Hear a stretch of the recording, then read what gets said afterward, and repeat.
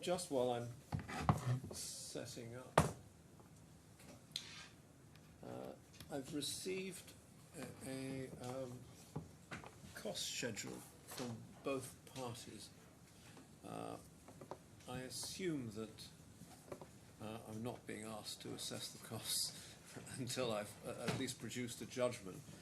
But at the end of the judgment, are the parties looking for a summary or immediate assessment, or would it be a detailed assessment?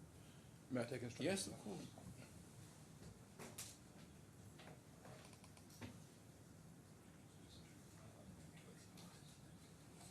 I may add that I haven't looked at the schedules of cost deliberately.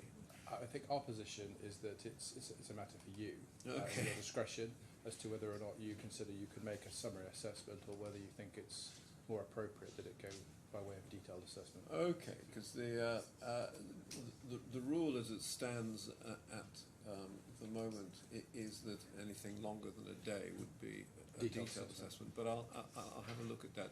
How does that chime with your client's position? Just to explain, I think the reason we lodged the statement was because we thought there was a rule requiring us to.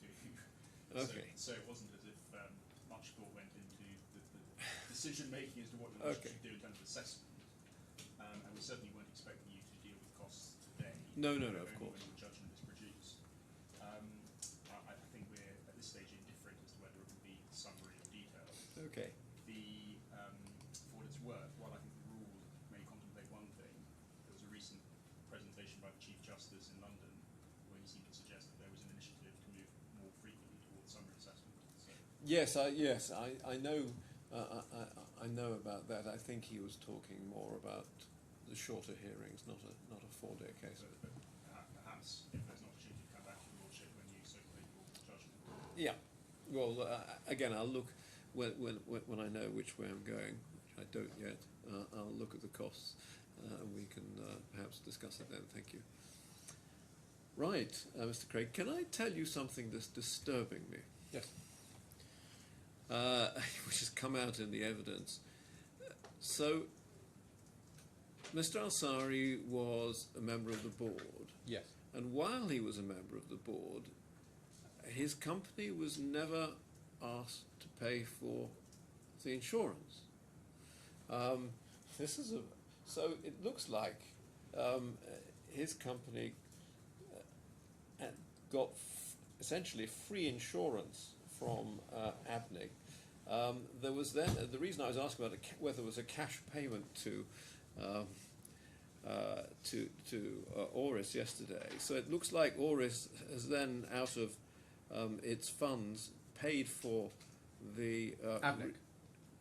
ABNIC out of its funds has paid for the reinsurance of the policy that it wasn't asking Mr. Ansari to pay for. ABNIC is a public company, as I understand it. I don't know how all of that plays out. At worst, I'm not saying this for one moment, but at one extreme, one could say, well, was it a real insurance policy at all, or was it an arrangement just to get cover from Auris? At the other extreme, one would say, yes, it was a perfectly legitimate policy. ABNIC was entitled to take whatever view it did on the payment of premium, and there's nothing remarkable about it. But I mean that. I've not decided either way, I hasten to add, but I thought it was fair that I tell you something that's disturbing me. Yes, no, I appreciate that. But in relation to the premium, so the first point is that ABNIC, out of its own funds, obviously paid the premiums under the reinsurance contracts. Yeah. There is a debt owed by Horizon to ABNIC in relation to premiums. Mm-hmm. And that is something which is due and owing. And the fact that it hasn't necessarily been pursued, or was not pursued at the time, is something which is, in my submission, something which is quite common in this part of the world, and doesn't in any way reflect that the underlying insurance policy was a sham. And with the greatest respect, that's not been a pleaded case. Well, I advanced. knew you'd say that, but of course the reality is that it's really only come out in the evidence in the last couple of days. No, that's been known all the time, because the correspondence that was been referred to, for example, that my learned friends referred to, has indicated that they've known since, I think, the letters from 2002, I can pick up the precise reference, that premiums had not been paid. Where that comes from, actually, is the judgment of Mr. Justice French. No, it comes, but anyway, I can give you the There is- reference. there is- but- No, you're Mr. referring Potts's to- microphone is not on, so if there's going to be an exchange, I need to hear him. Thank you. Mr. Potts said it came from the judgment of His Excellency Justice French. In fact, it did come, I think, prior to that, Yes. as Mr. Craig was going to say, from a letter from Exactly. Clyde and Co. But what I think started perhaps another hair running, at least for me, was, I think it was Mr. Al-Sheikh's evidence, wasn't it, that it all depends on the individual. I'm not sure. I need to look at that particular. I think it was Mr. Al-Sheikh who said that. But whatever the case, I mean, even if at the latest you say, oh, it's as of September 2024, that is 8 months ago, there was ample time in those circumstances for the defendant to plead a case, which we could then address in relation to Yeah. non-payment equals sham. So that case is not one that's there, It's certainly not one that's pleaded. and not one which we've fairly had an opportunity to respond to. I agree. And that is the point. And as I say, it was open to the defendant to plead that, but it is not and did not. And therefore, in my submission, it's something which you Shouldn't worry shouldn't about worry about. Okay. Yes. All right. Sorry, I took you off course No, not at all. immediately. No, not at all. But I thought it was only fair that you knew what I was. Yes, well, hopefully concerned that about. gives you an adequate explanation of our position on that. For the purposes of my closing, what I intend to do is to make submissions on each of the issues which I identified at paragraph 8. Now, my intention is to do that within 2 hours, with a view to having a reply which could last up to half an hour, so 2.5 hours. Then that gives Mr. Potts effectively 2.5 hours to make his submission, so that we finish in a timely fashion by 4 o'clock. Yes, that sounds sensible. Before I come to the issues, I just want to put a marker down, and you've already identified one particular hair that's been set running, which isn't pleaded. And during cross-examination, a number of other ones were advanced against our witnesses, which are unpleaded and unevidenced. Just to speak to 2 examples, it was suggested to Mr. Shalab that there was a non-disclosure by ABNIC to ORIS of the fact that in June 2018, the class of the MT Beta was being renewed. That was a case that was put to Mr. Shalab. Not only is that not pleaded, it is not supported by either subjective or objective evidence as a non-disclosure, and therefore cannot possibly be advanced. Likewise, it suddenly seems to be a case advanced by ORIS that if ABNIC is entitled to its defence costs under the reinsurance contract, it is only entitled to 50% of them, by reason of the fact that the underlying claim has been made in respect of both the war risks and the hull and machinery policies. Again, that is not pleaded, and had it been, we would have dealt with it evidentially. And you yourself, Your Excellency, alighted on the difficulty with ORIS for that particular submission, because costs would obviously have been claimed whether or not there was a claim on the hull policy. So it's not open ties in with the point that was troubling you. It's not open to Auris to advance cases that it's not pleaded, and we will resist any attempt by it to do so. So with that, as it were, marker put down, I come to the first issue, which is the governing law issue, which starts at paragraph 36. I hope you won't mind, Your Excellency, but I intend to use my outline opening, as it were, as a crux or a support for my submissions. Sure. And No, I found both openings very helpful. Thank you. so we're starting at paragraph 36 on page 13. And there is a binary choice for you to make here. The question is the reinsurance contract governed by UAE law, or is it governed by English law? Yes. I mean, Now- do forgive me No, no, interrupting, not at all. but again, it might be helpful. The real issue for me is the back-to-back nature, obviously, of this reinsurance policy with the underlying policy, which was subject to English law, Yes. and the fact that both are written on London market clauses, and so even accepting that the courts of the UAE would have jurisdiction, those courts obviously would be assisted in the interpretation and the consistent interpretation of those clauses by reference to the English common law on it. And so there seems to me to be a fairly strong argument that English law should govern the reinsurance policy in terms of providing consistency and certainty. That's the argument I think you have to meet. Yes, well, with respect, that's wrong for the reasons that I think you said. I've explained yes. in my submissions as to why, even as a matter of English law, that is Well, that is there's not yes, correct. Andrew Smith's judgment you referred to. Yeah, well, that's just in the context of an insurance policy, Yes. not the reinsurance. Yes.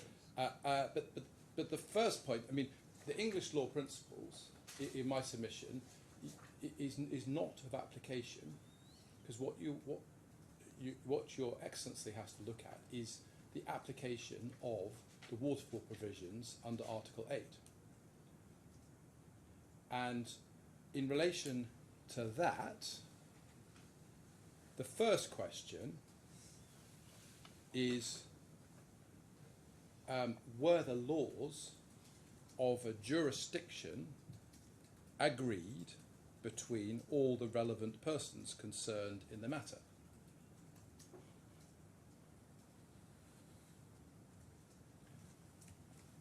And then, secondly, if you decide that there was no such agreement, which jurisdiction is considered to be the one most closely related to the facts of and the persons concerned in the matter? Now, in relation to that first question, we say that the laws of a jurisdiction were agreed between the parties, and those were the laws of the UAE. Now, the starting point for that is, we say, the jurisdiction agreement in the reinsurance contract, and that's at 416 of the bundle contained in the covenant. I don't think it's necessary unless you would like me to take you to that. But it provides expressly UAE jurisdiction, and only, in other words, exclusively, the UAE. Now, in my submission, and bear in mind that the institute clauses themselves, or rather the cover note incorporation of the institute clauses, makes no reference in any way to the law which potentially governs them. Nothing at all in the cover to that effect.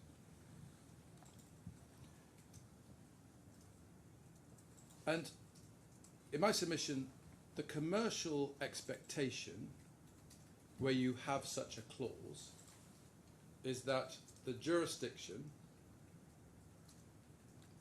which you give to determine your disputes will apply its own laws.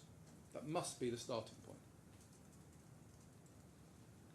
And that is precisely what those at ABNIC thought was the case.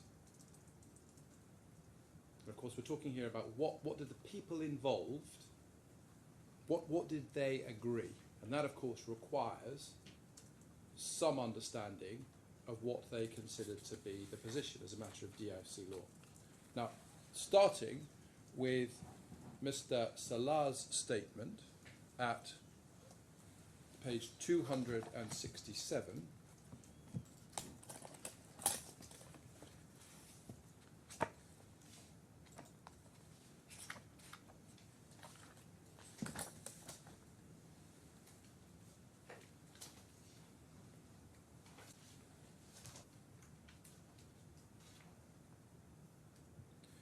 you will see at paragraph 4.3, he says, my responsibility to sign the cover note.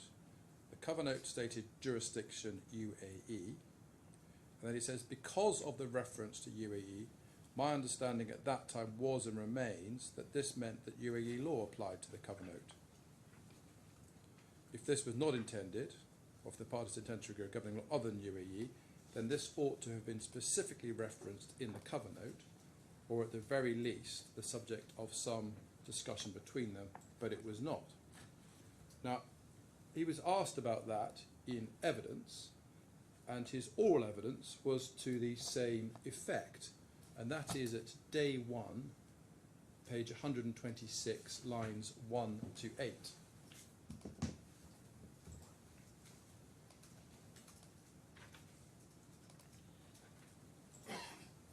Right. I don't know whether it's possible to access the... I can access it.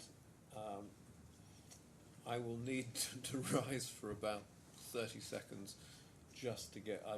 I've got my transcripts in a form that I can access better and annotated if I bring in a separate drive and go and get my Perfect. mouse. It will also give me an opportunity to actually bring up the transcripts myself. Yes, Thank okay. you. Will you give me just 2 minutes, literally? All rise. All rise.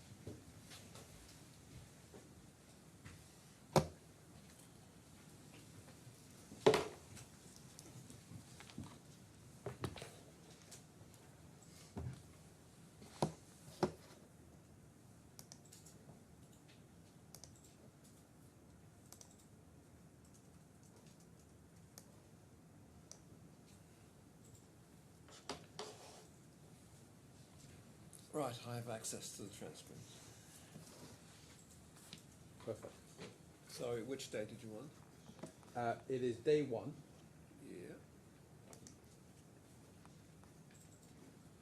Yeah. And it starts at the bottom of page 125 of the transcript. I don't know if you've got the compressed version.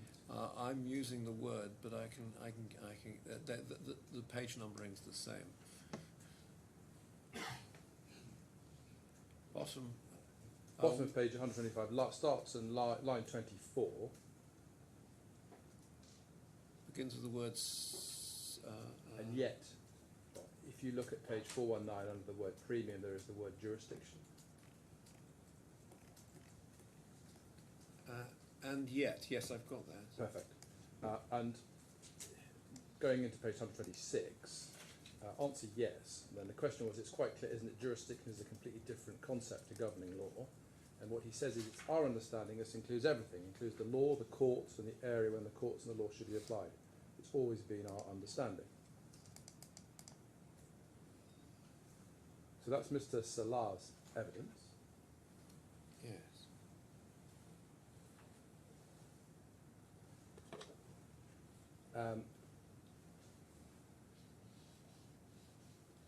And then Mr. Al-Sheikh's statement, you will, going back into the bundle at page 281, Yes.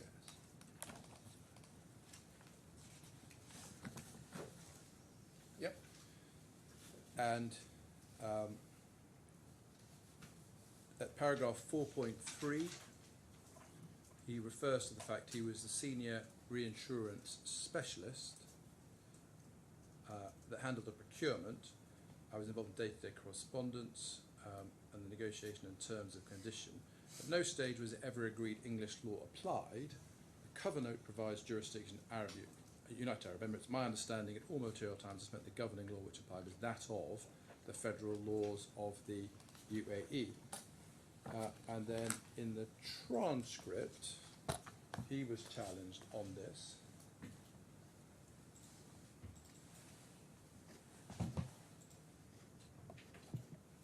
And it's day 2.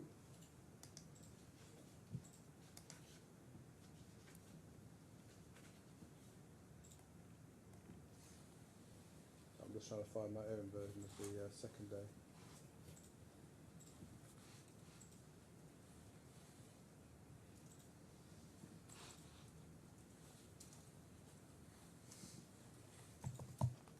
Day 2, first of all, page 162.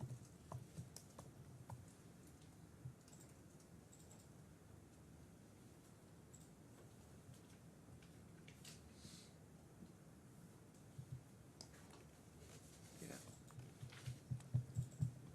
Okay. Starting at line 1.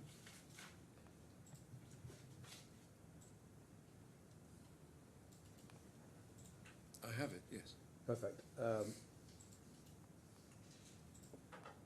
And he's asked, where in this document does it make clear this policy was governed by UAE law, jurisdiction UAE, United Arab Emirates?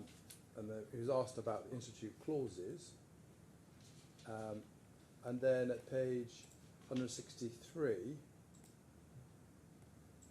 he said, not really in a position to express a view as to what is the governing law. Legally, no, but technically, yes.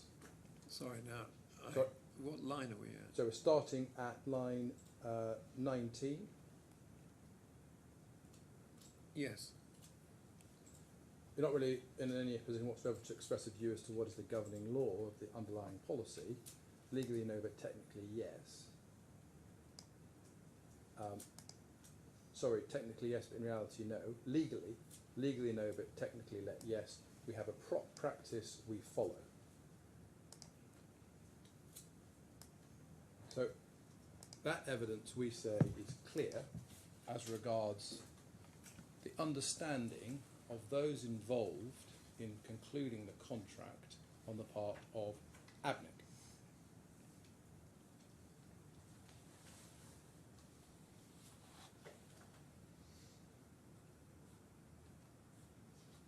And against that, we have Mr. Hamama's evidence. Now, with respect, his written statements are not credible in terms of evidence. They are obviously the product of Oris's lawyers in combination with his own CEO, and not in fact his own factual evidence. I mean, he himself accepted that changes were made to his statements by others. And one can see the fact from the language used throughout the statement, it's riddled with expressions that he can't possibly be expected to understand. And the classic, for example, was the reference to the pleadings, which he didn't understand at all. And that, in my submission, is obvious proof of the fact that these statements are the written product of the lawyers and not, in fact, a truthful account of his evidence. What he said orally was that it was critical, or what was critical, was that the institute clauses were incorporated into the underlying cover. That is what he was checking for, and that is what was required by his underwriting guidelines. And we see that at day 3, page 18.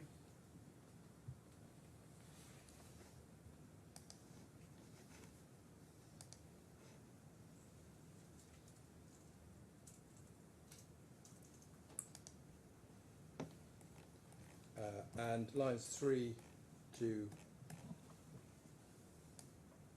No, that's the wrong text.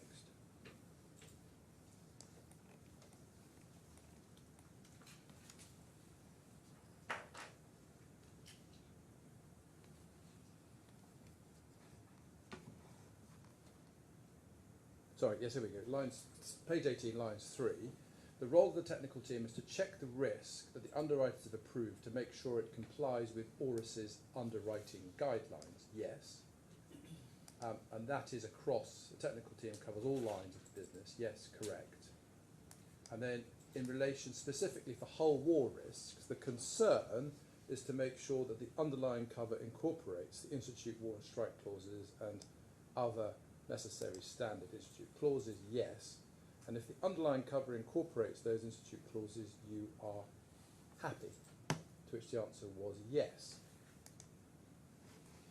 And then in the same transcript, if I could ask you please to look at page 47.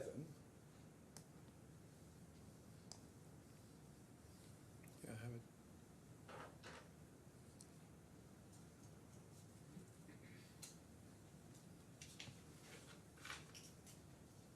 Day 3, page 47. Yes, I have it. And starting the question at line 17, talking about what he said in the statement, I said, first of all, it's correct, isn't it, in none of the communications between you and your representatives anything said about the governing law of the reinsurance contract, to which the answer was no. Didn't discuss it. And I think, unfortunately, the transcript seems to have missed his answer to that, which I think was yes.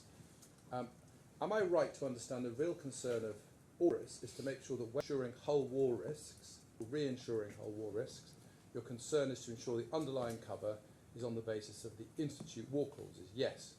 And that's what you're concerned about? Yes. Not about what the governing law of those clauses is, but simply that they contain those clauses? Yes. Correct. Yes. Confirmed. And as long as underlying cover is subject to those Institute clauses, yes, that satisfies your underwriting guidelines. Yes, part of it. So the reality is he gave no thought to what was the governing law. And we say he's been fed a mantra about English law governing, which mantra he tried to repeat. But that mantra was entirely discredited by the fact that the current treaty between ABNIC and ORIS is expressly governed by UAE law.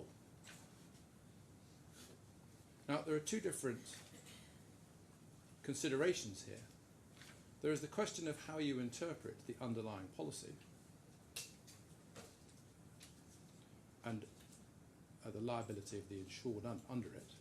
And there is a separate question, which is the liability of the reinsurer as regards the reinsurance contract, or under the reinsurance contract.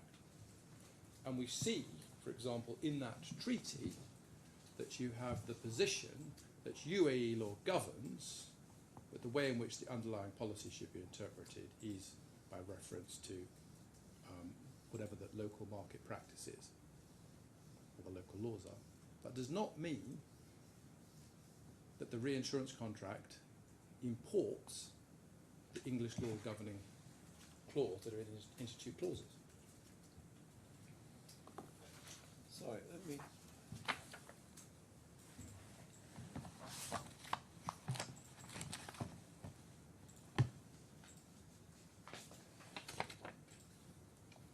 So can we have a look at Article 13, the Yes. governing law clause?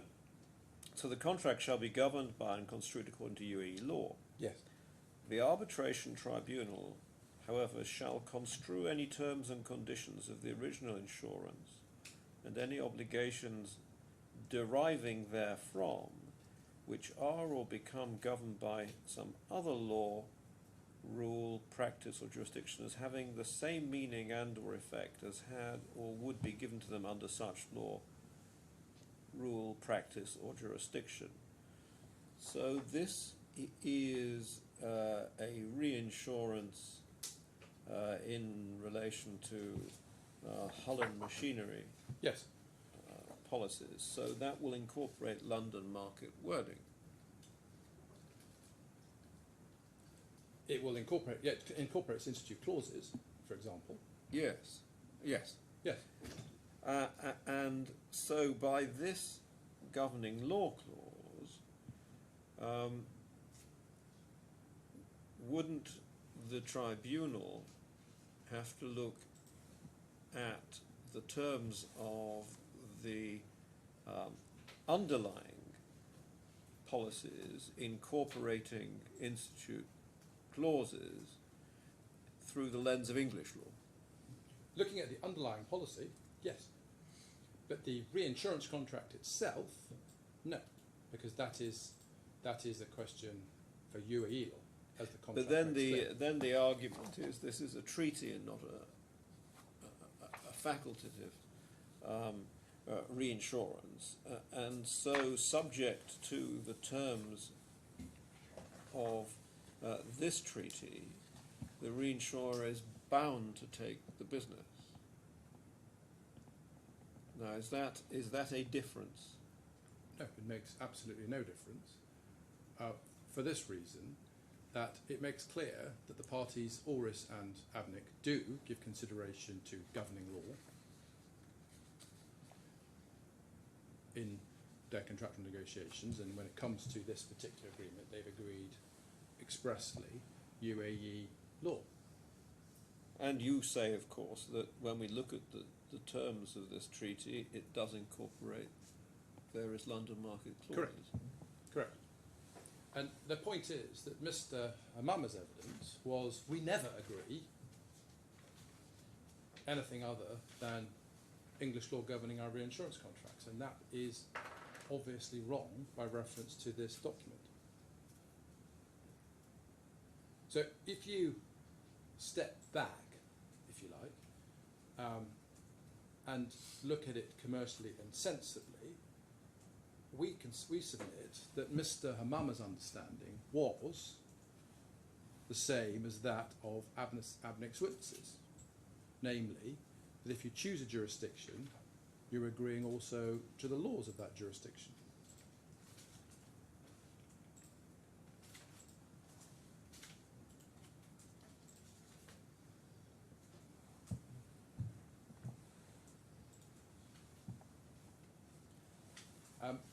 Or alternatively, I mean, I could simply find that both Abnick and Oris really only focused upon the incorporation of the Institute clauses and didn't really apply their minds at all to governing law, and therefore it becomes a matter of legal interpretation.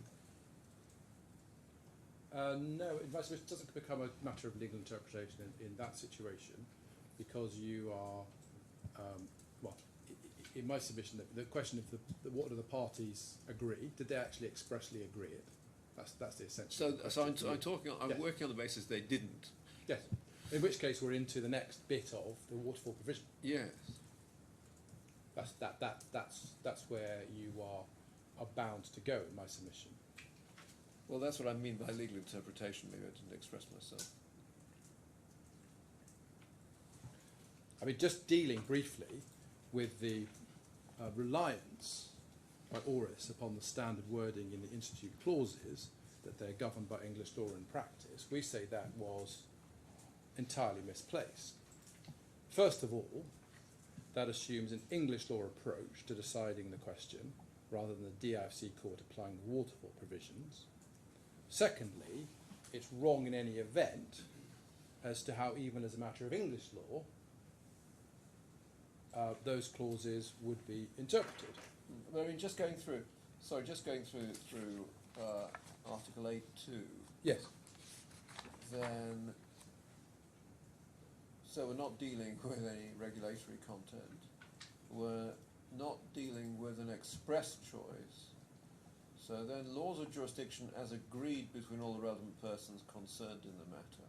So I was predicating the possibility that one couldn't discern an agreement as such, implied, it would have to be implied on the facts of this case. So you get to D, law's only jurisdiction which appears to the DIFC court to be one most closely related to the facts of and the persons concerned in the matter. Correct. So realistically, that's your best point, isn't it? Well, I have to go through C first. Well, I mean, as I said, I'm just predicating it at the moment on the basis that if I were to find that they never actually really thought about governing law, yes. They only thought about, they had to have jurisdiction. Those clauses. Well, A, they had to have the institute clauses yes. in their contracts back to back, and B, they were going to have the jurisdiction of the UAE courts. That was agreed. Oh, yeah. Yes. So, and if I were to find that they didn't really understand the difference between jurisdiction and yes. governing law, and didn't apply their minds to it, that gets us to D, doesn't it? Correct. It does, absolutely. Yes. I was going to come to that, yeah. that second bit in a second, but just I can just finish off on the first question about agreement. I've cited paragraph 40 the point made in Vesta and Butcher that the two contracts are obviously different, and the contract of insurance will almost never to be contain terms that are wholly inappropriate to a contract of reinsurance. And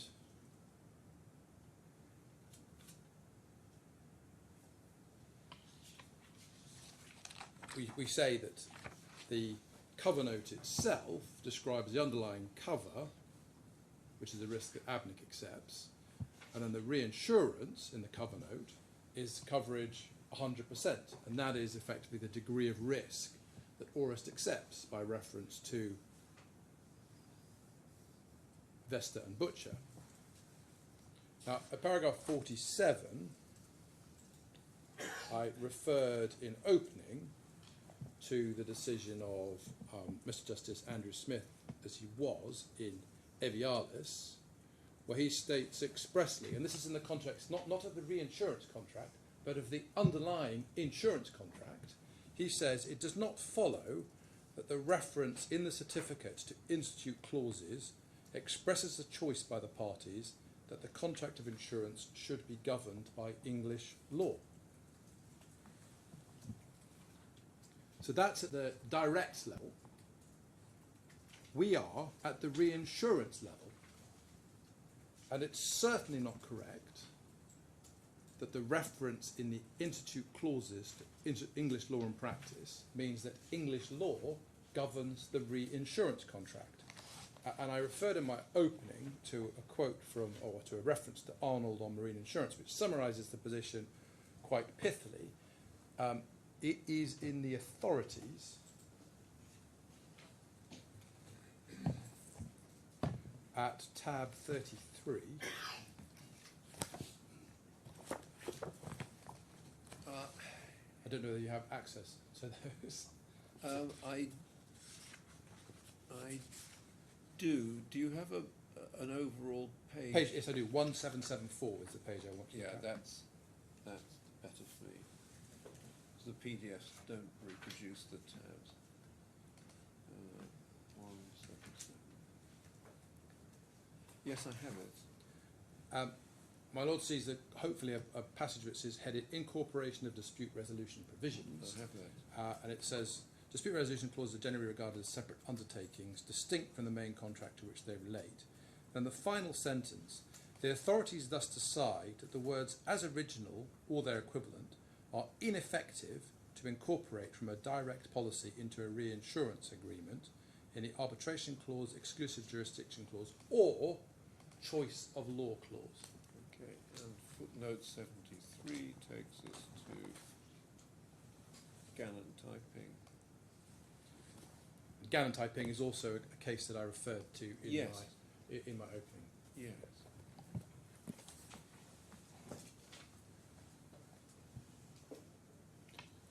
And so that's English law, which applies different principles. And from a matter of DIC law, for the purposes of the waterfall provision, we say certainly cannot be said that there's been an agreement under the reinsurance contract that English law applies.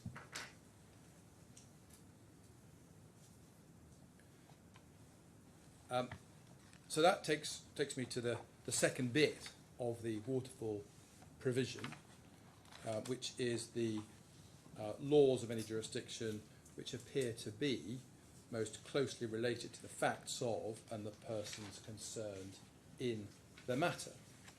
And we suggest that the answer to that question is obvious.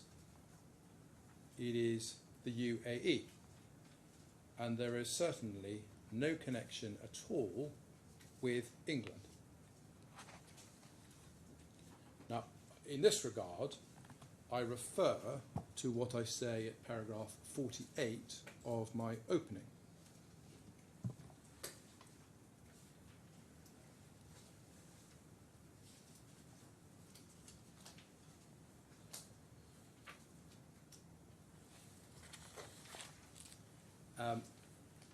And I'm not going to repeat or read out those points, Yeah. but there are a couple more to add. If you remember, the placement slips all identify the location of the risk as being in Sharjah, UAE. And that's the 2018 one is at page 498. Auris is based in Bahrain, and expressly, this was not only what appears in its financial statements, but also the evidence of Mr. Hamama, expressly seeks to protect the interests of its insurers in their respective markets. And you remember that document we looked at a few times, Yes. which is at page 346. Now, in relation to the payment of premium at subparagraph 9, Mr. Potts set what I would regard as something of a hair running, that there was some general accounting process by which Abnick and Auris reconciled their respective debts to one another, and there's never a payment. Well, that's wrong, as Mr. Hamama made clear. I mean, his evidence was they paid promptly. I don't think we need to go to it, but that transcript reference for that is day 3, page 87, lines 4 to 15. And it's also important to remember in this regard that Mr. Williams's evidence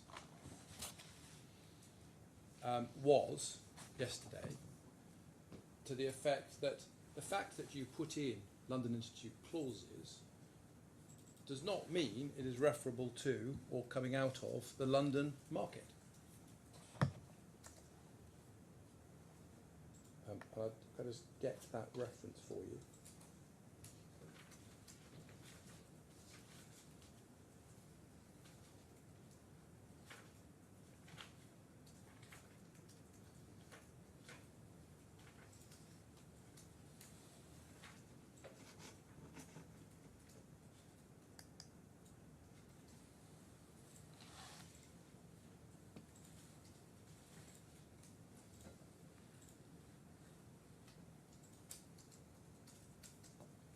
At page 104 of yesterday's transcript, day 3,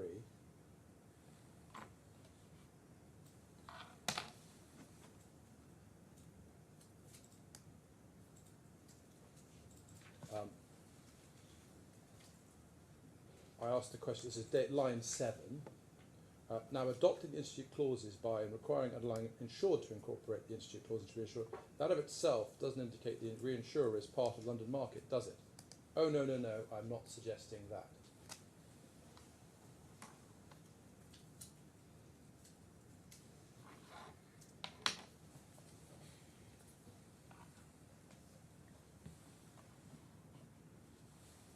Now, in his opening, Mr. Potts suggested at paragraph 17 a number of what he described as connecting factors to England. And that's, I'm afraid I don't have the bundle reference for that. No, I can get that. I have it separately anyway.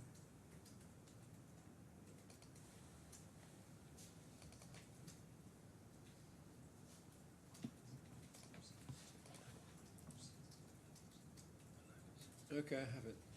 Perfect. And then at 17.1, the first point is the reinsurance contract cover note, along with all relevant documents and communication from the parties, is written in the English language. Well, with respect, that is utterly irrelevant. That does not indicate a connection with England to the exclusion of anywhere else. English is obviously an international language. Clause 17.2, cover note incorporates institute clauses. I've dealt with that point. 17.3, underlying insurance policies were also expressly governed by English law. I dealt with that point already, and so what? That doesn't tell you anything about what the reinsurance contract is governed by.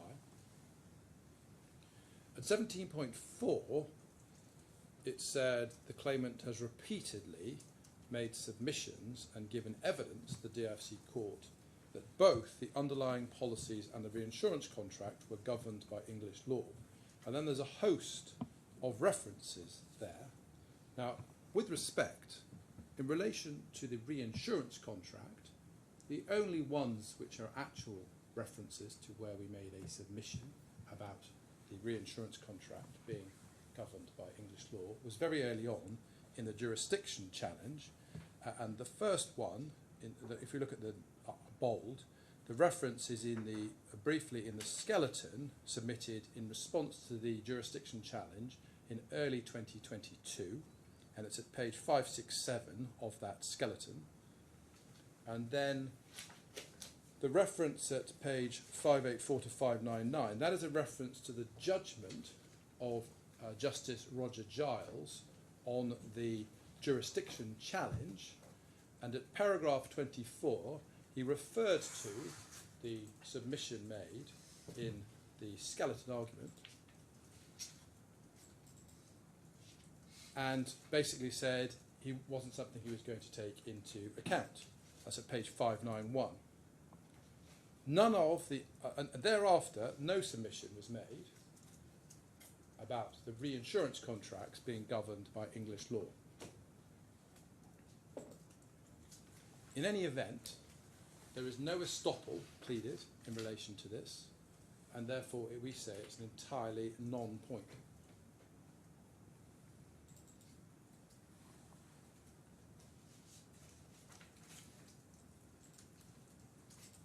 (17.5), the reference to the fact the claimant has submitted that the policies incorporate a number of standard London marine market clauses. Yes, of course we do, because the underlying policy was governed by English law, or the underlying policies. That's the hull marine policy and the hull war risks policy. That says nothing about the reinsurance contract. 17.6, I disagree with the first sentence. In relation to the second sentence, that quote does not in fact appear on that page. I'm not sure where it comes from, but in any event it's being taken completely out of context. This point is expressing what is the position as a matter of English law in relation to the interpretation of a contract. That is relevant to the underlying principles for the purposes of determining the meaning and effect of the underlying policies. Sorry, but the reference, that's 568, 568, not 567. Thank you. Paragraph 20B.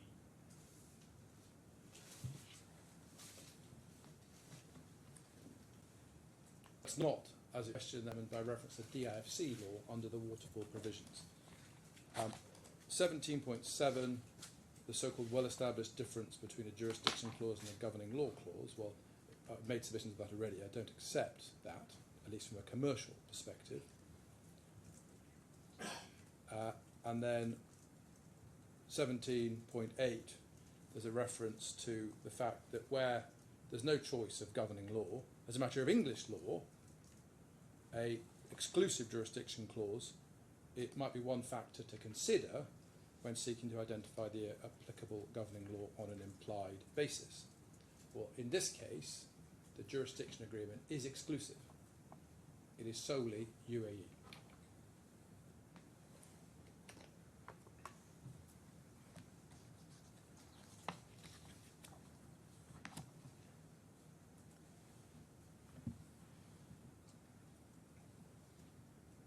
So that deals with the question of closest connection, and we say there is only one possible answer to the question of what is the governing law, and that is that it is UAE law.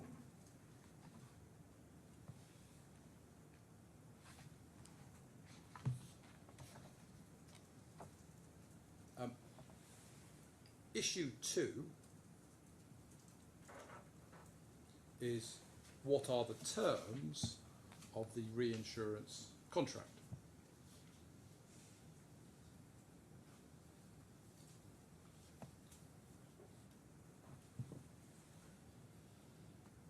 And this question essentially turns on whether the reinsurance contract included the follow the settlements clause, which appears in all of the placement slips, including that for 2018, which is at page 498 of the bundle. Now, we say, in the light of Mr. Hamama's oral evidence, that it's clear that despite what was said on his behalf in his witness statements, the follow the settlements clause in the placement slip was a term. I'm just going to refer you, if I may, to a few further transcript references. First of all, day 3, page 33.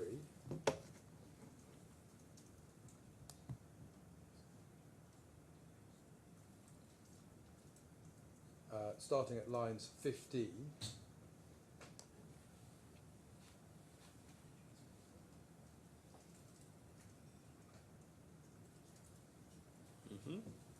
And you'll see the question, it refers to the fact that what the slip provides in relation to the warranted all terms and conditions, etc. And line 24, do you see that? Yes. It's correct, isn't it? This was standard in documents of this nature that were sent back to you. These closing documents that ABNIC sent to Oris. Yes. That's correct. And no one at Oris wrote back to say, what are you talking about? These aren't the terms of the contract. Did they? No. Because it was acceptable to you, wasn't it, that those were in fact underlying, those are the terms of the reinsurance, that's what's been agreed, that's what's always been agreed. No, this is not complete, incomplete, this statement. It does not include all the terms and conditions it was supposed to cover. Now just pausing there, I think the effect of his evidence is, the reason he objects to this, the suggestion that this contains the contract, is because it didn't contain or didn't set out all the terms of the covenant. That's why it's incomplete, because it didn't have all those institute clauses, etc. But so what? It provides a clear summary of the reinsurance contract, and we see that. That's why I tried to clarify it. Yes.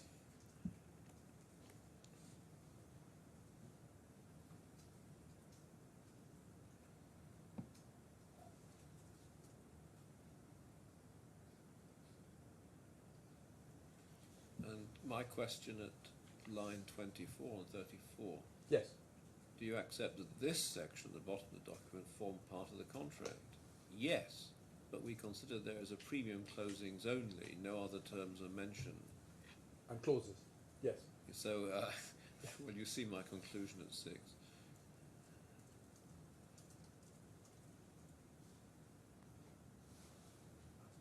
But I'm going to contend or submit that once you actually look at everything that he did say, or come through it, it's clear that it was in fact accepted by him.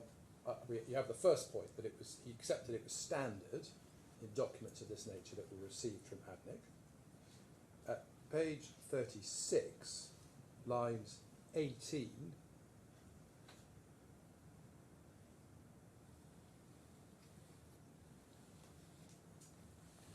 And I asked them, so we looked at the credit note, starting at line 2. Look at page, there is a credit note from ADNIC, you see that. This sets out the share of the premium that's going to be paid to ORIS, etc. Would you accept this document by itself is sufficient to determine the premium that's due and the commission that's due to be paid back to ADNIC? Yes, it is all you need. In terms of calculating premium, that's the only document you need, yes. Correct. That's why, in addition, you have the document we looked at page 411, which doesn't simply summarise the premium that's due, but also summarises the reinsurance contract and its terms. Agreed? Yes.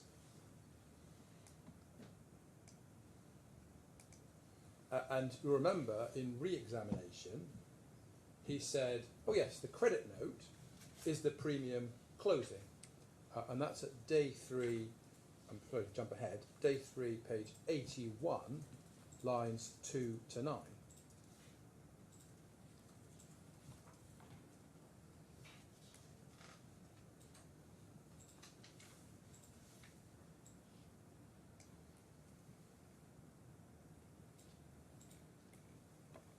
So you see, he was asked the question, now then, can you look, what is that document at 410? It is premium closing. We call it premium closing. You call it premium closing? Yes.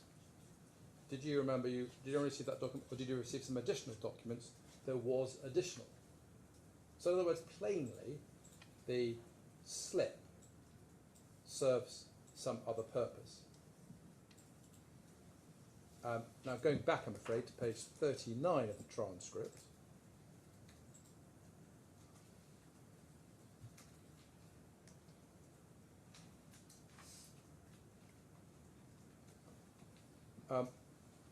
He accepted, I mean it's pretty clear from the documents, that ORES's expectation was that following the cover note in 2015, ADNIC would send documents to confirm both the premium and the existence of cover.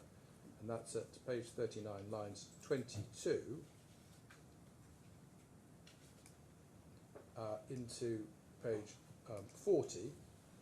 And that's particularly at the top of page 40, expectation, Mr. Al-Wazan, ADNIC provided a document to confirm the premium, yes, and also the existence of the cover. So there's some formal record of the reinsurance cover that's in place, correct? Yes.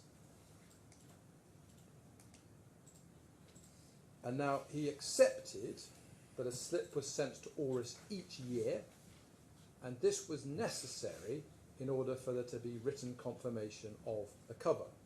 And you can see that from page 40, line 13. This is a document that you expected to receive from ADNIC, effectively to give written confirmation of the reinsurance cover. Yes, to which he said yes. Again, for 2016, be a file for the 2016 contract. Same file, you just add yes. So you will add the premium placement slip and the credit note for this year, the renewal. Question, the renewal, yes. And then at page 43, starting at line 4, talking about the slip, that document is what you needed effectively for your records to ensure there was a formal record of what the reinsurance contract was, correct? To which the answer was yes. You agree? Yes. And then at page 45, Sorry, Sorry. just didn't get the reference on page. The last page one. 43. Page 43, line 4, Yes, I have it. Yes, thank you. Got it. lines 4 to 9. Okay, I've got that. And then page 45,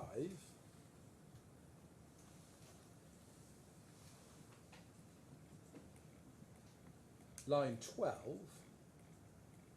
this is in relation to 2018 and the slip.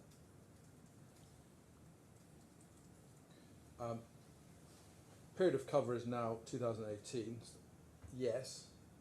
Again, this document was essential for the purposes of confirming the existence of reinsurance cover for your records. Yes. Yes. I'm right to understand, aren't I? This document contains something which you thought, no, that can't possibly be right. You would have contacted ABNIC to say so. Yes, if there is any difference, we would.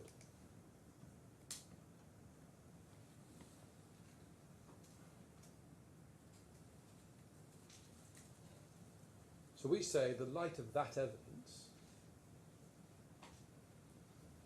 despite the protestation to the contrary, it is clear that that slip, for each of the years, and in particular 2018, evidences the reinsurance contract. Indeed, contains a summary of its terms, including the follow the settlements clause. Where does the follow the settlements clause take you? It takes us, in terms of what we need to establish as against URIS. I'm going to come to that Okay. when I come to the indemnity, because it's what we need to actually establish. There wasn't a settlement. No, there's no settlement. Absolutely. Okay. All right. Well, you'll come to that. Now, in terms of avoidance, as I say, reinsurance, the reinsurance contract, is governed by UAE law. And therefore the question of whether or not the contract can be avoided is a matter of UAE law. ORIS has not pleaded such a right under UAE law. And in particular, they've not pleaded a breach of the obligation of good faith, which is an essential element of any right to avoid under UAE law, but is not obviously something which you need to plead or to contend any longer under English law.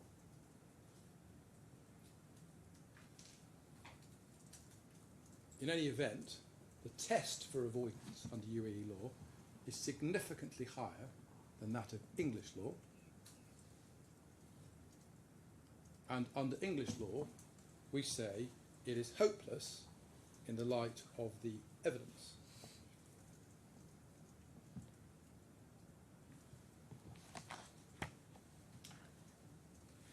Now, the relevant provisions of the 2015 Insurance Act, I think possibly the best place to find them is in the judgment of Justice Robert French, starting at page 897 of the bundle.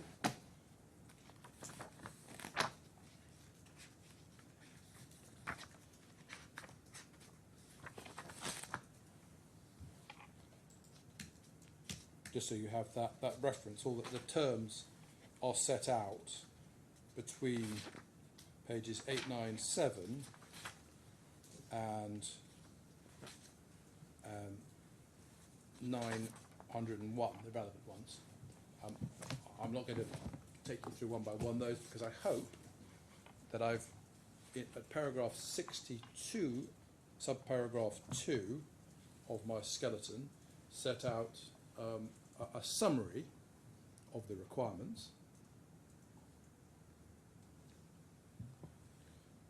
And the first point is that the insured must make to the insurer a fair presentation of the risk, and a fair presentation is one which makes the disclosure of every material circumstance which the insured knows or ought to know.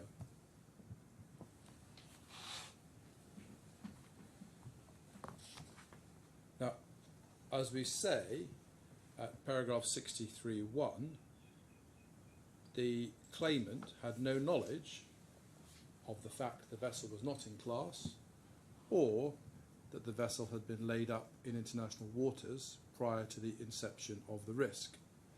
That was the evidence of Mr. Shalab in his witness statement. It was also the evidence of Mr. Shalab. And also, that was the finding, having heard Mr. Shalab, of Justice Robert French. Yes. Now, we say that the defendants, by seeking to challenge that, are mounting an impermissible collateral attack on that finding. There's been a finding in this court that, for the purposes of the underlying policy, Mr. Shalab did not know. And they are asking you to take or make something or to take an entirely contrary view. And we say that's not permissible. And that is particularly so, and this is the first point, where they have agreed to follow the settlements.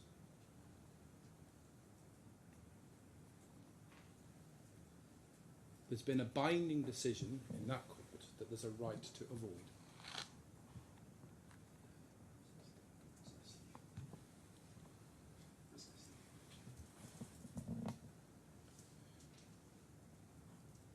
Now, an insured only knows what was known. So going back to 62.2, Roman numeral 2 of my opening. An insured who is not an individual knows only what is known to one or more individuals who are part of the insured senior management or responsible for the insured's insurance. Now, Mr. Shalab is B, and we say obviously he did not know. Now, Oris has majored at this hearing on the fact that Mr. Al-Sari was on the board of ABNIC at the relevant time. However, what it has not done is to establish that Mr. Al-Sari knew or was aware of the fact that the MT Beta was not classed or cold stacked in international waters. And again, we suggest that that represents a further impermissible collateral attack on the decision of Justice Robert French.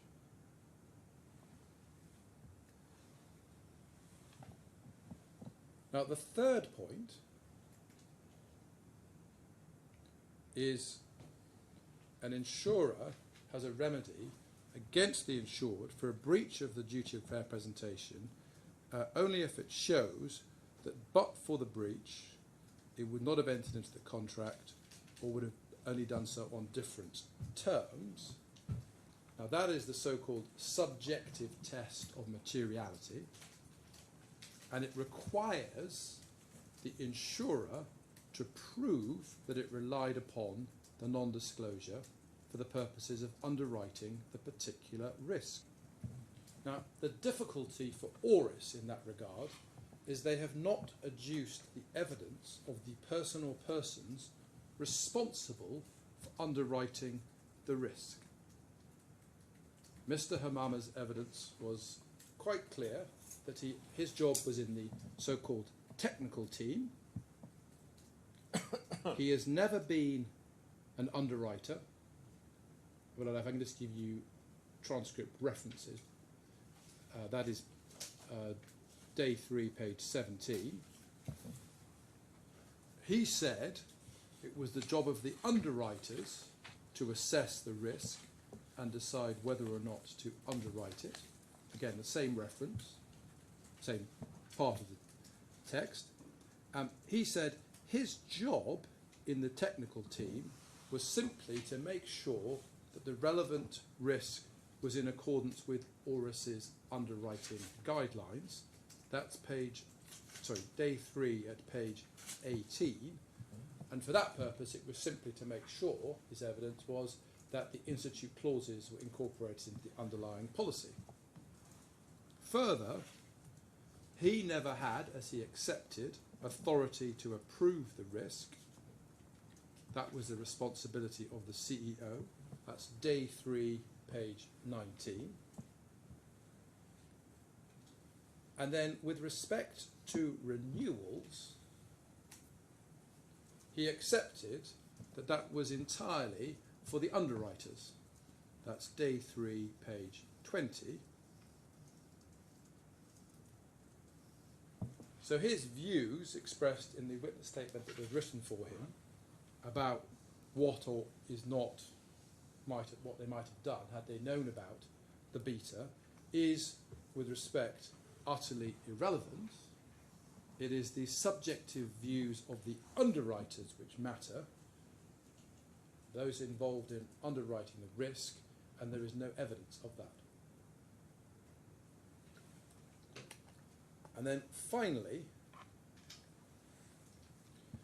under Schedule 1 of the Act, an insurer may only avoid if either the breach was deliberate or reckless, or it can show it would not have entered the insurance contract on any terms. There is no allegation of deliberate or reckless non-disclosure.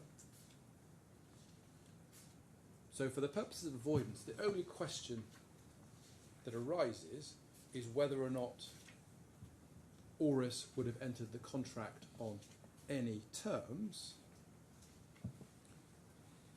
Now, Mr. Hamama's evidence yesterday was if they had known about the beta, and bearing in mind, of course, he's not the underwriter, but if they'd known the truth about the beta, they would simply have deleted it from the fleet and insured the rest so as to receive the 45-odd thousand premium. So in other words, they would have entered the contract, but perhaps on slightly different terms. And we say that is fatal to an attempt under English law to avoid.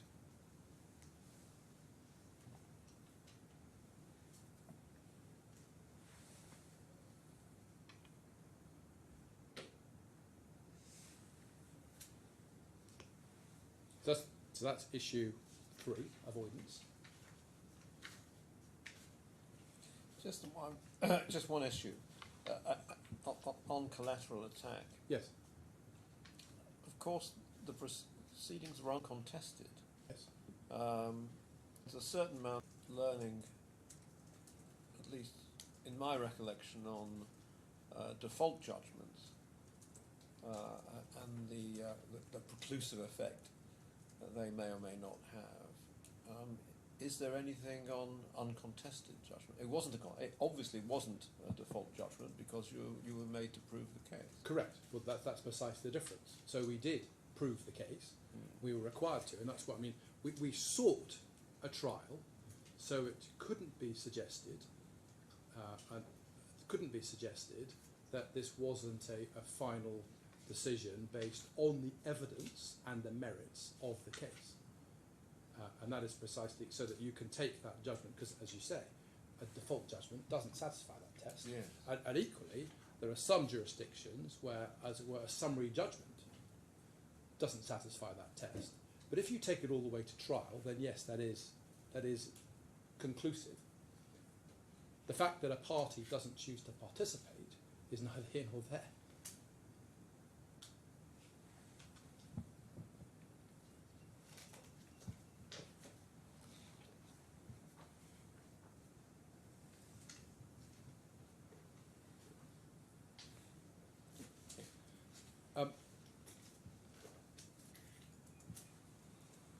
I'm just conscious, would now be, it's 11:15.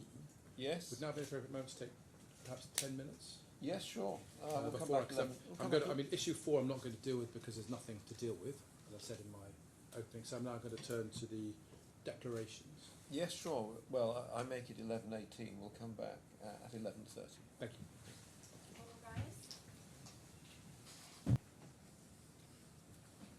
Thank you. Thank you, Excellency. Now, if you're with us on there being no right on the part of Oris to avoid and no breach of warranty,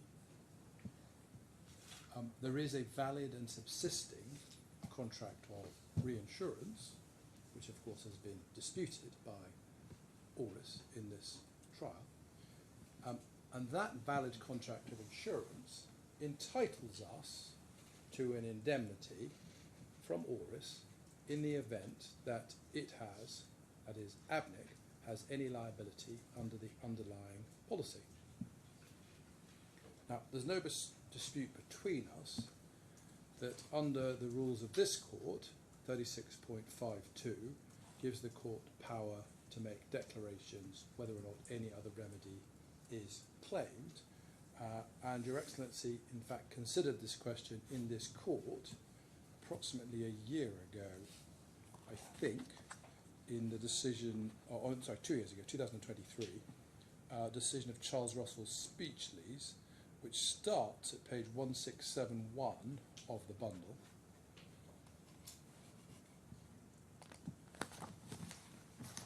And the particular page I would like you to go to is page 1675. At the bottom of 1675, paragraph 28, you see that Charles Russell Speechley relied upon a number of English authorities to support its position in relation to the use of declaratory relief. The first case was the old House of Lords case in Russian Commercial and Industrial Bank. The second case was Financial Services Authority and John Edward O'Rourke in a judgment given by Mr. Justice Neuberger, as he was,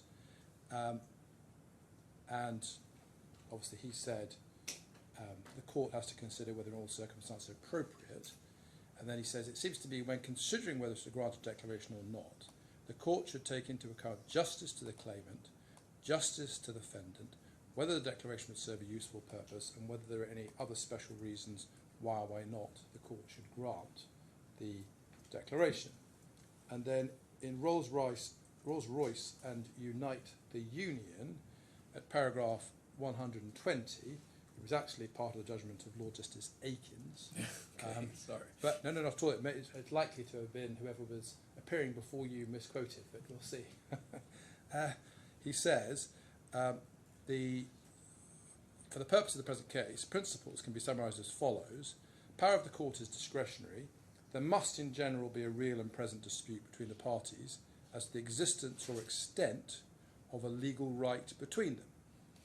However, the claimant does not need to have a present cause of action. Each party must in general be affected by the court's determination of the issues concerning the legal right in question.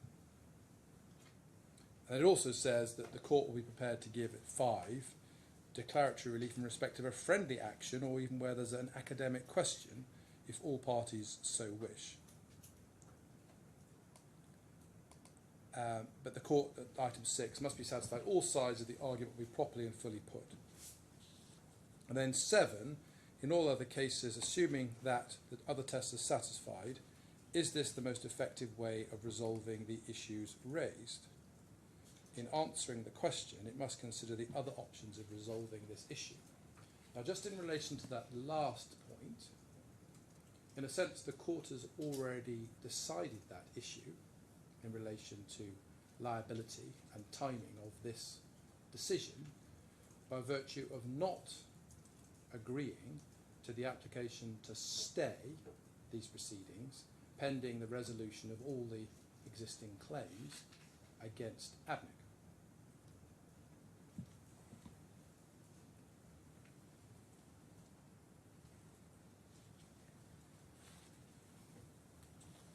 Now, the gloss on these cases in England, where there have been a number of subsequent decisions, is apparent from a summary in the English White Book referred to by Mr. Potts And if I could ask you just to look at the bottom of page 1838,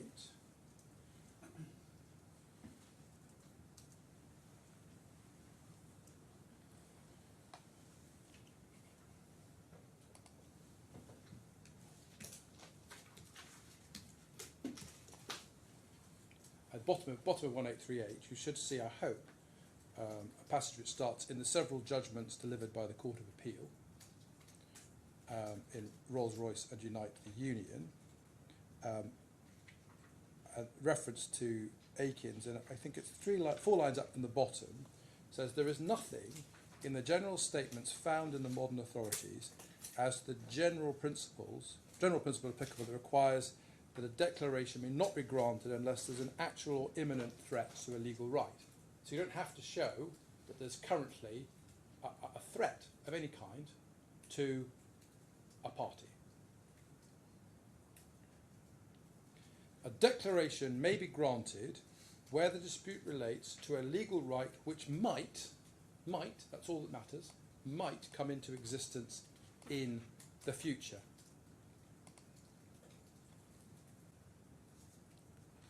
And then at page 189, refers to the authorities. Those authorities demonstrate a willingness by the courts in appropriate cases to make declarations as regards rights which may arise in the future or which are academic as between the parties, but the court may refuse a declaration on grounds of prematurity or because it would serve no useful purpose, no practical utility. Now, Oris has disputed on this claim that it has any obligation to indemnify ABNIC in respect of a successful claim brought by Horizon on the underlying policy, and it's also fought tooth and nail about its obligation to indemnify it in relation to its defence costs. There has been a trial with contested evidence.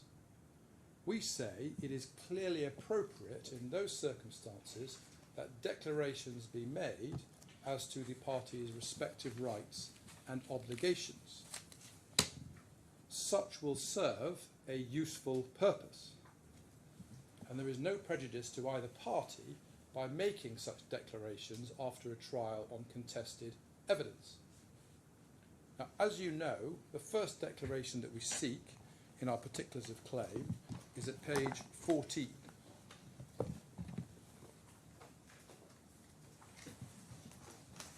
Of the bundle.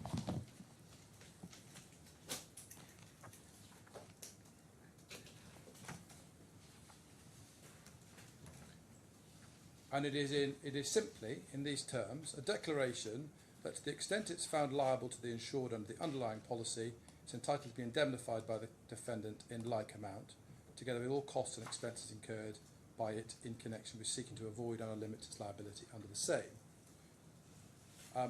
And that flows from what we say at paragraph 25, the right to indemnity.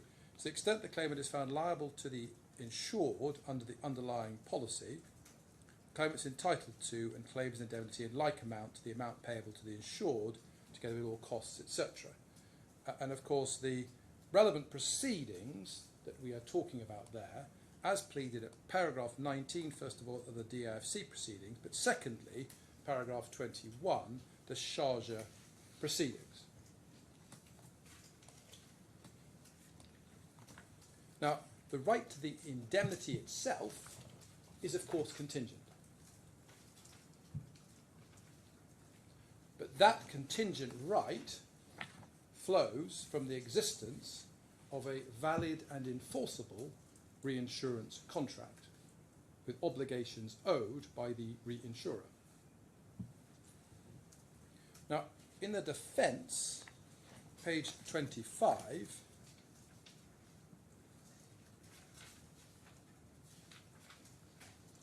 at paragraph 16, there's a denial of the right to the indemnity. And the first point is it said the claimant's not liable, has not been held liable, or is unlikely to be held liable to the underlying insured under the alleged underlying policy. Second point is there is no insurance cover, effectively because the policy, it says, has been properly avoided. And then finally, in 16.3, no legal right unless established by a final and binding judgment of a court of competent jurisdiction.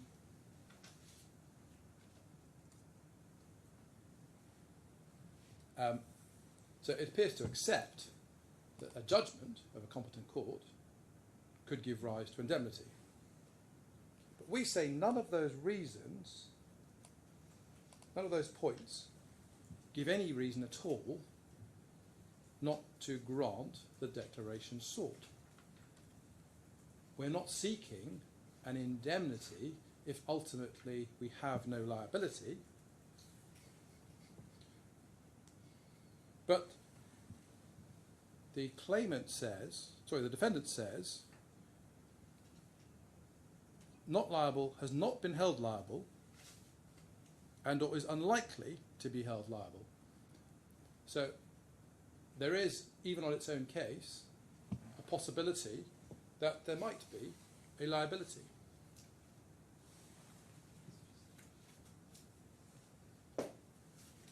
Now, in its opening skeleton, at paragraph 15.1, Auris asserts that the DIFC must assume that the Sharjah court will recognise and enforce the DIFC judgment of Justice Robert French.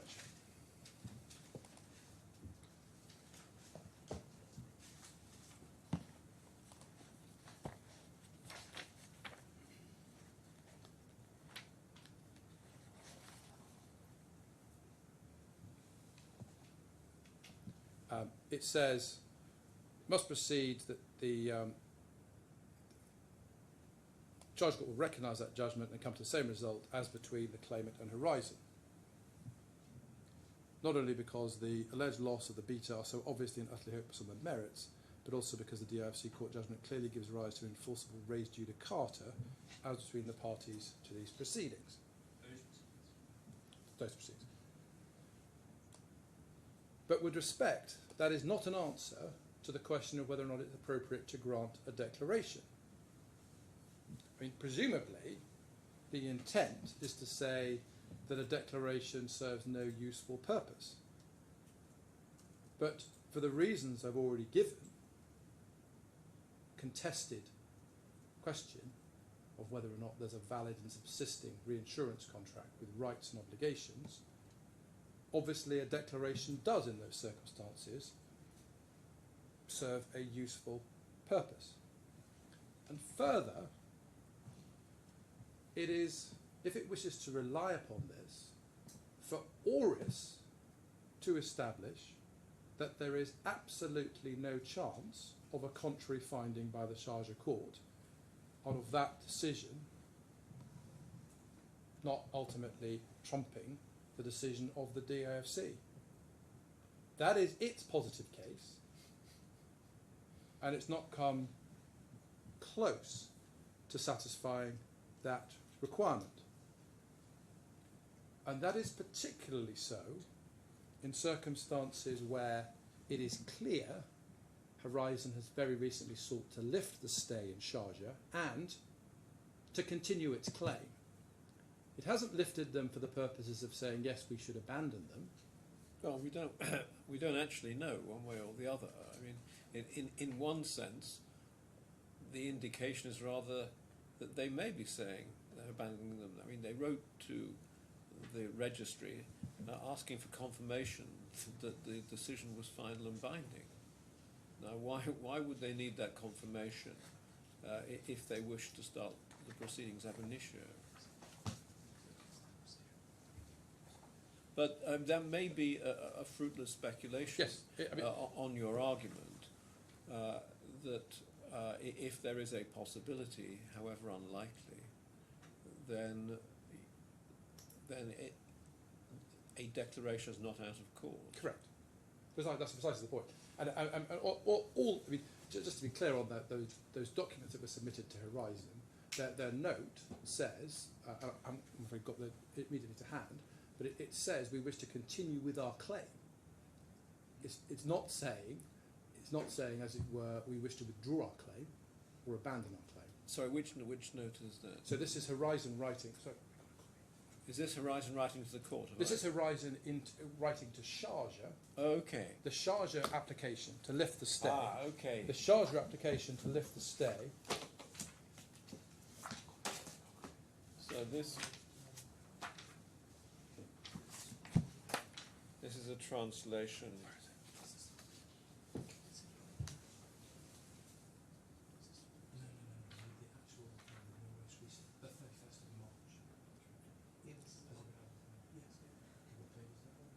So 1990, my lord.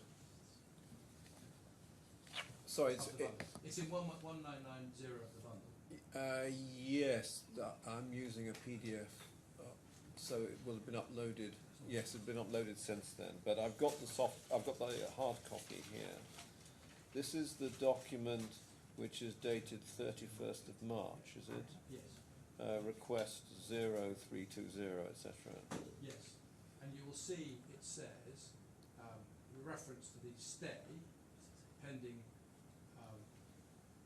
adjudication of DFC courts, and then it refers to the final and binding judgment, which presumably is why it wanted to, until such time as there was a final and binding judgment, it couldn't do anything in Sharjah. Now it has that confirmation from the court with the issue of this final judgment and the cessation of the reasons for the stay, because of the final and binding judgment. The plaintiffs do not have any legal impediment to resume the current claim. Yeah, that's a bold statement. And then you will see, accordingly, in pursuant to Article 104, a request to expedite or resume proceedings may only be filed when the cause of the stay ceases to exist. The plaintiffs hereby request the court to resume proceedings due to cessation of the cause of the stay and to schedule a hearing. Okay, so it looks like they may be chancing their arm. Correct. And of course they did contest jurisdiction. Yes. I mean, we found there was jurisdiction. Yes. But then they took the step of not participating after that. Yes. Yeah. Okay, well I can see where they're going. Yeah.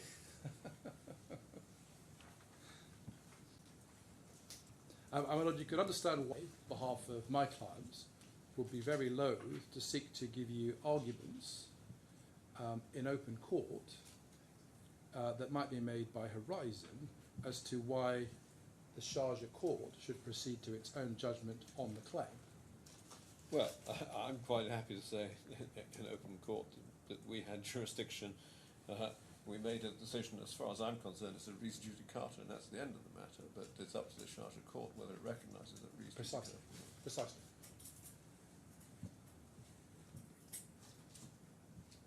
Now, if I may, coming back to what was stated by Mr. Justice Neuberger in the FSA and John Edward Rourke, and to put it in a different way in relation to the declarations, and in particular in relation to the indemnity if there's a liability, we say there is a very serious potential prejudice to the claimant if the declaration is not granted, because if there is a judgment in the Court of Sharjah, which is ultimately found by the USC to be the court of competent jurisdiction, my clients will have a liability of some $70 million. So that's the one bucket, if you like, of very serious prejudice. Against that, there is no prejudice to the defendant in the declaration sought, because it considers the prospect of the liability crystallising is nil.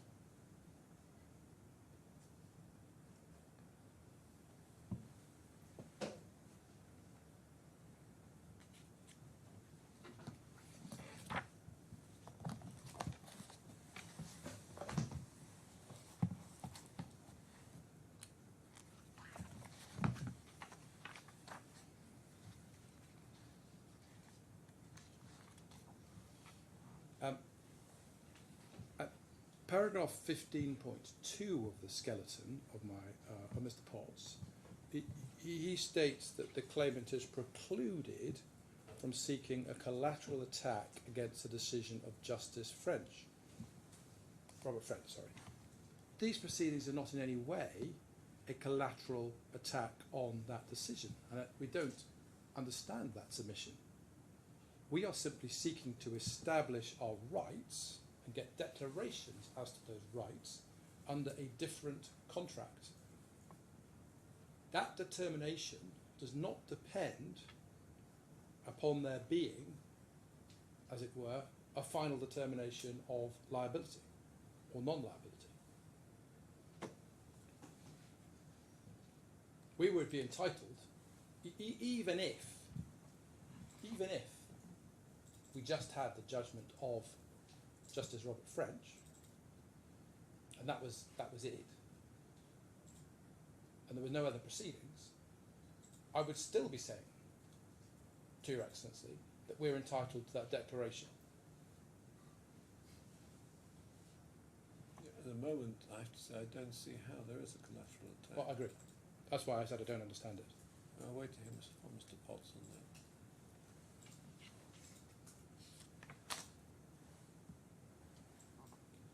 And then at paragraph 15.3, it said, both the reasons given by the DFC court in its final and binding judgment, and for numerous additional reasons, claimant is simply not entitled to any coverage under the reinsurance contract. But precisely that's the point.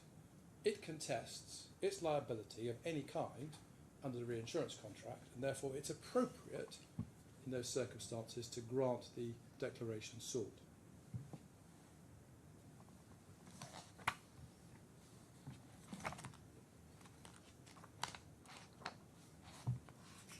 Now, back to my opening, if I may. UAE law principles. I've set them out at paragraph 69 to 72, and we say, as a matter of UAE law, we'd be entitled to indemnity, and therefore we're entitled to a declaration as of right.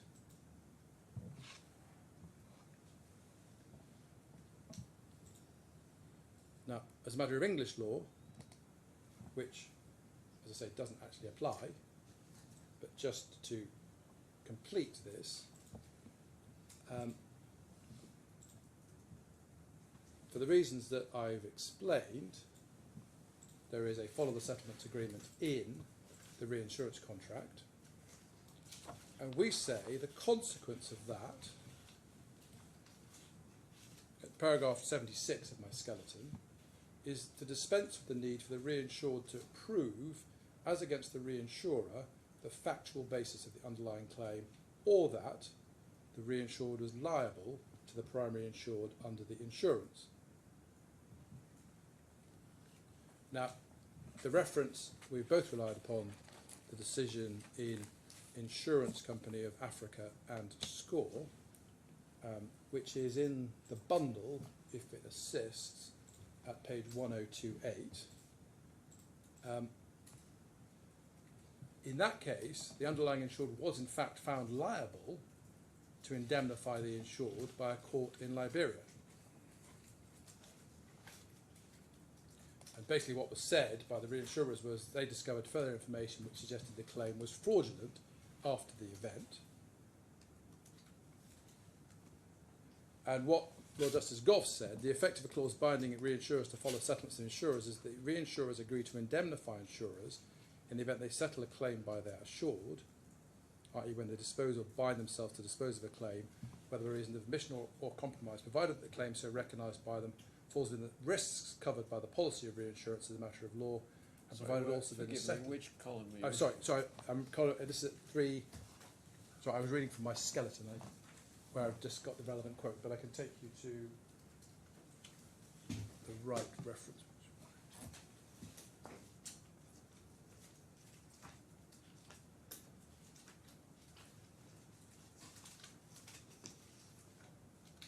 It's column 1, page 330. In my judgment, the effect of a clause binding reinsurers to follow settlements. It's the second or third line down, third west on the side. Yes. And the question is, provided by the claim to recognise falls within the risks covered by the policy as a matter of law, and provided also that in settling the claim the insurers have acted honestly and have taken all proper and business-like steps.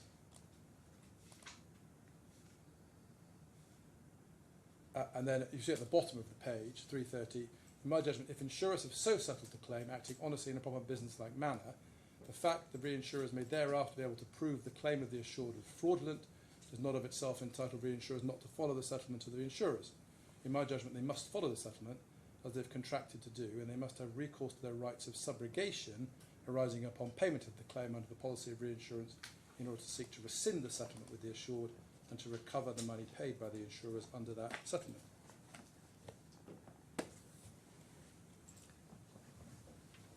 Now, in this case,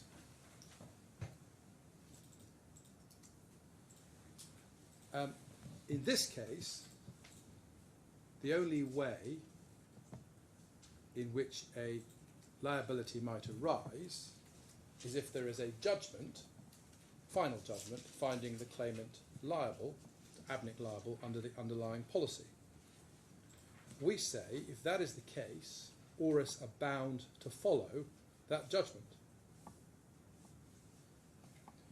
They can't be, obviously, in a better position as regards ABNIC, as regards what ABNIC needs to establish under the reinsurance contract, where a court has given judgment, than where it reaches some form of settlement in a business-like manner.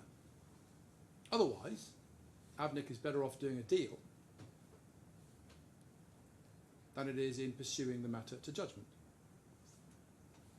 We say, if it's established by a court that the claim comes within the terms of the underlying policy, that is binding on ORIS.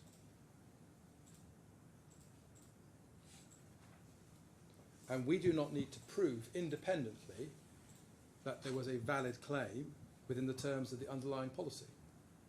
That proof is in the decision that it is liable.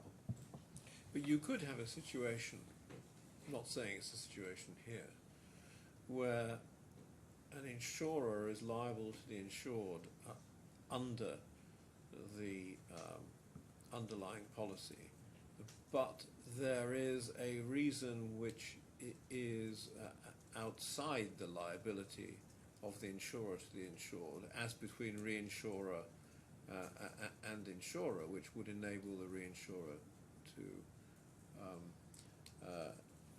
to avoid the reinsurance policy. Yeah, absolutely. I mean, by way of example, in this case, we've had a trial of whether or not the reinsurers are permitted to avoid the policy. Yeah. But that's a separate question. So, and that's why I say you should make the declarations, whether as a matter of UE law or as a matter of English law, because once you've established that those contentions about avoidance, etc., are wrong, there is only one conclusion that can be reached, namely that we are entitled to be indemnified to the extent that there is a finding of liability against us.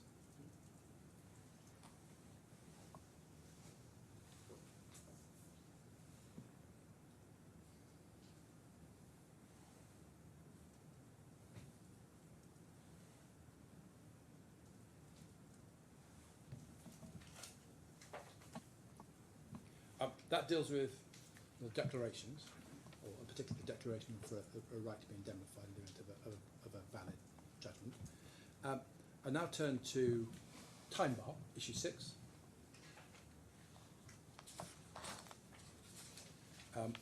The first point is the reliance upon clause 4 of the Institute War and Strikes clauses. If I could ask Your Excellency to look at as paragraph 79 we are now with my opening.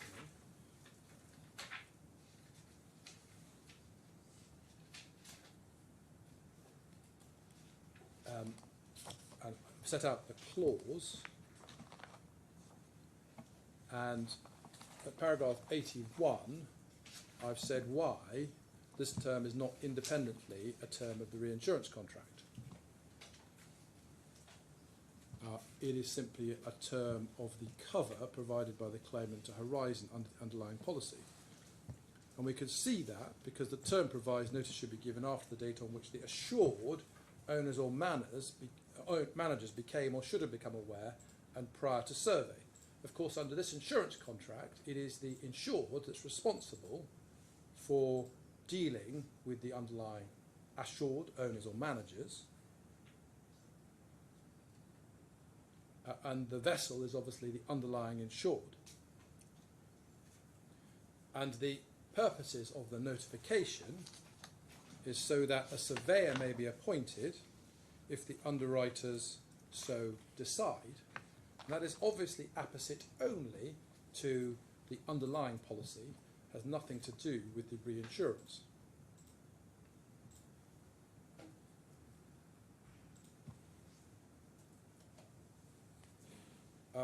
Secondly,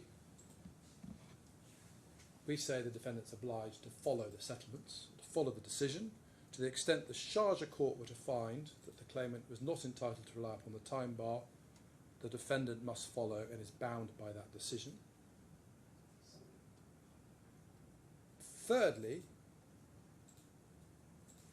we have the finding, as we've discussed, that there was no knowledge of the claim, and there's kind of be no dispute about this. We didn't know about the claim until the 18th of November 2020, given the reference to paragraph 83 of my opening, and we gave notice of a potential claim on the 6th of January.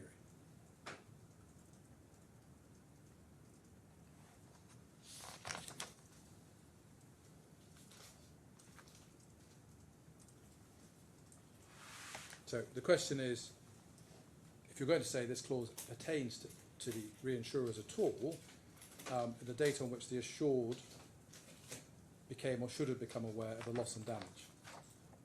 And the only point in time at which we could possibly have become aware of that was when we were given notice by Horizon in November 2020.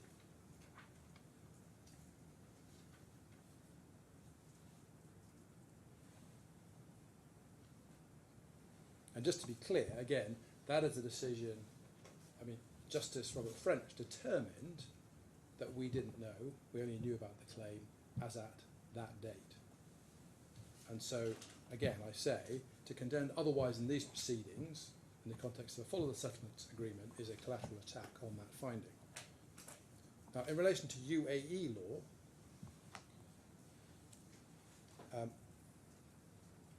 I've set out 84, the relevant provision from the Maritime Code. And basically, the time bar operates if 2 years pass from the date of the relevant occurrence. But as you will see, at subparagraph 3 of that provision, time is suspended by means of registered letter or delivery of documents relating to the claim. Now, according to the judgment of Justice Robert French, the vessel was taken in May 2019. 2 years from then is May 2021, and of course notice of the claim was given to Oris by the delivery of documents given by Horizon on the 6th of January 2021. And that is, we say, the end of it.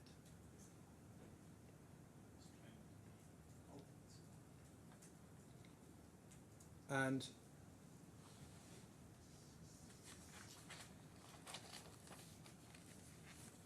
in any event, it's clear from the decision which I've set out at the reference 86,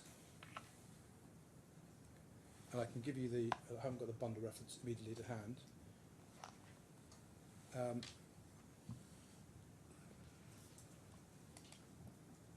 But the point is, time is suspended whenever the creditor cannot claim the right in the appropriate time.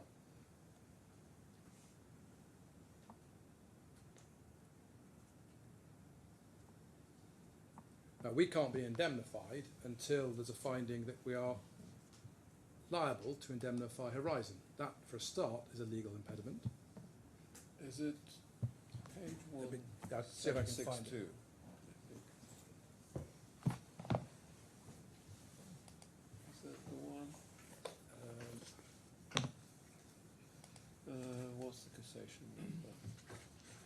38.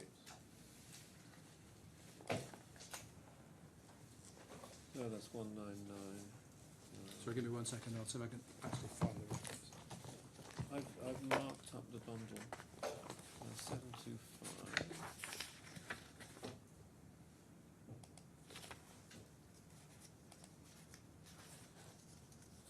I've got it. It's 1765, I think. I'm grateful.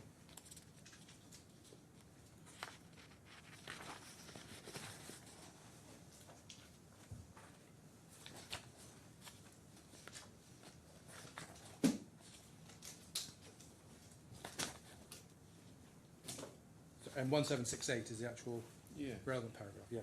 Let's have a look.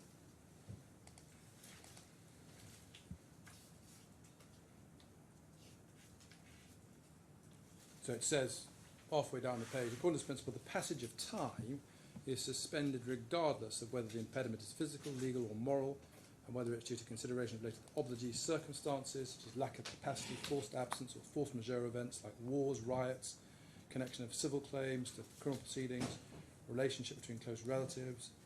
An example of that, the existence of a legitimate excuse preventing the assertion of the right which serves as a ground for suspending the limitation period barring the hearing of claims is a matter of fact, subject to the discretion of the trial court, provided its inference is reasonable.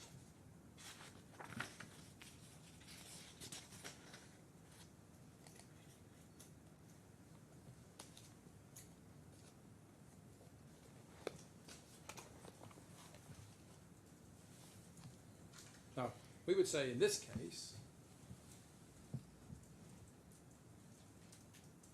our entitlement to an indemnity only arises if there's a final judgment against us. It's only at that point in time that time would start running for the purposes of this provision.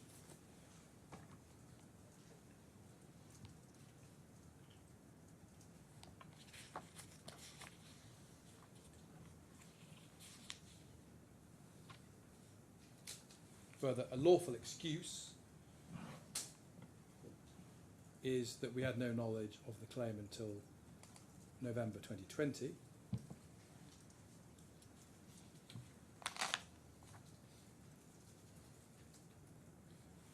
And further, in relation to running of time, it's established, was established in the Dubai Court of Cassation that negotiations between the parties into a dispute, this is paragraph 89 of my skelly, or outline, negotiations to attempt to reach amicable settlement constitute a legitimate excuse, suspends the running. Now, it's clear that in this case there was a long period where there were attempts to negotiate the settlement, which were unsuccessful, which led to ultimately the bringing of this claim. And I refer at paragraph 90 to the relevant references. So that's issue 6. I come to issue 7, which is defence costs. Now, as you know, we seek a declaration that we're entitled to be indemnified for those costs. We say it serves a useful purpose to make that declaration because there has been a contested issue on which you have heard factual and expert evidence as to whether or not, as a matter of principle, ORIS is liable for them. And we say it's important that that issue be resolved by a declaration one way or the other. As a matter of UAE law, we say we are clearly entitled to our defence costs. I set out at paragraph 91 of my opening outline a reference to the commercial code. I'm sure Your Excellency is fully aware of that, but the bundle reference for that is 1845.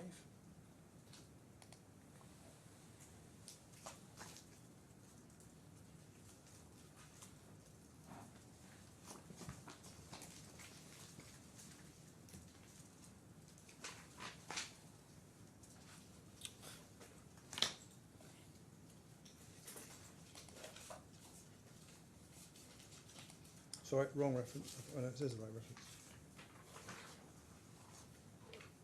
and you'll see at paragraph 2, where there is no specific agreement, the rules of commercial customs and practices shall apply to any matter regarding which there is another related to trading matters.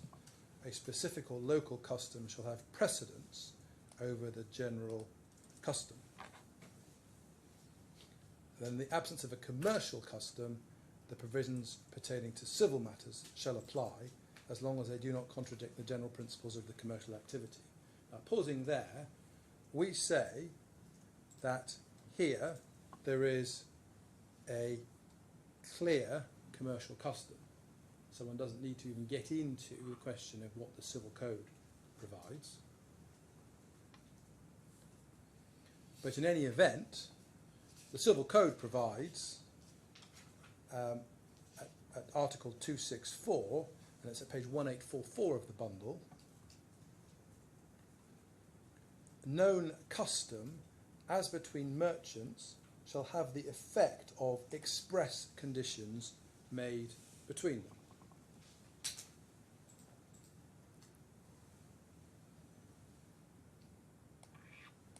And then also we say under Article 378 of the Maritime Code, the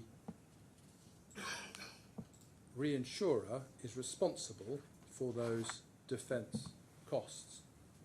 And I refer to paragraphs 93 and 94 of my opening on that point. Now, the ORIS has gone to great trouble to say, no, as a matter of English law, you're not entitled to this. What it's not done is to say you're not entitled as a matter of UAE law. And that, in my submission, is effectively the end of their case, if you find that UAE law applies. But further than that, ORIS has adopted what we would say is a rather arrogant and colonial approach to this point.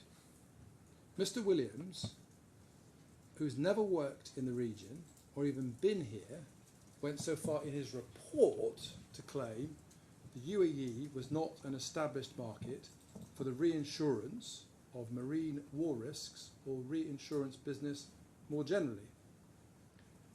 Although he did have the sense in cross-examination when being asked some questions that there is, in fact, a reinsurance market in the UAE and the Middle East, including for marine war risks. And we can see that.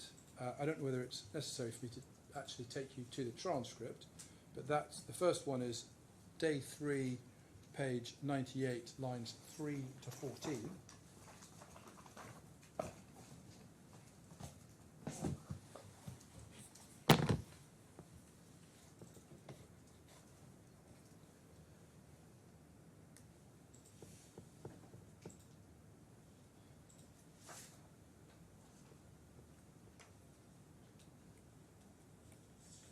He says, at page 98, you'll see, he talks about, first of all, there being markets in other places other than London, and then he said, would you accept there's plenty of market in the Middle East for marine war risk? There is, yes.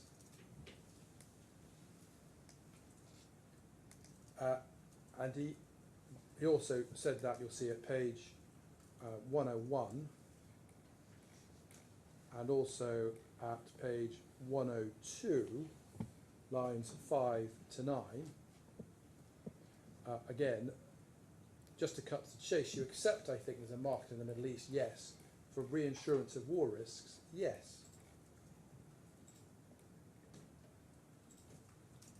And he also accepted that insurers would choose to reinsure in the Middle East by reason of the knowledge of the reinsurer of that particular region.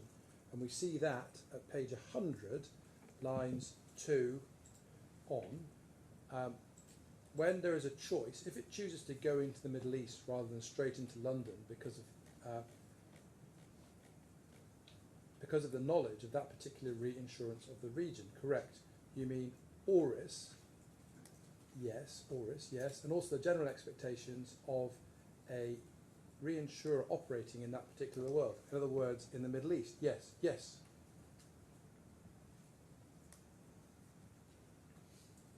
Now, given there are 194 members of ORIS, all who come from the Middle East, that is, we say, unsurprising. And the fact that ORIS exists in Bahrain and reinsures war risks indicates there is plainly a market in the Middle East for it. Insurers have the ability, of course, to place their reinsurance in the London market, but they're choosing to place it in a different market, namely the Middle East market.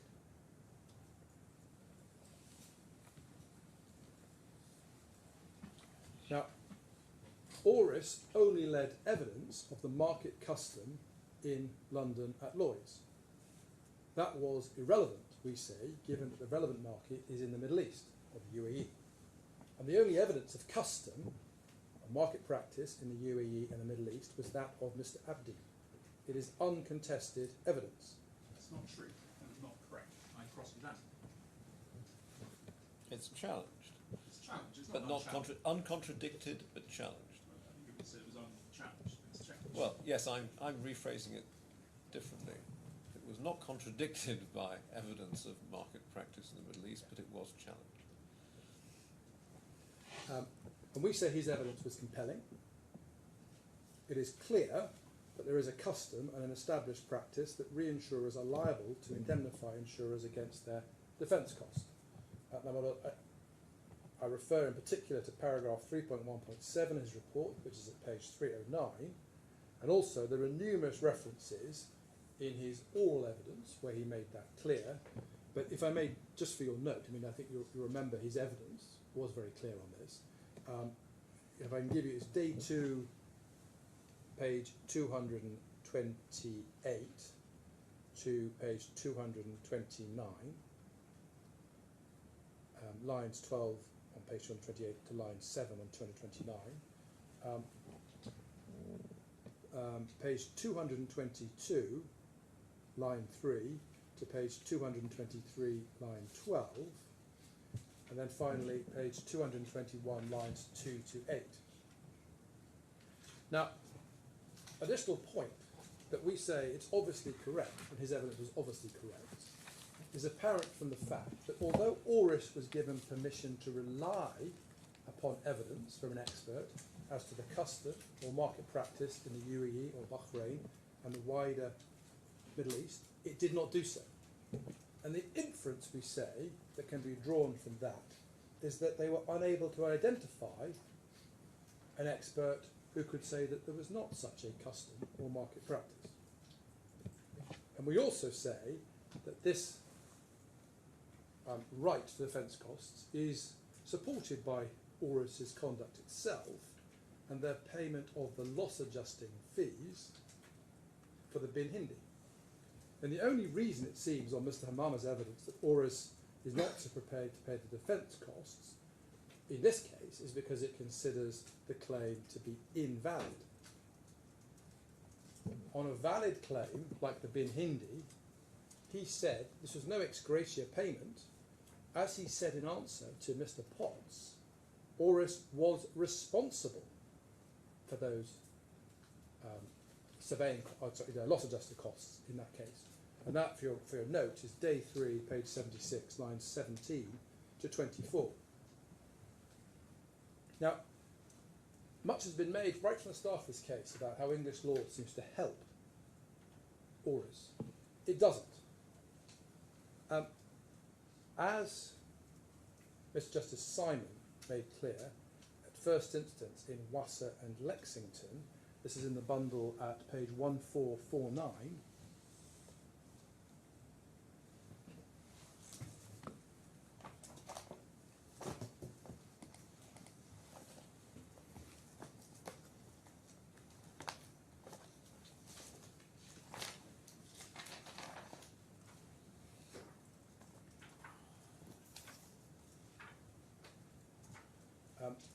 I'll have that. Yes. Perfect. Sorry, I was just looking through it myself. Apologies to delay you. Paragraph 55, he refers to the fact in Baker and Black Sea, the House of Lords held in the absence of either express provision or a universal market practice in the relevant market. So, in other words, either there has to be an express term, as a matter of English law, or in the relevant market, you need to show the universal market practice or custom. And the relevant market here, as we've established, and there can be no dispute about that, is the UAE or the wider Middle Eastern region. And there is no dispute that there is a universal market practice in this region. Just to be clear, there is a dispute. There is a dispute on. You have evidence that there is. Correct. Yes, But- but in yeah. fairness to Mr. Potts, is right. He is disputing it. Of course. But we say there can in fact be no proper dispute about it, given that no evidence has been led to the contrary. And indeed, given the acceptance by the defendant's own witness that there was a market for reinsurance, and in particular reinsurance of war risks, in this region.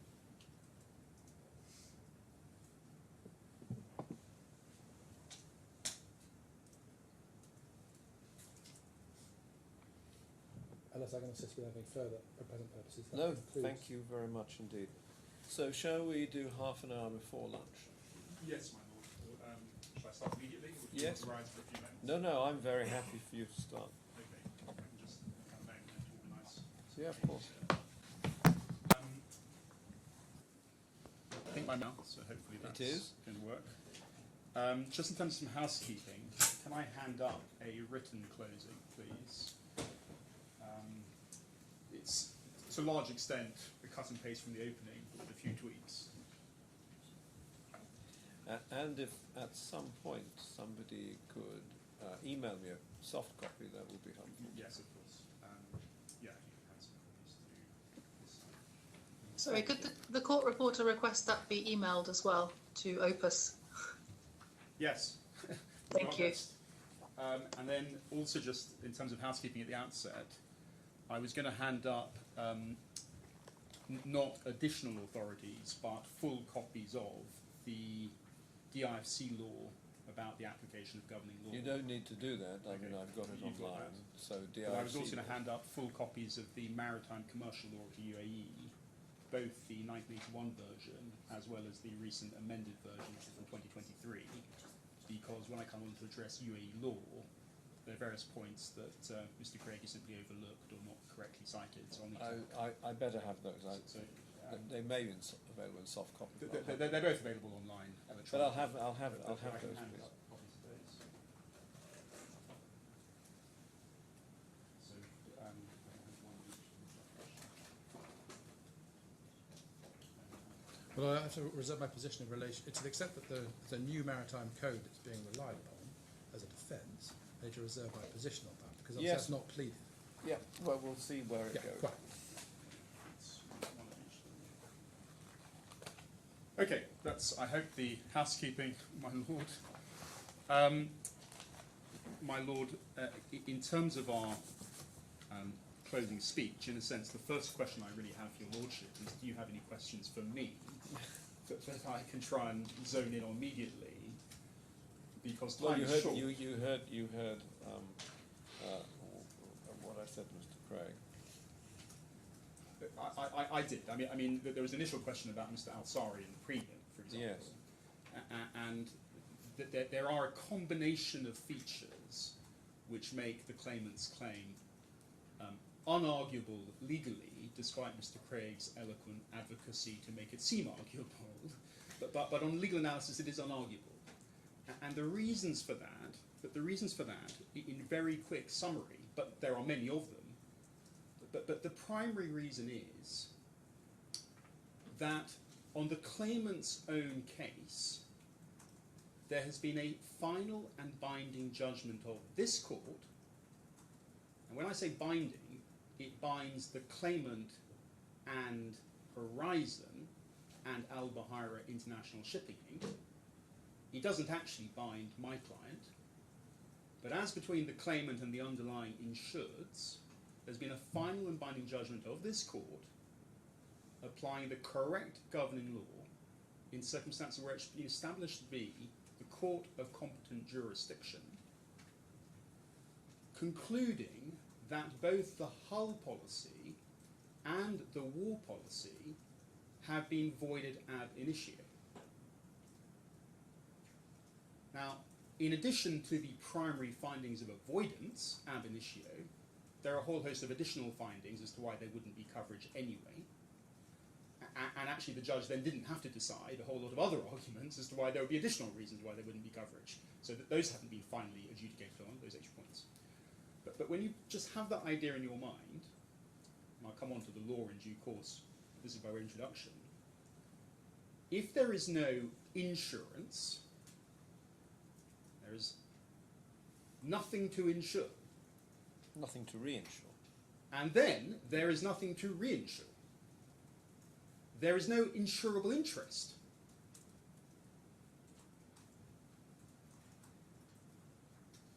There might or might not be ships sailing around the world, but they are not insured by ABNIC. And that is the subject of a final and binding determination. Unless you interpret the reinsurance policy to insure the insurer against the costs of resisting the claim. Well, we'll come on to that, but Yes. there is... But there if that is insured or reinsured, then there would be an insurable interest, even where the underlying policy was avoided ab initio. Well, that's actually not correct. It's not Okay, correct. well you can demonstrate that. But it also wouldn't be correct, even if it was a liability policy that had provision for payment of defence costs, because even if you had a liability policy, if the liability policy were avoided, there would be no defence costs attached. That's a different. Well, it's a different point, but it illustrates the point that you always have to have the primary insurable interest, the primary risk. You have to be able to trigger cover. Yes, the analogy with a liability policy doesn't help you, because the analogy with a liability policy is that the insured under that policy successfully resists the claim. But Not that the policy is avoided. I think I would step away from the. maybe I'll come back to it. But I mean, actually, the analogy is used to illustrate the difficulty of the argument for the claimant. Yeah, but I have some difficulty with that. But let's just focus on marine insurance and Yes. marine war risks. Marine war risks are a species of property insurance because they are insuring the underlying vessels against a peril caused by a covered war risk. The hull and machinery policy, which is separate, but in a sense is the primary coverage because most ordinary risks fall into that bucket, that is insuring the vessel against one of the perils of the sea covered by the hull and machinery policy. There's a whole additional area of uninsured risk. Uninsured risk would be, for example, something caused deliberately or negligently by the owner or the manager of the ship. So if, for the sake of argument, the owner had scuttled the ship, that would be an uninsured risk which wouldn't fall into the bucket of either the hull and machinery or the war risks. Or if, for the sake of argument, somebody under the table had sold the vessel to the Iranians, if that had happened. That would not be an insured risk. The result of that is that when you're trying to allocate any sort of claim, you have to ask yourself, well, what is the primary insurable interest? What is the subject matter of the insurance? Does it even trigger a claim under a policy? And is there actually a valid policy in effect? Now, in this case, you then say, well, what is reinsurance? Reinsurance is back-to-back cover of the underlying risk. It's not liability insurance. It's not liability insurance for the insurer. And again, I can develop this point on the authorities, but it's so trite, it shouldn't really require citation of authority. The consequence is, if this court has found that the hull policy has been validly avoided and the war policy has been validly avoided, Al Buhaira has zero insurable interest in any of these ships. It has no exposure to any potential claim with respect to any of these ships. And any associated fees or expenses simply go out the window. They evaporate. What would happen if the Sharjah court did not recognise the res judicata formed by Justice French's judgment and went ahead and found in Horizon's favour? I'm not sure what the question is. What would happen to who? I mean... Well, what would be the position then with regard to your client's liability? There actually no difference to the existing position because there is a final and binding judgment of the court of competent jurisdiction that there is no liability and there are no policies. So even if the Sharjah court found that there was liability under the underlying policy, the reinsurance would not respond. They would be under no obligation to because there's no. Imagine another scenario. Let's just say, for example, that Horizon would suddenly sue in Miami. Yes. Well, the Miami court's judgment, or where they could sue in Timbuktu, you could have judgments from foreign courts all over the world, which would be inconsistent with the DIFC court judgment, but they have no relevance to reinsurers because reinsurers' only liability is to A, focus on the underlying claim, is it actually valid under the proper applicable law, as determined by the court of competent jurisdiction. And so if another court were wrongly to assume jurisdiction or to make findings that contradict the findings of the court with competent jurisdiction, with the greatest respect to the Sharjah court, and not meaning any disrespect to the court itself, but from the greatest we're not saying that they will make that finding, yeah, and one would hope that they wouldn't. Well, and actually this court can only operate, in a sense, within the confines of its own judicial system. And in this courtroom, you have to, as I say in my opening, but also my closing, you have to work on the basis that this court has to follow the law of this court, as represented by Mr. Justice French's judgment. Now, we can have a debate about whether that's just a matter of comity or precedent or mutual respect between judges of this courtroom. We can have a debate about why precisely that is, but that's the law. Yeah? No, as far as I'm concerned, there's a res judicata precisely by Justice French's judgment. Precisely, there's a res judicata. Only the Court of Appeal could reverse it. Precisely. So that is res judicata as between the parties to it of the issues determined in that judgment. You then have to say to yourself, okay, well, we've got no evidence whatsoever. There is no evidence whatsoever of what could or might happen in Sharjah, and we can come back to all the other evidence about how there's been zero reserving for the claim by the claimant itself, which must lead to the conclusion that it itself believes there is zero liability. But when you start speculating... Or it might believe it has 100% indemnity. Well, that's not how insurance or reinsurance accounting works. I know. Because you have to account for the liability and then account for the reinsurance recoverable. May I just make one point on this? There is no evidence as to how reserves are calculated. My own friend wishes to give expert evidence that that's totally inappropriate. There are all sorts of accounting principles and also insurance principles. I know various questions were asked about the accounts, but with respect, my own has to be very careful because there's no evidence, and no evidence was led as to how reserves are calculated. My lord, this is a commercial court. We're looking at a public company who's got IFRS and IS standards. IS 37 is well known and perfectly straightforward to look at in terms of accounting for or provisioning for contingent liabilities and contingent assets. And it really doesn't require an expert accountant to explain to the court that an insurance company, if it believed it had a material exposure on an inwards claim, it would have to reserve for it. It's reserved for zero. And likewise, if it believed it had a proper basis for recovering from its reinsurance for the reserved amount, it would account for that as a recoverable. And it's done neither. So we have no evidence of that. We have no evidence of the Sharjah court's position. But going back to the juridical or the judicial analysis, this court can only work on the basis of comity with respect to the Sharjah court. And the presumption has got to be that the Sharjah court will in turn show comity to this court. And there have been reported examples of this court, for example, recognising and enforcing Sharjah court judgments.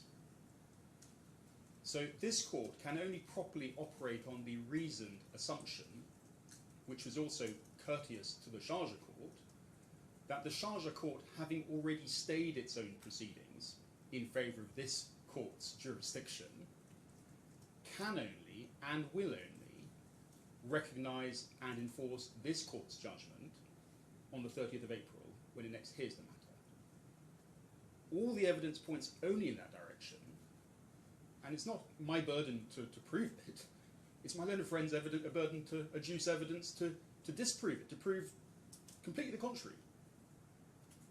And he can do no better, in the absence of any evidence at all, than assert, by way of pure speculation, that there is some infinitesimal risk that the Sharjah court may go rogue. And the court can't operate on that assumption.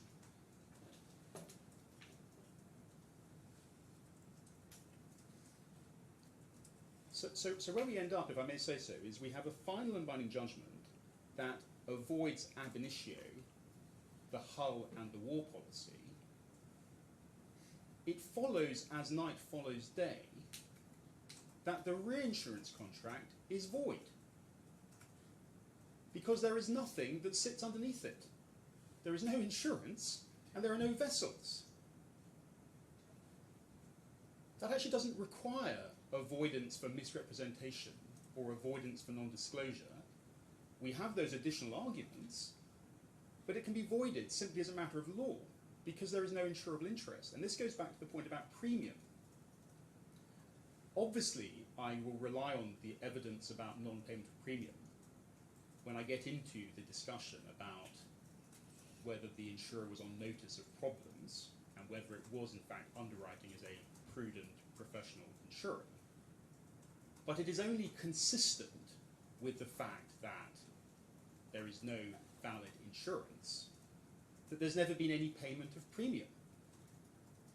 And that's nothing to do with sham. I'm not alleging sham. I have no burden to allege sham. All I've properly pleaded in the defence is that the reinsurance contract is void because the insurance contract is void. So you would be liable to reimburse the premium under the reinsurance contract? There would be debates about that under the Insurance Act. Okay. But it's, I mean, literally, it's not claimed. It's such a trivial amount of money. It really is neither here nor there. But yes, there will be a perfectly plausible argument for a claimant to say, look, we paid you over 3 years the equivalent of 600,000 dirham net of our 20% commission, and we paid you by mistake because we thought there was reinsurance, but it was a bilateral mistake by both parties, and because of the mistake, we've got a claim for money hadn't received. But when you analyse it that way, you can say, well, it's void because it's automatically void. There's no insurable interest. It's also void because there's been a mutual mistake. Both insurer and reinsurer thought there was a fleet to insure, but there wasn't.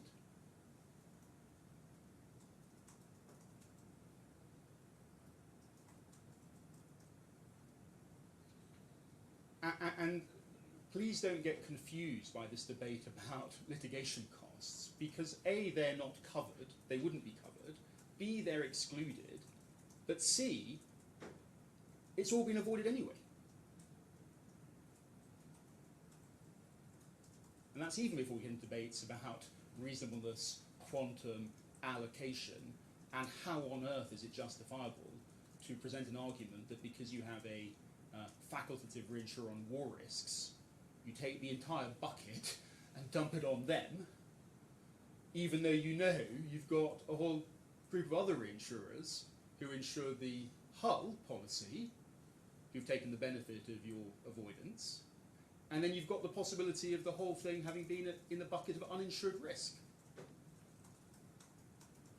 And with the greatest respect, that notion that you just look at the only solvent entity standing and say, well, we're going to make you pay for everything, I mean, it's unprincipled legally, and it's unprincipled commercially.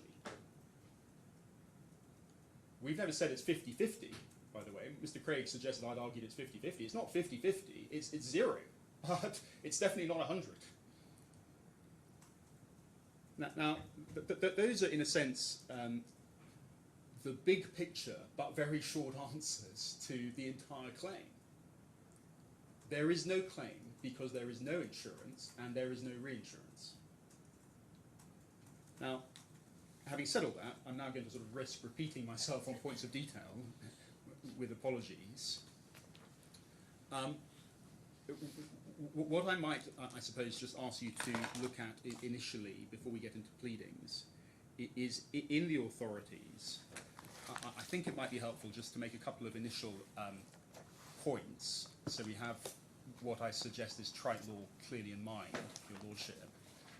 Could I ask you, please, to look at the decision of the United Kingdom Supreme Court in Vassar from 2010, and for that, you'll find that it starts in the bundle at page 1541.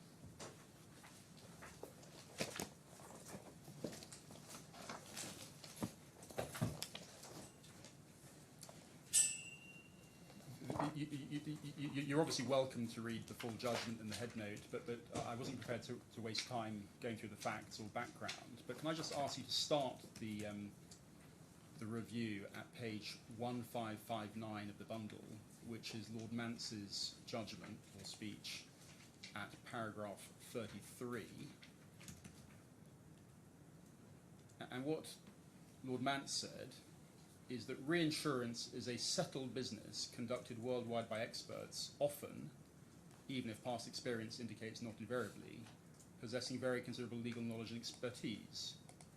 The well-recognised analysis which neither side gainsay before your lordships is that a reinsurance, such as the present, is an independent contract under which the subject matter reinsured is the original subject matter. The insurable interest which entitles the insurer to reinsure in respect of that subject matter is the insurer's exposure under the original insurance. The principle of indemnity limits any recovery from reinsurers to the amount paid in respect of that insurable interest.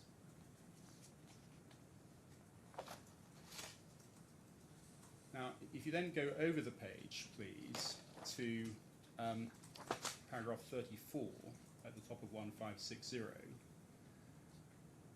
he went on to say the first proposition, so that proposition is not critical to the resolution of this appeal. Both sides, in fact, accept its correctness before the House.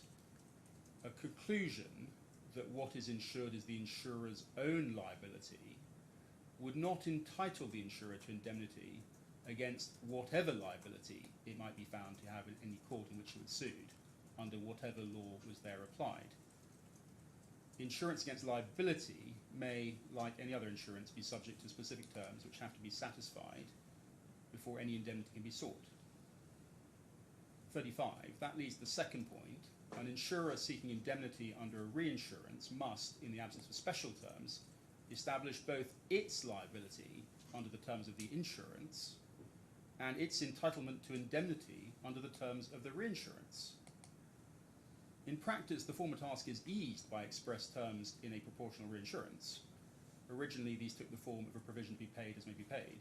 The courts gave this limited interpretation which confined to questions of quantum, so they would only assist insurers once they'd proved they'd had some liability if they're insured, and thus developed follow the settlements clauses or the full reinsurance clause appearing in the present.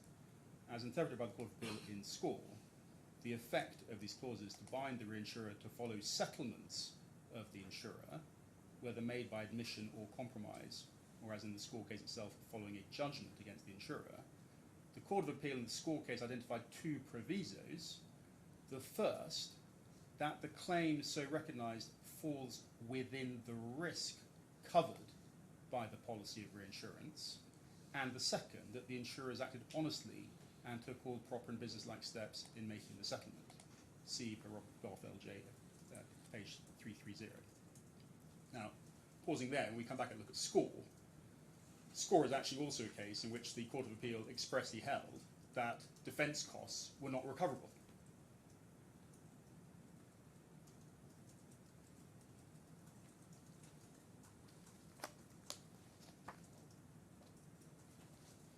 Now, similar points were made by Lord Collins. So if we can look at page 1570, paragraph 59 at the bottom. Can you look at the bottom of 1570, paragraph 59? Lord Collins said, under the heading Insurance, Reinsurance and the Construction of Contracts, 59, it is elementary and obvious that a reinsurer cannot be held liable unless the loss falls within the cover of the underlying insurance contract and within the cover created by the reinsurance, referring to Hill and Mercantile, Lord Mustall. It is equally elementary that what falls within the cover of a contract of reinsurance is a question of construction of that contract. 60, in the case of proportional facultative reinsurance, the obvious commercial intention is for the original insurer to reinsure part of its own risk and for the reinsurer to accept that part of the risk, and it's therefore equally obvious the relevant terms in the reinsurance contract should be construed so as to be consistent with the contract of insurance. This is simply commercial common sense. Now, just pausing there, if I may interject, it's not just the law. The law of commerce follows commerce. It is commercial common sense. Consequently, in proportional facultative reinsurance, the starting point for the construction of the reinsurance policy is that the scope and nature of the cover in the reinsurance is coextensive with the cover in the insurance. As Staunton, LJ Seddon, Ewell and Bland Welsh, one can readily assume that a reinsurance contract was intended to cover the same risks on the same conditions as the original contract of insurance.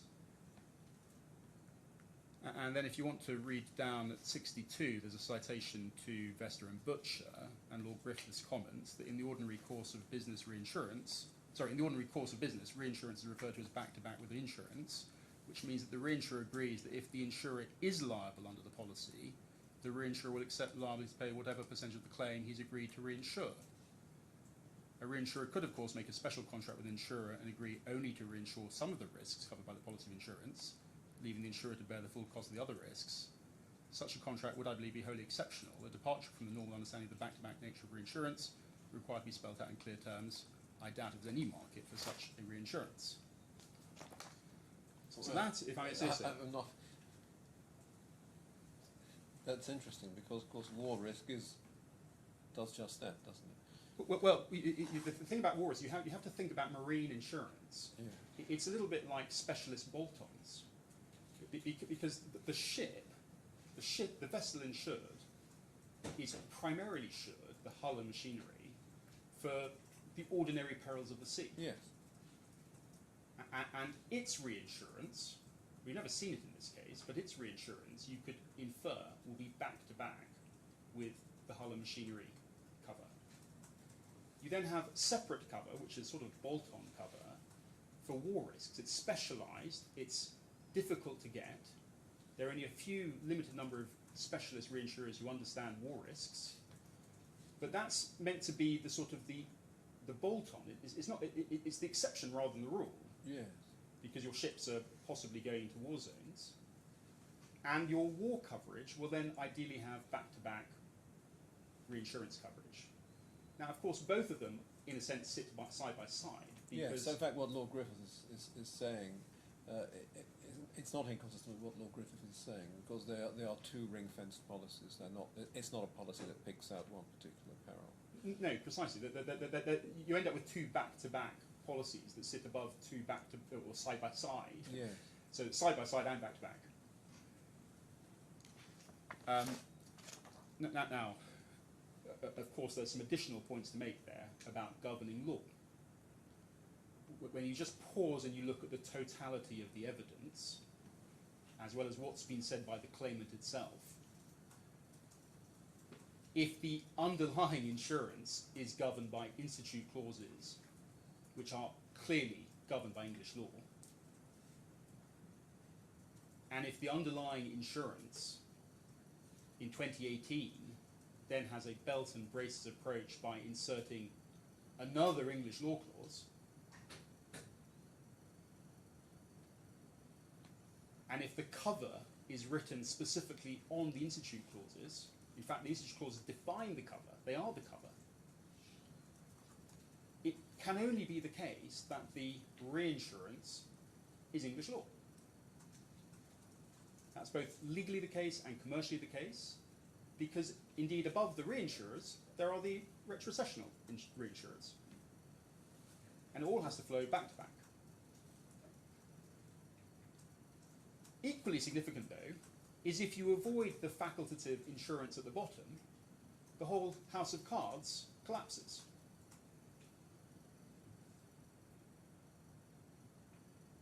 All the reinsurers take the benefit of the final and binding judgment. Now, there will be a difference in treaty. In treaty, it will be different. Because in a treaty, you have a primary insurer who is issuing hundreds of separate policies to hundreds of small customers, each with a small boat.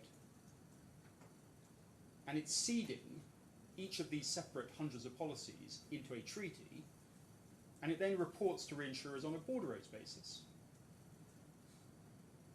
or whatever methodology it might use. It doesn't follow, of course, that if they manage to avoid one of the underlying insurance policies, that the entire treaty collapses, because that's not been the finding of a court or the consequence of such a finding.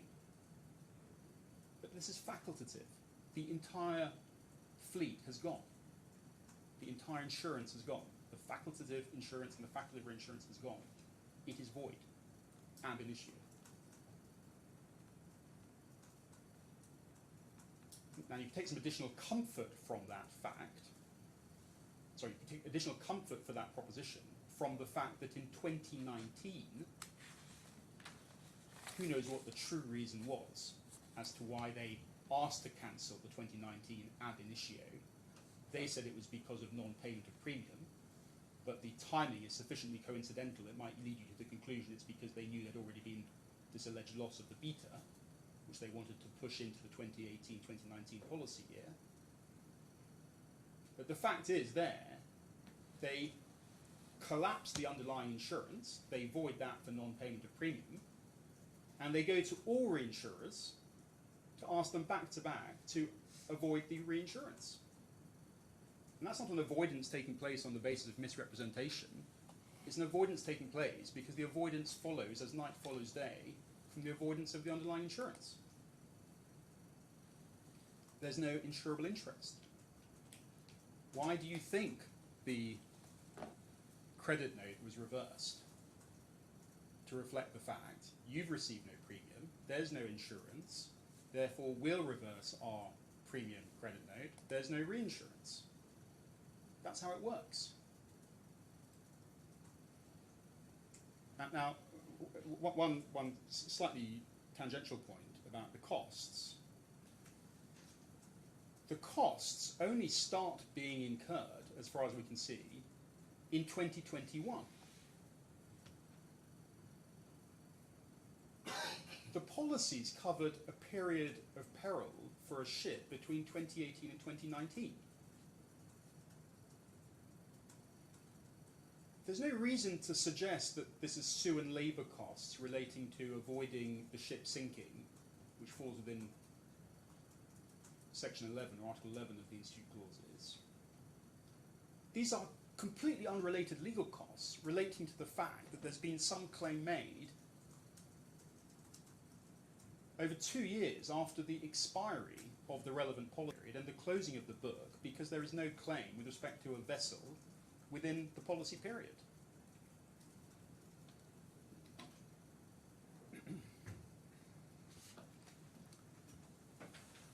Now,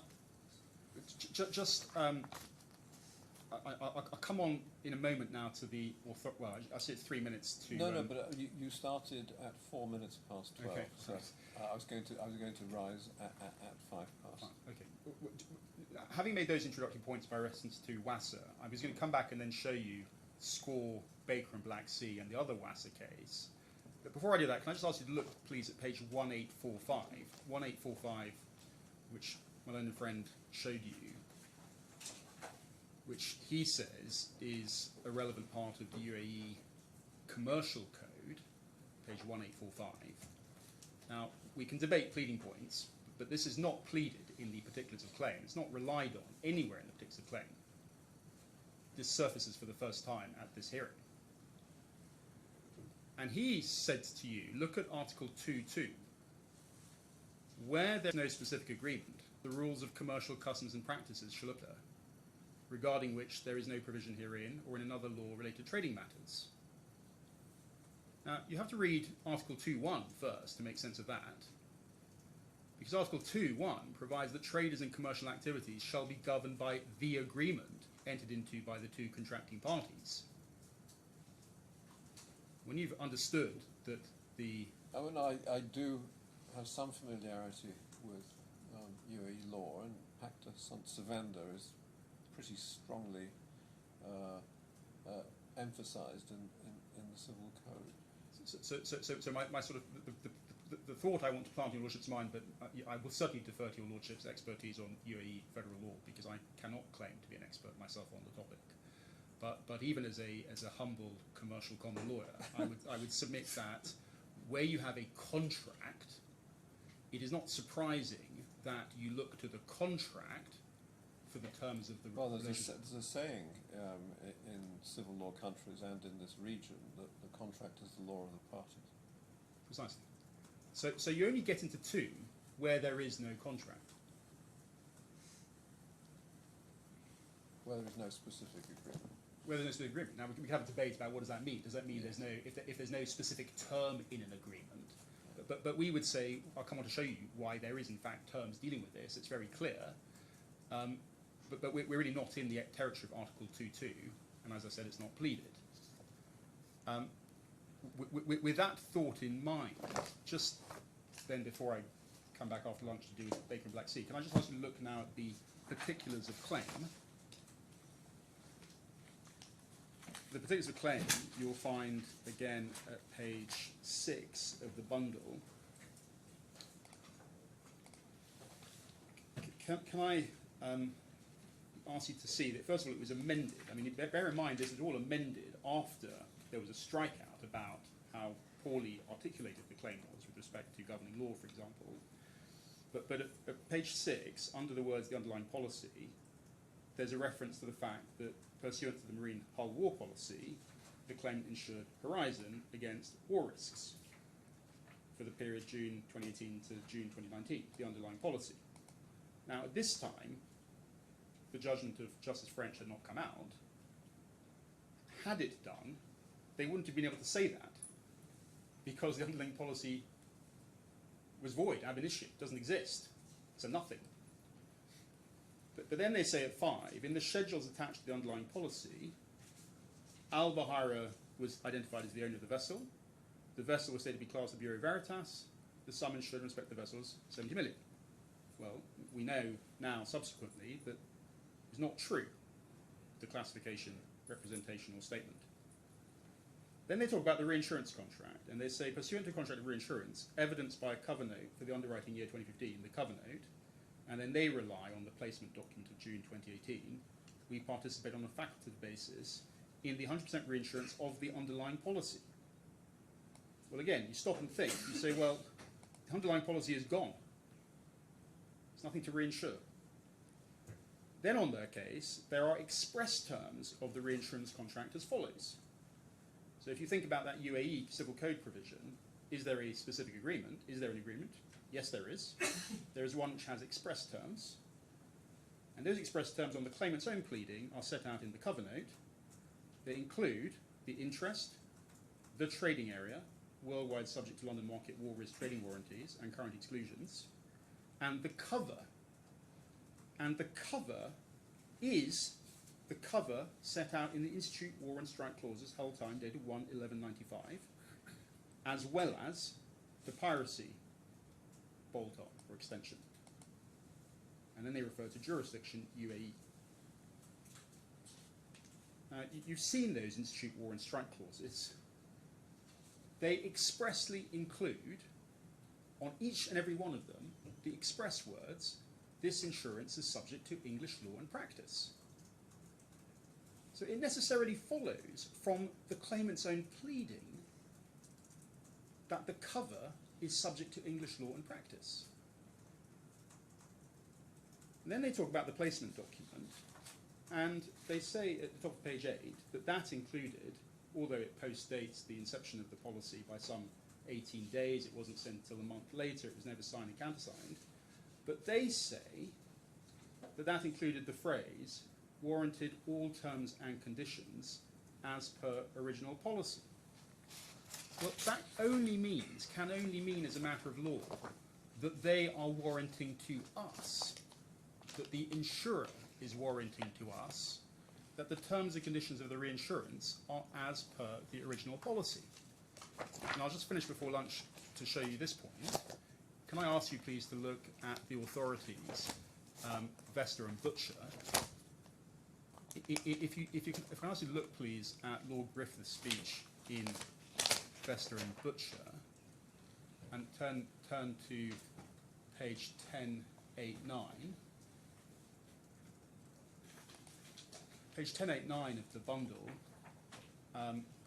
Lord Griffiths is just been discussing at the top of that some words that you often find in a Lord's reinsurance policy form J1, where the reinsurance says, being a reinsurance of and warranted same gross rate, terms and conditions as, and for the settlements of the company. And he then goes down at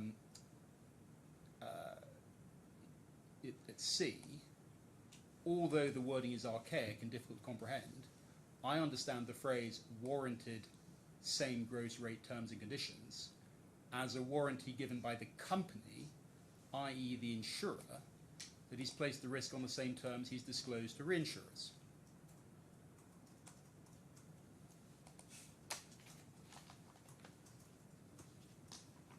And then at E, the original policy is concerned to define the risk the insurer is prepared to accept.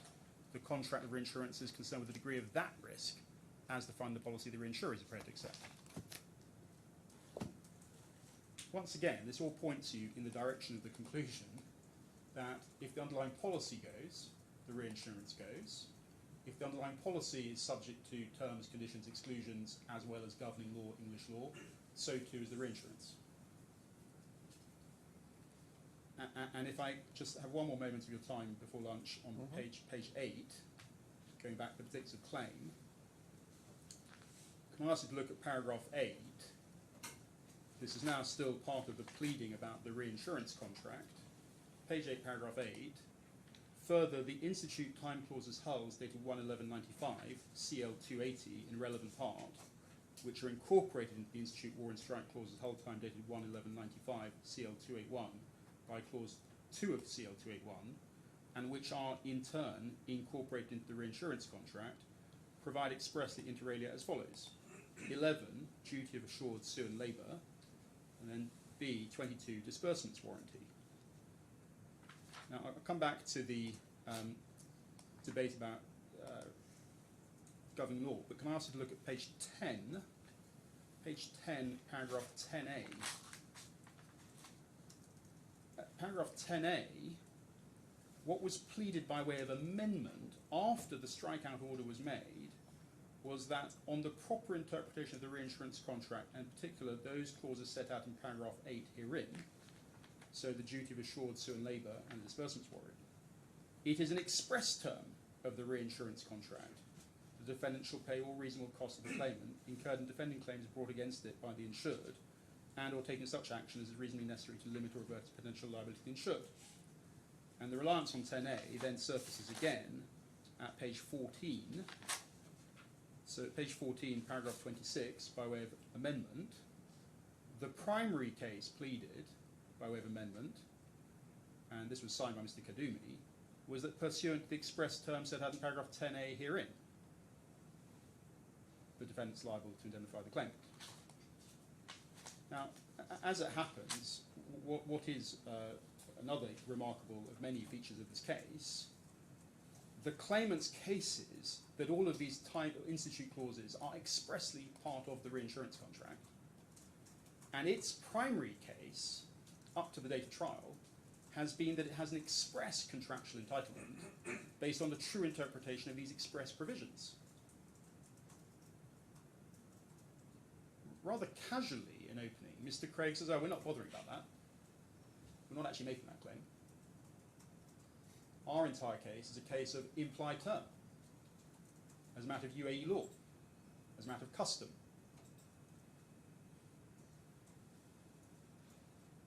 As it happens in my opening, I've covered all this. I've tried to explain why it can't be sue and labour, and why whoever drafted this clause about disbursement warranty has no understanding of what that clause is designed to achieve after 100 years of the Marine Insurance Act and case law dealing with it. But just on the custom or practice point, can I ask you to look at page 10, paragraph 11. We're now in the territory of the totality of the pleaded case, which is the alternative one. So paragraph 11, page 10, further alternatively, it is an implied term of the reinsurance contract.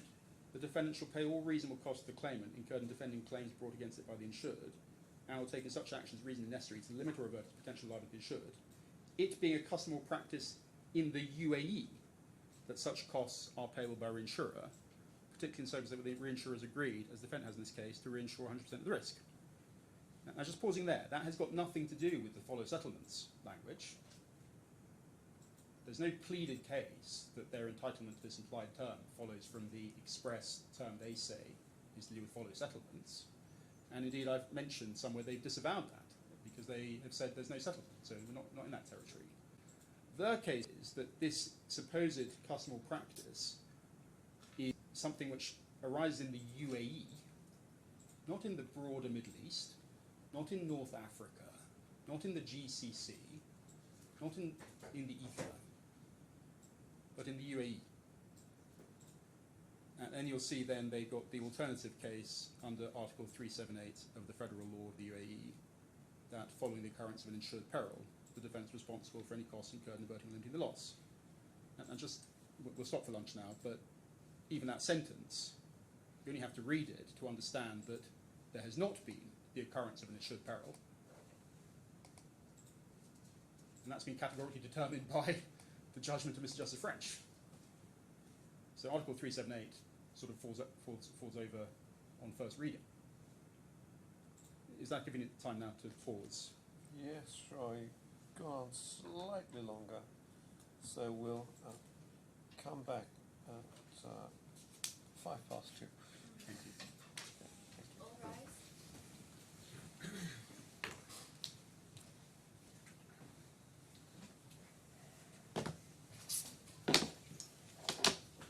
Good afternoon, my lord. Yeah. Can I ask you then to pick it back up again, please, at page 11 of the bundle, where we were looking at the particulars of claim. I think I just showed you the two alternative ways that the case was put under alleged implied terms. Yeah. If you can look now at paragraph 13, can you see that under the heading, the purported claim under the underlying policy, the allegation at paragraph 13 is that on about 18th November 2020, the insured purported to advise the claimant of a claim under the underlying policy, stating inter alia that the vessel had disappeared within the insurance cover period. This document, together with those attachments, was sent to the defendant under cover of an email dated 6th of January 2021. Now, if you recall that in this particular claim, the underlying policy has been described and defined as the war policy, the war risk policy. Do you recall, and can I ask you to look back at the documents that are said to represent that purported notification? They are to be found. The Arabic versions are at pages 512 to 515, but the English versions are at 516 to 519. So if we can look, please, at page 516.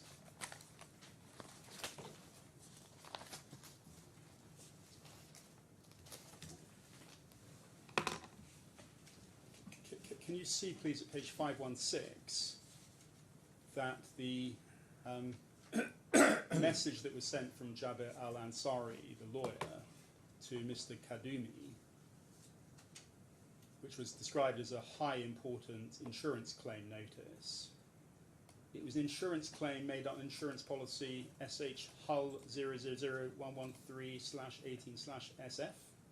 Yes, the 113 is not the war policy. That's not the war policy. That's the Hull policy.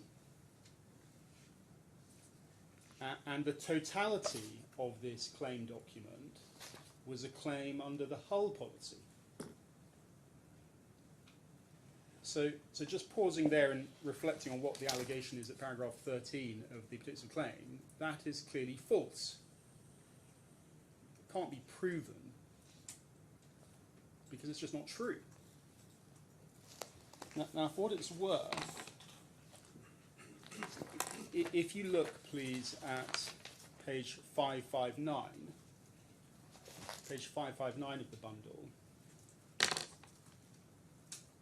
and 558, what you will find there is a skeleton argument that Mr. Craig had lodged with the DIFC court dated the 29th of March 2022. You'll see that at page 569, his name and Clyde & Co. and 29th of March 2022. That was a skeleton argument dealing with issues of jurisdiction. If you just look at paragraph 5 at page 559, in the summary of the background that Mr. Craig was giving to the court, was he said, by email dated 18th November 2020, the defendant purported to advise of a claim under the policies. It did not identify under which of the policies the claim was said to arise, stating the vessel had disappeared within the insurance cover period.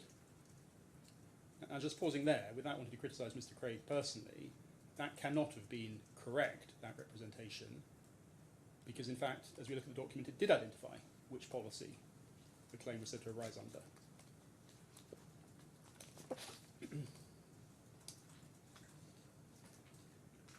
Now, as it happened, that supposed notification under the Hull policy was not then forwarded to ARIS until January 2021, some 6 weeks later.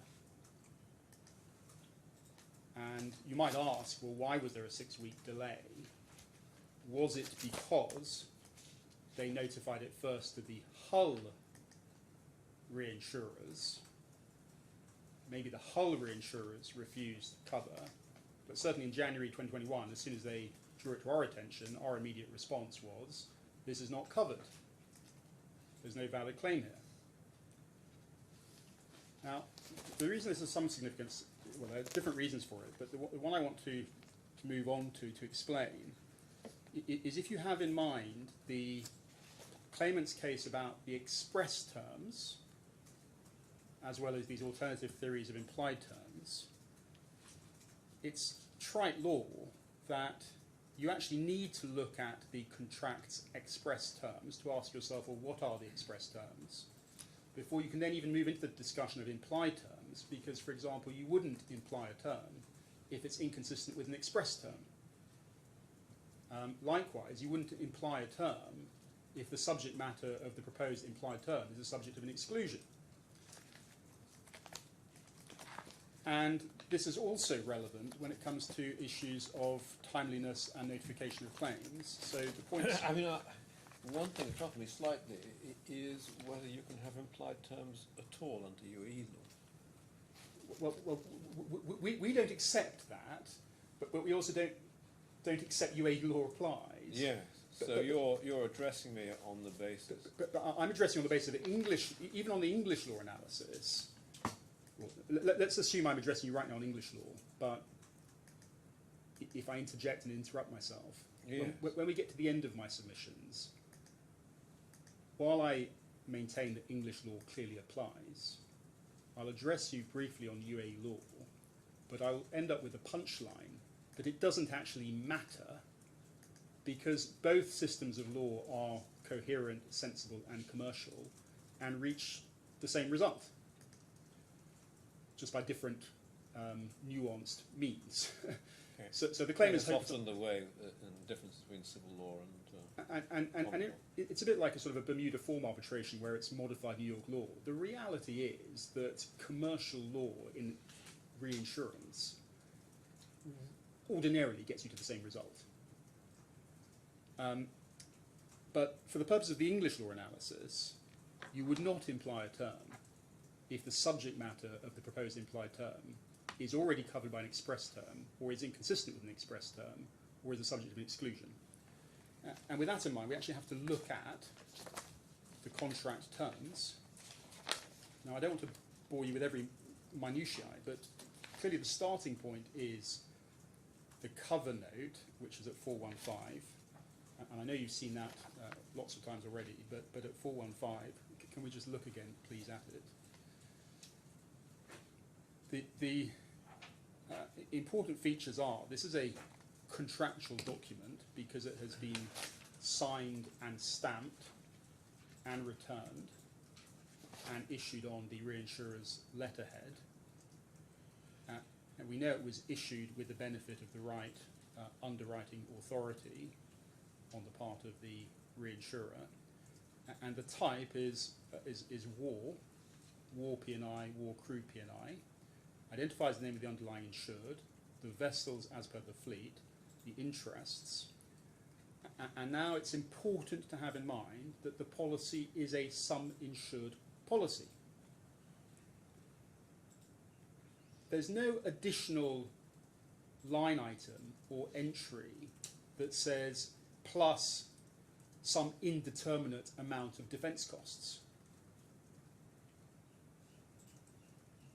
or an indeterminate amount of defence costs up to 5 million excess of your deductible of 50,000. Completely silent about any coverage or sum insured for legal costs. But precision has gone into calculating the value of the vessels that are insured. And such a lot of precision that we obviously have all these tables that identify each vessel individually by its value, and then calculates commission by reference to the percentage arithmetic for each vessel. So there's been no premium calculation taking place with respect to defence cost coverage. You then have the period of insurance and the trading area. The trading area is obviously quite specific and follows London market directions as to which trading area is covered. And then we have the cover. And the first and most important bullet point in the cover is the cover provided by the Institute War and Strikes Clauses, hull time dated 1/11/95, CL281. Now, the others are all, as it happens, all London market wordings. Institute clauses are referenced throughout. We then go over the page to 416, and we see the rate, and the rate is calculated as per the attached schedule. The commission. Now, there's no commission being paid by reference to premium calculated by reference to defence costs. Then the words jurisdiction, United Arab Emirates, and coverage 100%. That's 100% of the cover relating to the vessels for the sum insured. That then requires us to have a look at the we don't need to look at the 2015 policy, but we've looked at that a few times already. But can we just look, though, at the institute clauses that are then the cover? So that you would find at page 400. As I alluded to earlier in the trial, this very document was exhibited to the particulars of claim as constituting part of the reinsurance contract.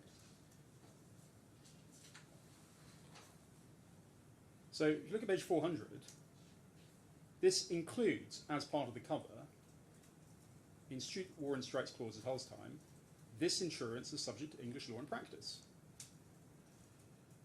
That's not something, we're not talking about sort of trying to incorporate by reference some governing law clause from a completely different contract.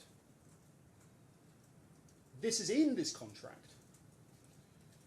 And it's entirely consistent, by the way, with a UAE jurisdiction clause because they do different things. One deals with jurisdiction, one deals with governing law. But I'll come back to the governing law argument in a moment. Let's just look at what is covered. What is covered are the vessels with respect to the perils. The perils are subject always to exclusions hereinafter referred to. This insurance covers loss of or damage to the vessel caused by, and then we have 6 perils. So it's loss of or damage to the vessel that is covered. It is not covering defence costs. And that's an express term. It's an express term that tells you what is covered by the policy.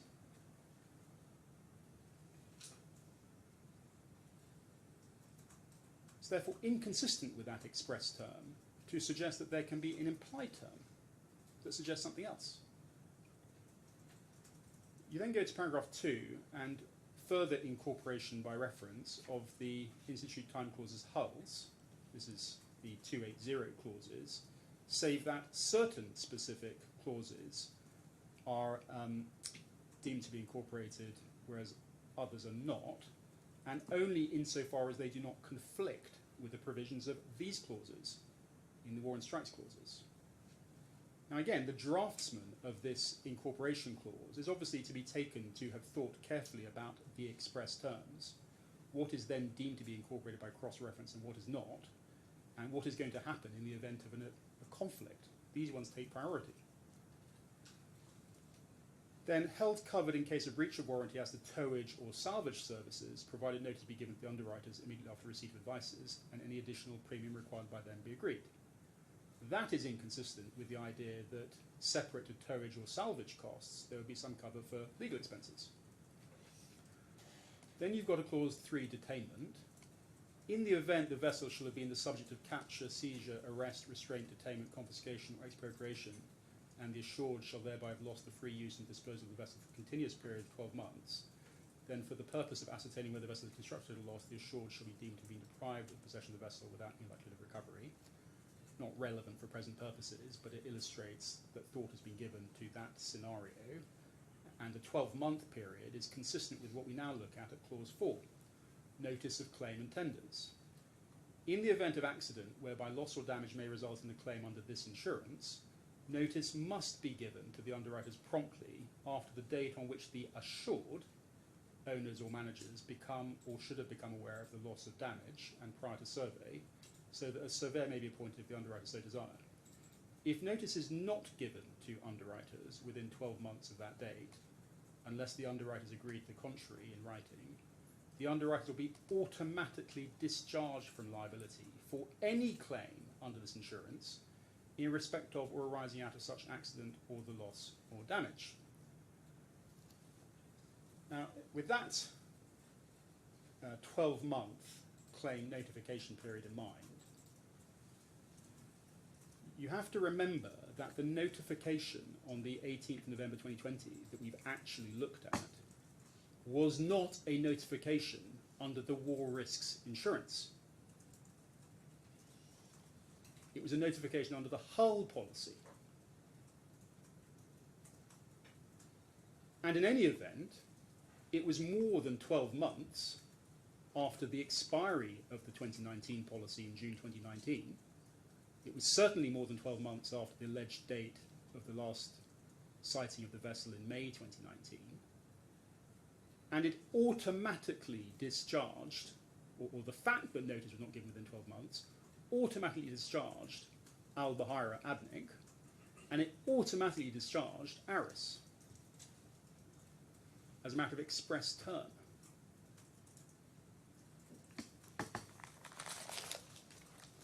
Now, with apologies for jumping, can I ask you, please, to look at So the... before we leave that, you'll see in this section we're looking at, the reason is that so that a surveyor may be appointed if the underwriters so desire. Now, might it not be argued that implicit within that is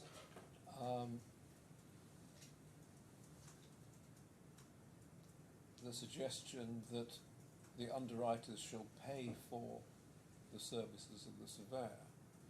Taking that one step on, and in the evidence of this case, there appears to be some evidence that surveyors' costs have been paid for in this jurisdiction. There's, I mean, it's sort of an interesting question, and maybe there is different ways of coming to the right answer on that. But the underwriters we're talking about in that clause are ABNIC, Yes. and ABNIC is given the opportunity to instruct surveyors to survey the vessel. Yes. It's been deprived of that opportunity, and because it's been deprived of that opportunity and not incurred that cost, the reinsurers have been deprived of the opportunity to give their consent or instruction to whether or not they should instruct surveyors, and if they do, whether we want to contribute ex gratia or otherwise to the survey costs. But what I would say you should also take from that observation of your lordships is the draftsman of this policy has thought about the fact that surveyors may be appointed, and has not even sought to address or consider whether lawyers may need to be appointed. The focus is on the surveyor, not on Clyde & Co. or Mr. Craig applying for anti-suit injunctions, i.e. somebody has thought about what are the ordinary consequences of responding to a war risk claim made on a timely basis, and deliberately not made reference to the appointment of lawyers.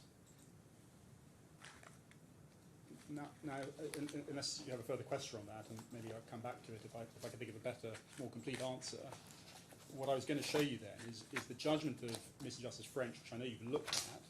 But can I ask you to turn, please, to page 906 of the bundle.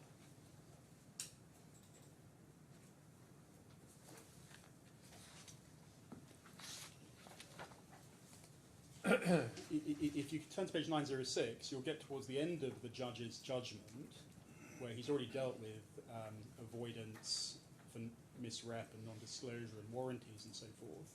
But under the heading limitation, the judge made a finding at paragraph 147, as appears from the evidence as to the date of the notice of claim and the events upon which it relied, the notice of claim was not given within time.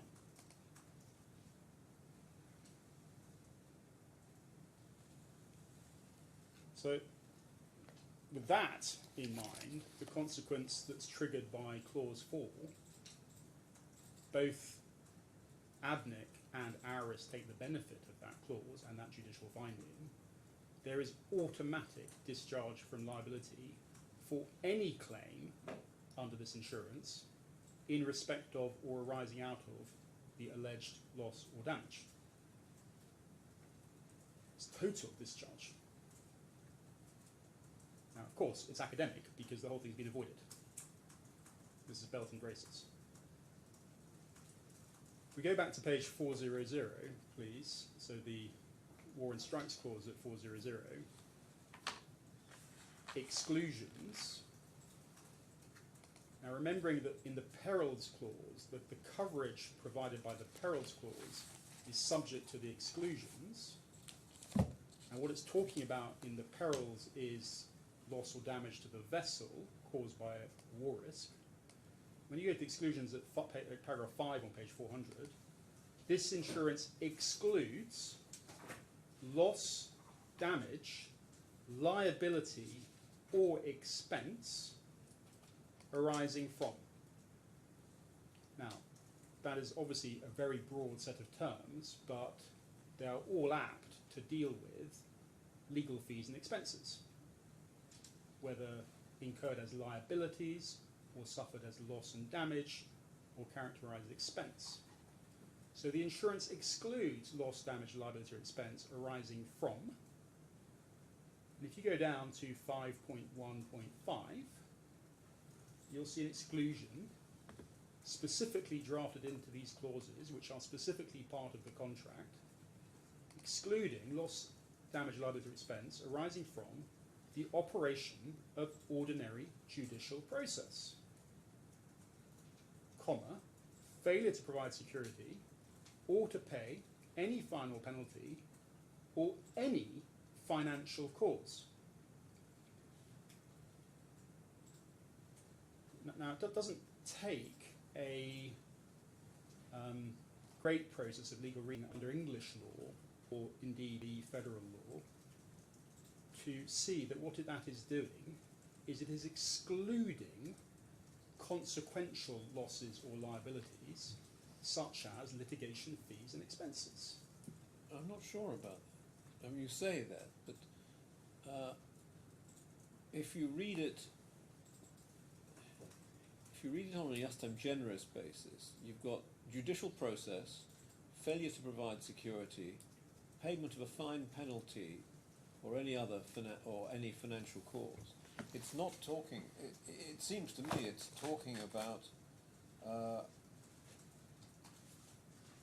execution or costs that are imposed by the judicial process, not legal fees within the judicial process.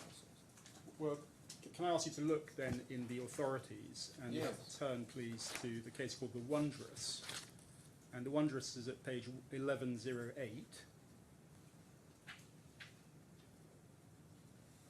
1108. Yes. And you'll see it's a decision of the English Court of Appeal, Lord Justice Lloyd, Norse and McCohen.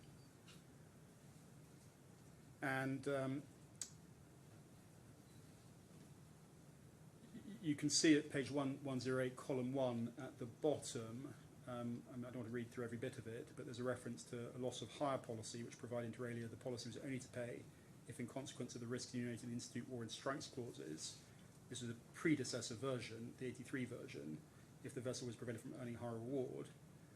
The Institute clause provided inter alia that insurance covered loss or damage to the vessel caused by capture, seizure, arrest, restraint or detainment and the consequence thereof.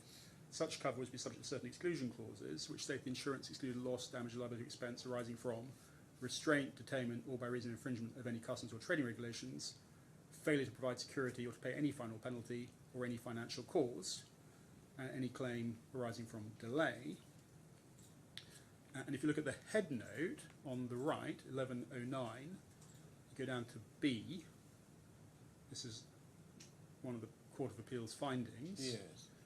As to the loss of hire policy, the words financial cause in clause 4.1.6 in the context of the war risk policy were to be given their ordinary meaning. There was no reason to confine the words to causes for which the owners were responsible, but the financial cause had to affect the ship, otherwise there would be no detainment. Now, what it's contemplating there is, because the claim, the loss, the peril, has got to be a vessel which is covered by a peril, i.e. detainment, you are excluding consequential financial loss, including legal fees and expenses. Of course, they're referable to the peril. In this case, on the facts of our case, we don't have a peril. We don't have a policy. But it's suggested that in the absence of a peril, in the absence of a war risk, in the absence of a policy, the insurers are somehow allowed to suggest, in the face of an exclusion of all liability for any financial cause and the operation of the judicial process, that somehow they fall outside the exclusion. The problem is they don't even fall inside the scope of the cover. But for belt and braces, even if they were somehow in the scope of the cover, they're excluded. And if, for what it's worth, in that judgment that we're just looking at it, that's the head note. If you can look, please, at the text of the judgment, you'll find it at page 1115. 1115, it's Lord Justice Lloyd in the second column. Towards the bottom, we will not refer to any decided case on the meaning of financial cause, but I can see no reason to confine the words to causes for which the owner is responsible, as the judge held. The words are not financial default, still less financial default on the part of the owners, but financial cause. The financial cause must, of course, affect the ship, otherwise there will be no detainment. But assuming the ship is detained by a failure to pay money on the part of the cargo interest, it comes within the ordinary meaning of the words financial cause. I accept that the ordinary meaning of the words is very wide, but they are the words which the parties have chosen. In the context of a war risk policy, the words can and should be given their ordinary meaning. I would respectfully suggest it follows from a Court of Appeal decision on the meaning of those words in the institute clauses that is highly persuasive. Yes, what they're talking about is a financial cause to the peril. Yes. So, for example, it was detainment there, and they were saying it's not simply paying non-payment of a fine or failing to give security or whatever. It could be anything of a financial nature. But going back, if we can go back actually to looking at it in the context of our clause and our facts,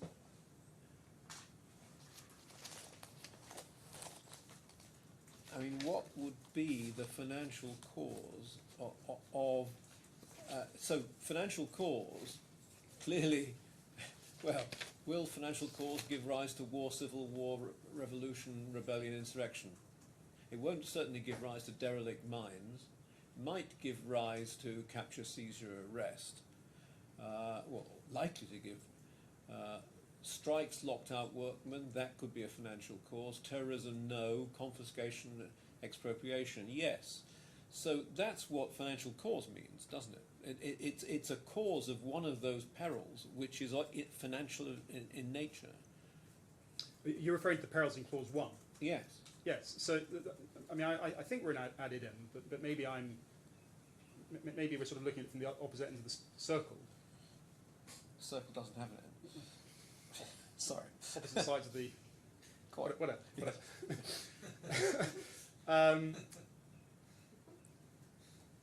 Here we have a missing vessel, and for the purpose of this trial, there is no evidence before this court as to why, how, when that vessel went missing.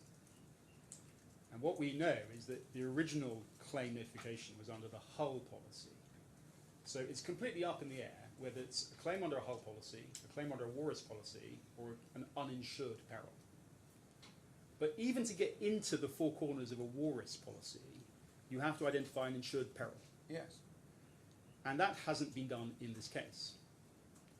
If we were to identify an insured peril, you would have to go through that list and say, well, when a vessel is left laid up, cold stacked, without security guards, suspiciously close to high-risk Iranian waters, it's left unattended, and then it disappears, well, are any of those apt to cover it? No. But if we're being imaginative, do we say it is capture, seizure, arrest, restraint, or detainment? All of which have their own technical meaning as well, because you're meant to actually have sailors on board who are then fighting off grappling hooks or whatever. Yeah. You're not meant to just leave it parked with the keys in the ignition left unattended, right? But if that was a peril, then you'd say, okay, well, of course the loss of or damage to the vessel is covered, and we see that from the cover note because we have the schedule and the valuations for the vessel. That's covered. That's what premiums been paid for. But consequential financial loss in the form of legal costs, well, where does that feature? That only features in the exclusions, because the insurance excludes loss, damage, liability, or expense arising from, well, actually, 5.1.4, it's excluding arrest, restraint, detainment, confiscation under quarantine regulations, or by reason of infringement of customs or trading regulations. So that's excluded. And then 5.5, the operation of ordinary judicial process, failure to provide security, or to pay any fine or penalty or any financial cause. That's excluded. Now, of course, what that is, in a sense, focusing on is the underlying insured's position. If the underlying insured had to go to a judge to say, I want to pay some money to get my ship back, please, or any other financial cause. But because that is excluded, and people have thought about legal expenses, it follows that the insurer can't say that by the incorporation of these terms, there's an implied term that the insured doesn't get any legal expenses, but the insurer does get its legal expenses from its reinsurer, in circumstances where there's no insured peril.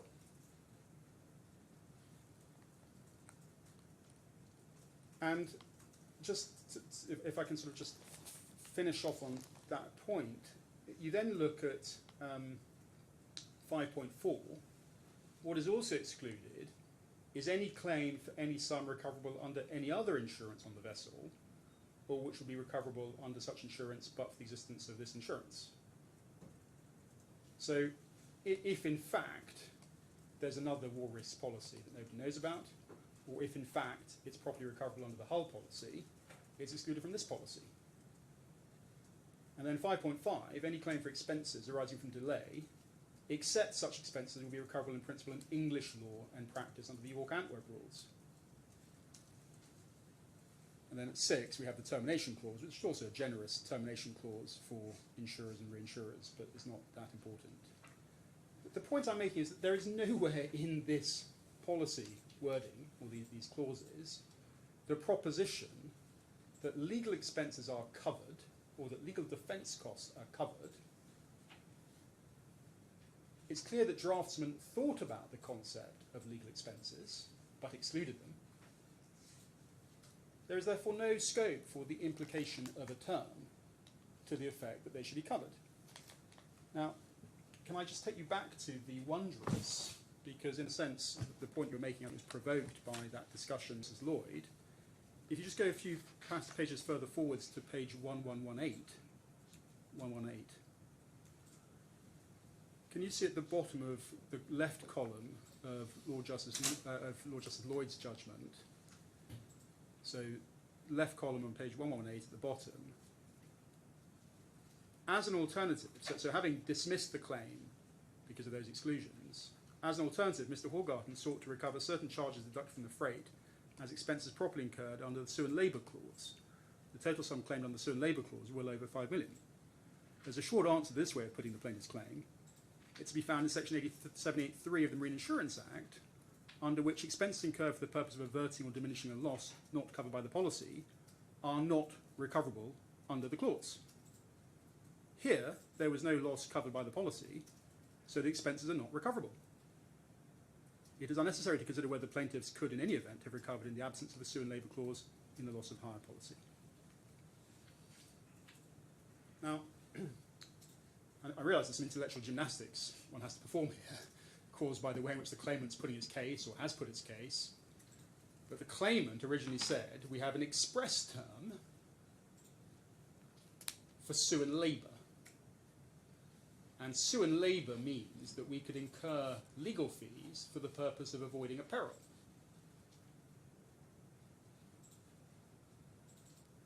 Now, not only is there not a peril, they're clearly not Sue and Labour expenses, and they're clearly excluded both as operation of Section 78 and as a matter of well-established case law on the meaning of all of this. But it further illustrates that at a time when draftsmen of the Institute Clause are thinking about the question of incidental or consequential loss and expenses, it's already clear and well established that all of that is not covered and it's excluded. And it's obvious why, because there's no insured peril and no loss to a vessel. And Sue and Labour is an exception. I think even Mr. Williams discusses this in his expert evidence. Sue and Labour is an exception designed to help save a ship from sinking. You incur some costs. You might get those covered for Sue and Labour.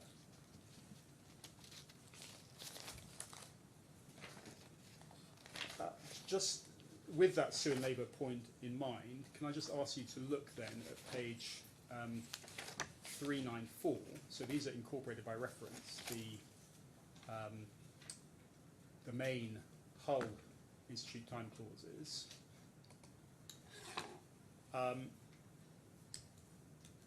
Just a couple of points to note. Although Mr. Craig was correct to point out that clause 4 is carved out of the war and strikes clauses, it is still relevant in this case to note at clause 4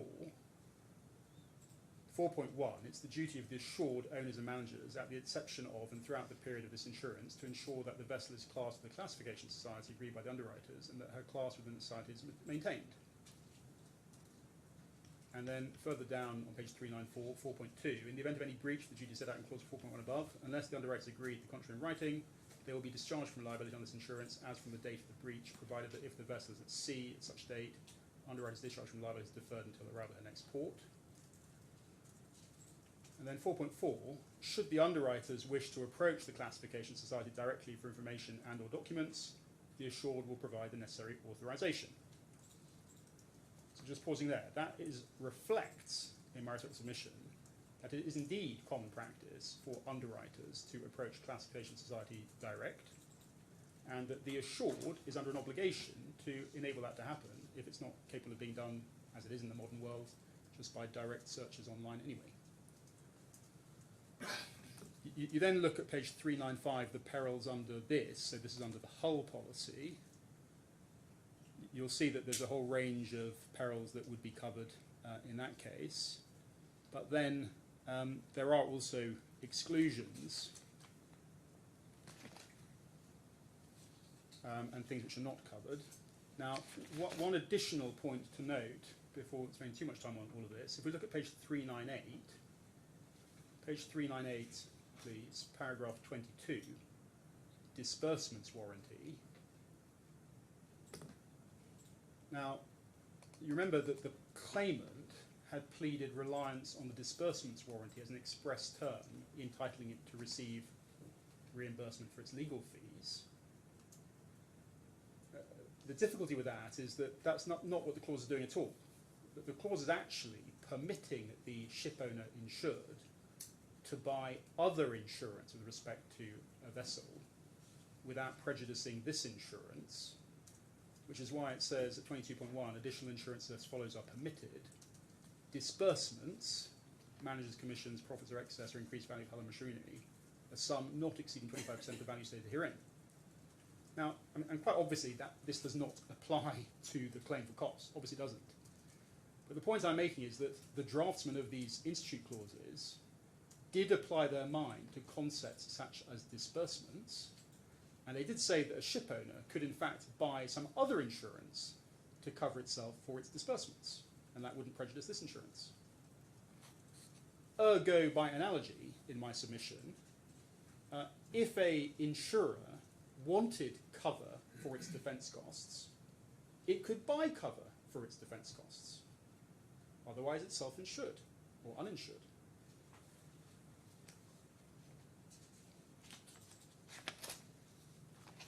Now, I won't bore you with the totality of the other institute clauses, but I mean, obviously they're all subject to very similar English law and practice clauses. They all work together in a certain way.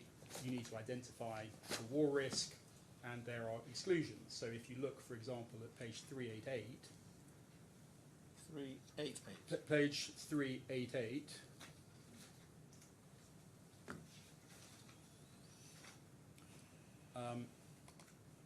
Page 388. These are a version of the P&I war and strikes clauses that were incorporated. And again, you'll see it's subject to English law and practice. You'll see the perils that are covered, the exclusions, the exclusion at 2.6 at the bottom for operation of judicial process. Now again, this is not that important because there's no claim for P&I, right? But in the same way as you can see that they thought about creating a policy that covers the value of the vessel as well as P&I, that's a form of liability. Nobody's ever said, oh, we want some additional liability insurance for legal expenses. Now with all that in mind, can I just take you then to the well-established position under English law with respect to these sorts of claims for legal expenses. And for that, the starting point in the bundle is the Insurance Company of Africa case and score. And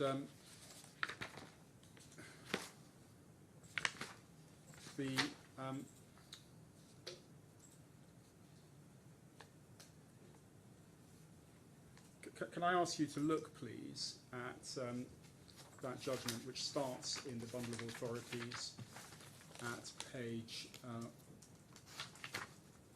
1010.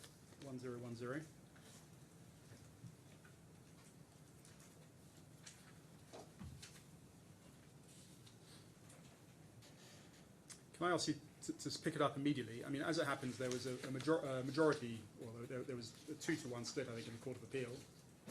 But the majority were Lord Justice Robert Gough and Lord Justice Fox. If you pick it up with Lord Justice Robert Gough's judgment at page 1029, I just want to ask you to start looking at it 2/3 of the way down the first column. In the present case, there was no settlement by the respondents which had received the approval of the repellents. Follow the respondents cannot here invoke the follow settlements clause. And then further down, before I turn to the application for a new trial, I wish to consider the appeal against the judge's finding that the respondents were entitled to recover from the insurers the sum of $658,000 in addition to the sum of $3.5 million. This further sum the respondents had agreed to pay under the settlement agreement following the judgment. It consisted of $600,000 in respect of general damages and $58,000 in respect of costs. Then it says, the basis of the respondent's claim in respect to the sum was an alleged implied term of the policy of reinsurance. A little bit further down, the implied term pleaded by the respondents with the insurers were to indemnify them against costs, expenses, or liabilities incurred by them at the request and or instigation of the insurers and or by virtue of decisions of the insurers in relation to settlement of claims made in the response by the assured. This pleading case requires examination. In the first place, I do not consider that instigation of itself confounds such a liability of the reinsurers unless it amounts in law to a request by them, express or implied, to incur the relevant expense or liability, or so to act so as to expose themselves to it.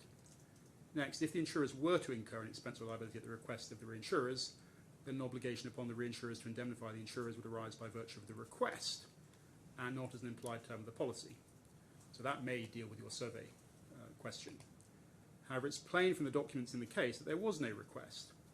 On the contrary, it was left to the respondents to decide what course of action they should take, following upon the failure of refusal by reinsurers to give approval to settlement of claims. No doubt the attitude of the insurers put the respondents in a difficult position. It didn't amount to a request to defend the claim. So the respondents had to fall back upon an implied term of the policy of reinsurance, implied as a matter of business efficacy on the principle in the Moorcock.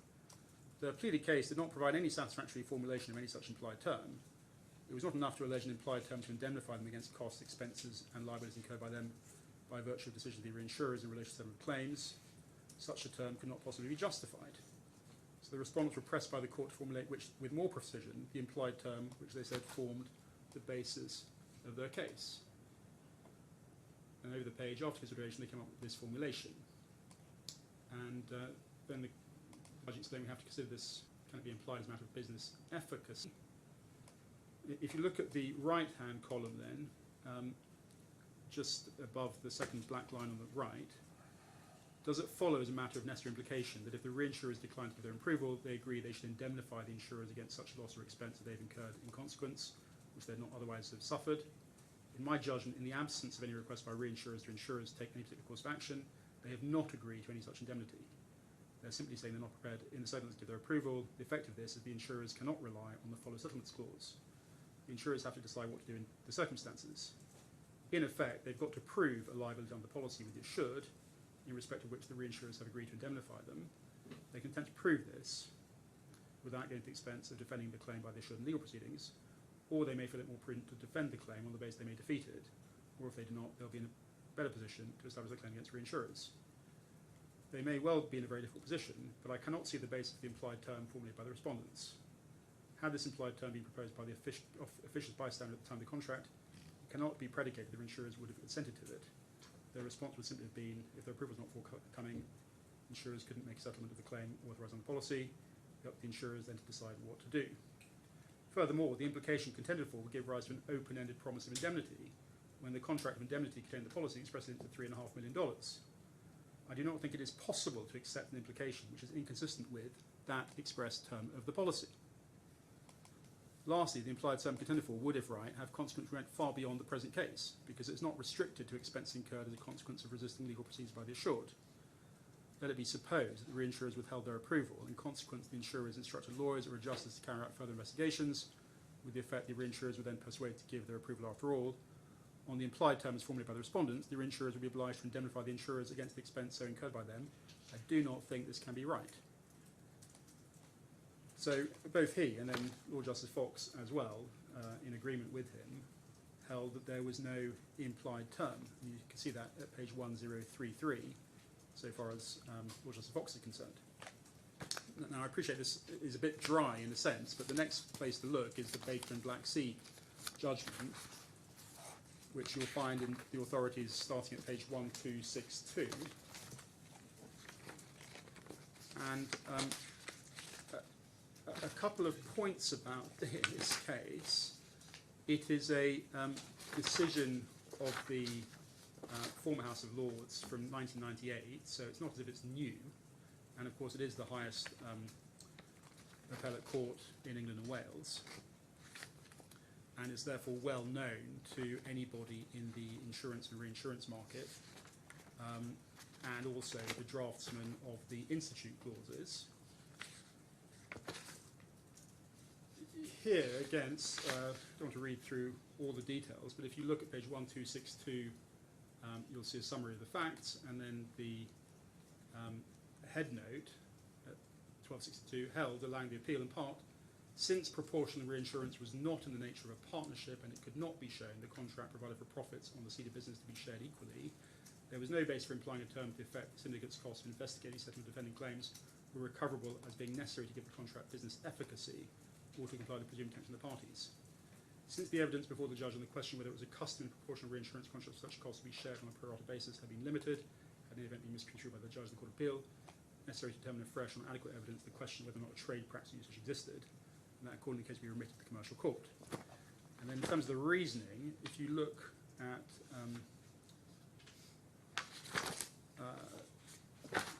the judgments of Lord Lloyd, I think the place to pick it up at page 1266. At the bottom of 1266 at F, the way in which the case had been put was on three grounds. In the first place, it was said that Black Sea was liable for its share of the costs under follow settlements and agreements provision, but that way of putting the case met with little favour before Justice Potter and less than the Court of Appeal. It's not been pursued before your lordships. Secondly, the syndicate relied on an implied term of the contract, such term to be implied in order to give the contract business efficacy, or because of what the parties to the contract must, as reasonable men, have intended. Thirdly, the syndicate relied on a term to be implied by reason of a trade practice or usage in the insurance market in London. Now, these two latter arguments were considered in turn. He goes on to explain. And the first one, you'll see discussed at page 1267. This is the implied term as a matter of business efficacy, but in the absence of any evidence of trade practice or usage. And this was categorically dismissed, or essentially rejected, in light of the Insurance Company of Africa and SCORE decision I've shown you. So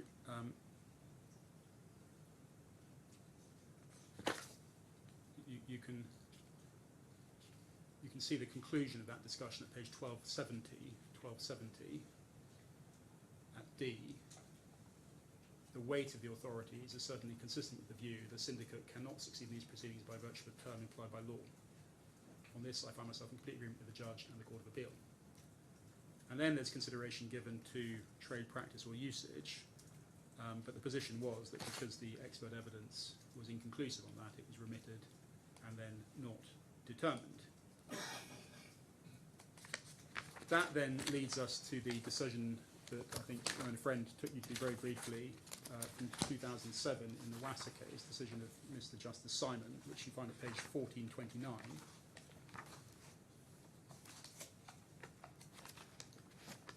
And if you can look, please, again at page 1449.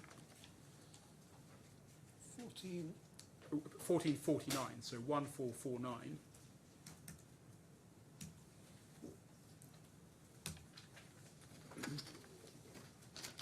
And it's really sort of the final of many points that didn't go very well for Lexington, I think. But you'll see at paragraph 53, the cost of defending Alcoa's claim. This issue only arises if Wasser and AGF are obliged to follow Lexington's settlement with Alcoa.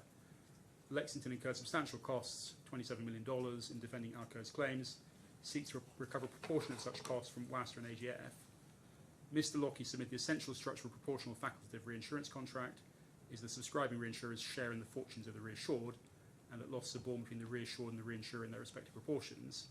He accepted, as he must, the House of Lords in Baker and Black Sea, rejected the implication of a term permitting recovery of defence costs under a quota share reinsurance, but he argued there were significant differences in the present case. First, WASTA and AGF were in substance, if not in form, co-insurers of Lexington. Secondly, there was no overriding commission in the reinsurance contract from which Lexington could meet defence costs. Thirdly, the effect of implying the term would not, as did in SCORE, take the reinsurer's liability beyond its contractual maximum, as expressed in the reinsurance wording, since there's no such maximum in the present contract. Finally, Mr. Lockie submitted there would be no injustice to WASTA or AGF if a term were implied, such as to enable Lexington to recover defence costs, provided that they remained liable for no more than their respective percentages of the 20 million per occurrence limit. 55. In my judgment, there is a formidable objection to Mr. Lockie's argument. It's contrary to all authority. In Baker and Black Sea, the House of Lords held that in the absence of either express provision or a universal market practice in the relevant market, reinsurance contracts do not provide cover for expenses incurred by the reinsured in defending claims. The House unanimously rejected submission that a term requiring the reimbursement of expenses should be implied into proportional reinsurances. Reasons were set out in the speech of Lord Lloyd, adopting the judgment of Lord Justice Millett. In the present case, the reinsurance contract contains no express provision for the coverage of expenses, and Lexington hasn't attempted to prove a universal practice in the London market in 1977. Furthermore, the reinsurance is a facultative, non-proportional reinsurance. None of the partnership-like qualities of proportional reinsurance, which have been relied upon by the reinsured in Baker and Black Sea in support of the argument for an implied term, apply to the present case. In the circumstance, the reasons for rejecting the existence of the implied term apply to the present case with increased logical force. Now, there's further support for all of this in the leading textbooks, such as Arnold on reinsurance. But before I then sort of touch on some of the supposed evidence of market practice, can I ask you to look at the test, which is really such a high test, it is almost impossible in any case to satisfy, for establishing to the satisfaction of the court the existence of a universal market practice. And that is, I think, pithily dealt with in a judgment of Sir Christopher Clark in the Goshawk case. I think it's footnoted in one of my submissions, and maybe I can just read it from there, the passage. So it would be helpful if... Yes, let me just find the reference then. Sorry, the name of the case? It's Goshawk, Goshawk, I think. I should be able... There, I've got it. So I've got it. It's page 1383. Thank you, my lord. So if you go in that judgment to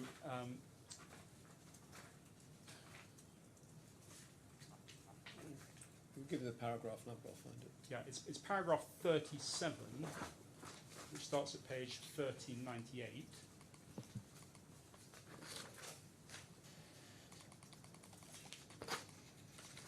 Yeah. What Christopher Clark said there was, I reject the submission there is, by the custom of Lloyd's, a contract between broker and underwriter to the effect alleged. A term may be implied in a contract if it is certain, notorious, and reasonable, citing two cases and Chitty. In other words, the term has to be sufficiently clear, invariable, and well known that those who practice or seek to practice in the relevant market must be taken to know that it is implicit in the contracts that they make. And it must not be so lacking in reason that effect should not be given to it. If these conditions are satisfied, it may be that the term is by way of a freestanding contract.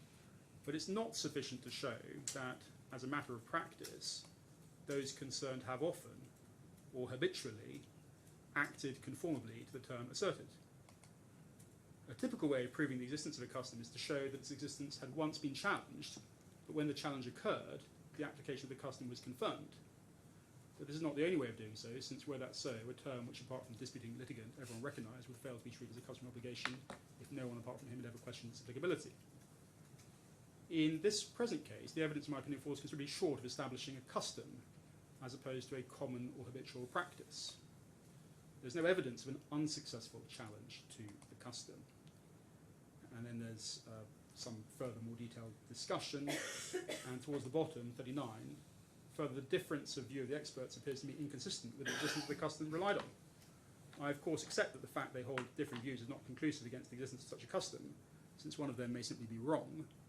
But the impression I received from the evidence of two men of great experience was not that there was a well-known customary obligation, which all concerned will recognise, which Mr. Blackburn, for some reason, did not. I do not think Mr. Berry's evidence is sufficient to elevate market practice to the status of a freestanding contract arising by custom. And I found Mr. Blackburn's evidence, having regard to the broker's duty to his client, that there was no such custom obliging disclosure as it relied upon, unconvincing.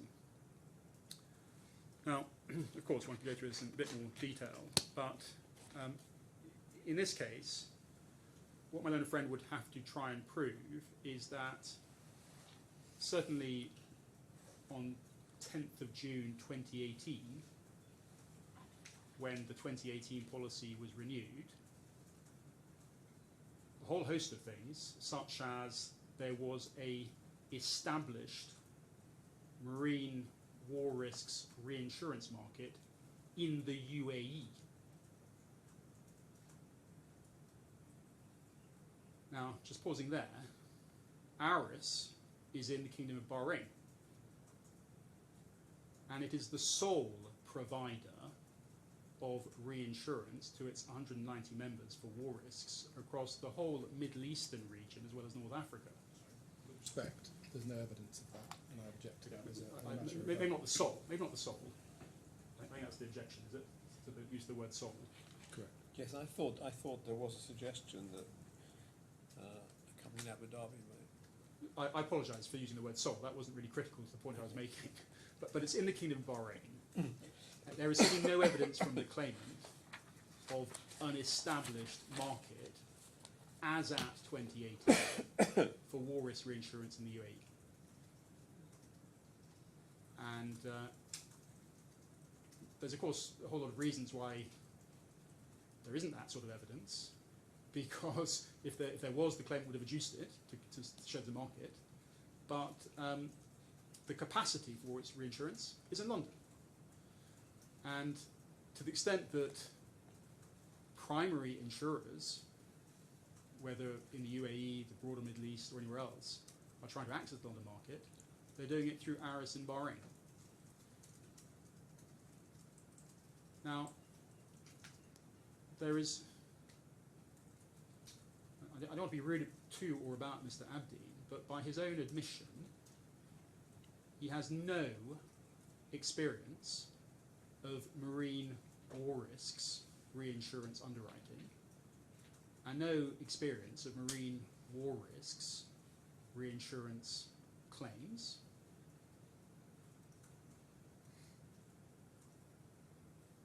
His position as a CEO of a Abu Dhabi takaful provider does not provide any platform from which anybody can express an opinion as to the universal market practice that is certain, notorious, and reasonable, and applied uniformly across the UAE. In fact, there's no rational explanation as to why the UAE is even relevant, because we're talking about a Bahraini reinsurer, which is issuing policies on express terms that refer to English law and practice.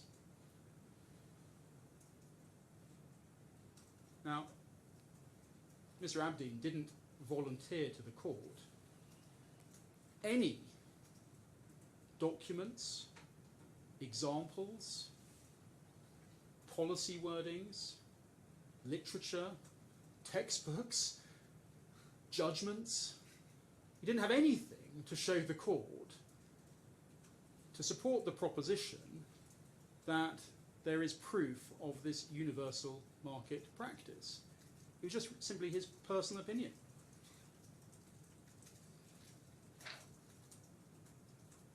And he had no explanation for the logic or the reason behind it. Because it would create an utterly unpredictable, uncertain, immeasurable potential liability, which is not the subject of any underwriting or actuarial analysis or assessment.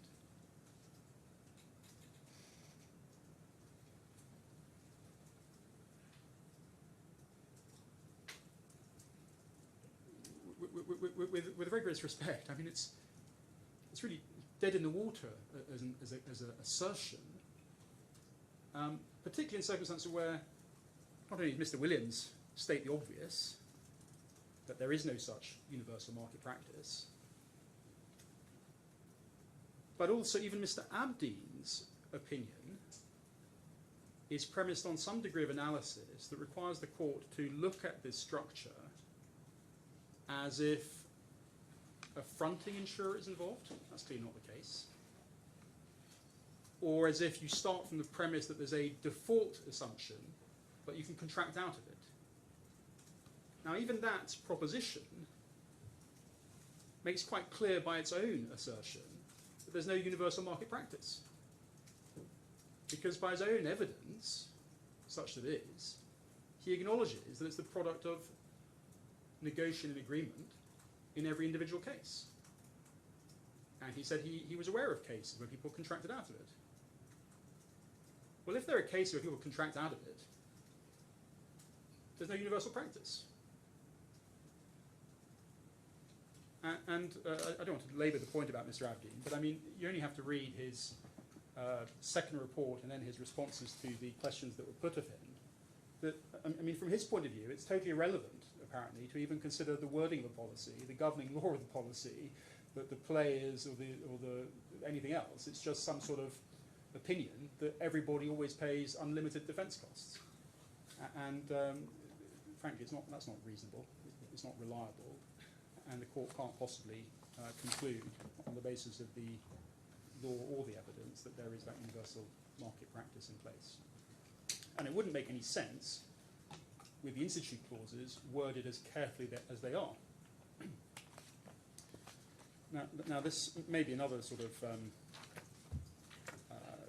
cheeky point, but there was a whole list of points I made about the advantage associated with the institute clauses and the product of both the Marine Insurance Act's long 120-odd year history, as well as the English case law that goes into these clauses. But if I can ask you to turn to page 567 of the trial bundle.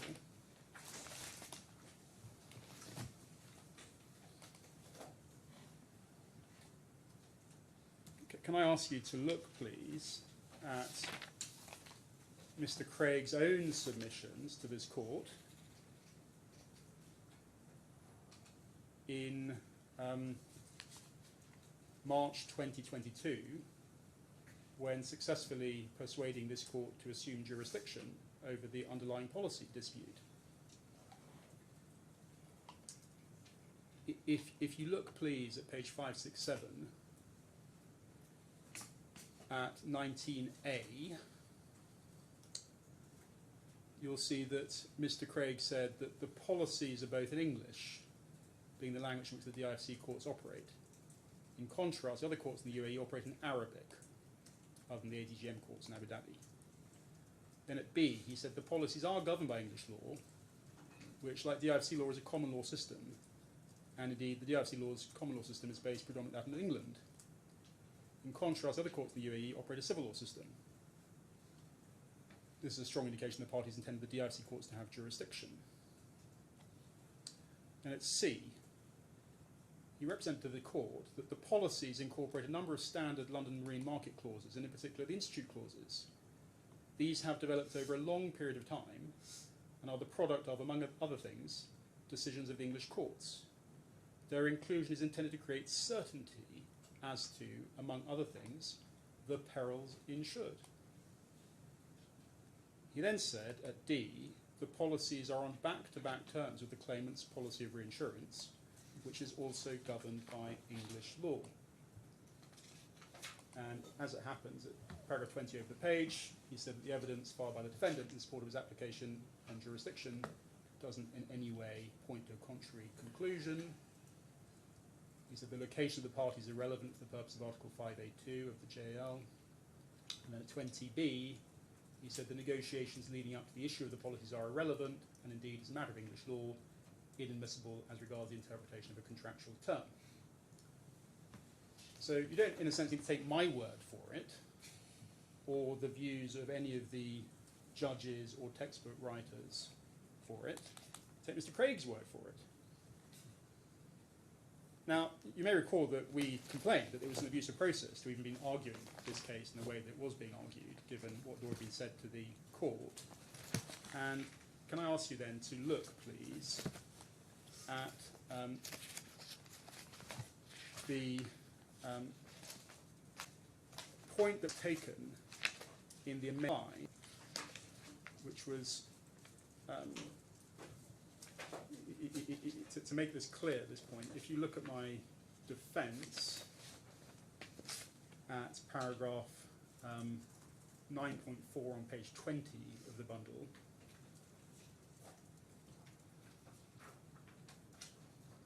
we had made the point at paragraph 9.4 that I've just made, that the claimant had made submissions to and or given evidence to the IFC court that the governing law of the reinsurance contract was English law. That was what I said at paragraph 9.4 on page 20. And the pleaded answer in response to that is at page 33 of the bundle. And you'll see at paragraph 4 at the bottom of page 33, what was pleaded was, as to paragraph 9.4 and 9.5, in the evidence in support of the response to the application by the insured to contest the jurisdiction of the IFC court, which evidence was then relied upon in submissions to the court, the claimant asserted in error that the reinsurance contract was governed by English law. And this pleading, you'll see, was signed with a statement of truth by Mr. Kadumi at page 36. In fact, Mr. Kadumi has signed all the pleadings with statements of truth in this case, but for some strange reason not given any evidence. Now, that assertion that the evidence given to the court before that the reinsurance contract was governed by English law was made in error has not been substantiated or even addressed in any of the claimant's evidence before the court in this trial. So none of the claimant's witnesses, Mr. Al-Sheikh, Mr. Shalab, Mr. Saleh, even bothered to comment on that. They just repeated their own mantra, as Mr. Craig would have it, that despite their complete lack of any legal understanding or experience, their lack of any legal qualifications, their lack of any insight or corporate authority to negotiate anything, they all clearly understood the contract, the reinsurance contract was governed, according to them, by UAE law. Now, Your Lordship, in your own strikeout judgment, has already pointed out that doesn't make any coherent sense, because a reference to jurisdiction UAE could just as well refer to the non-exclusive jurisdiction of every single court in the UAE, including the common law courts of the DIFC and the ADGN. There's no rational basis for taking a jurisdiction UAE clause and converting it in your mind to federal law of the UAE. That's your finding in an earlier case, which reflects obvious common sense, and I commend to Your Lordship. But it's just simply aspirational, it's wishful thinking, and I'm not going to sort of apply pejorative epithets to the evidence, but it's just wrong. It's just wrong and unexplained and inconsistent. It's incredible. Clearly the reinsurance contract's governed by English law. And even if you were to go down the waterfall, the catalogue of issues that the court may want to consider under the DIFC conflict of law analysis, you end up in the same place.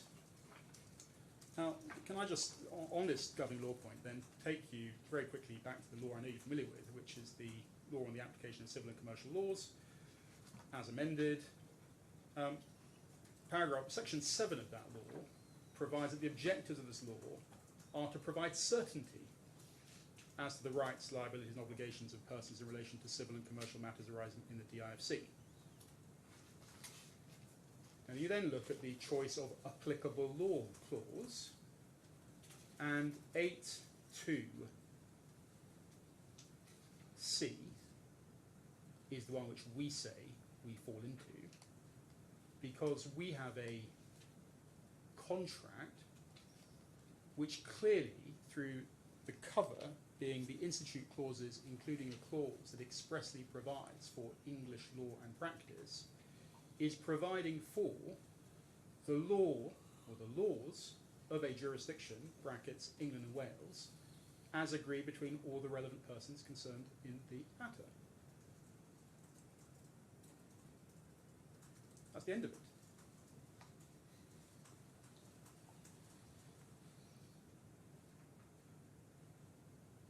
There has been no agreement, and there is no reliable or credible evidence of an agreement between the relevant persons of UAE law. Now, the relevant persons who contract to a reinsurance contract are the people with the corporate authority to underwrite the reinsurance contract,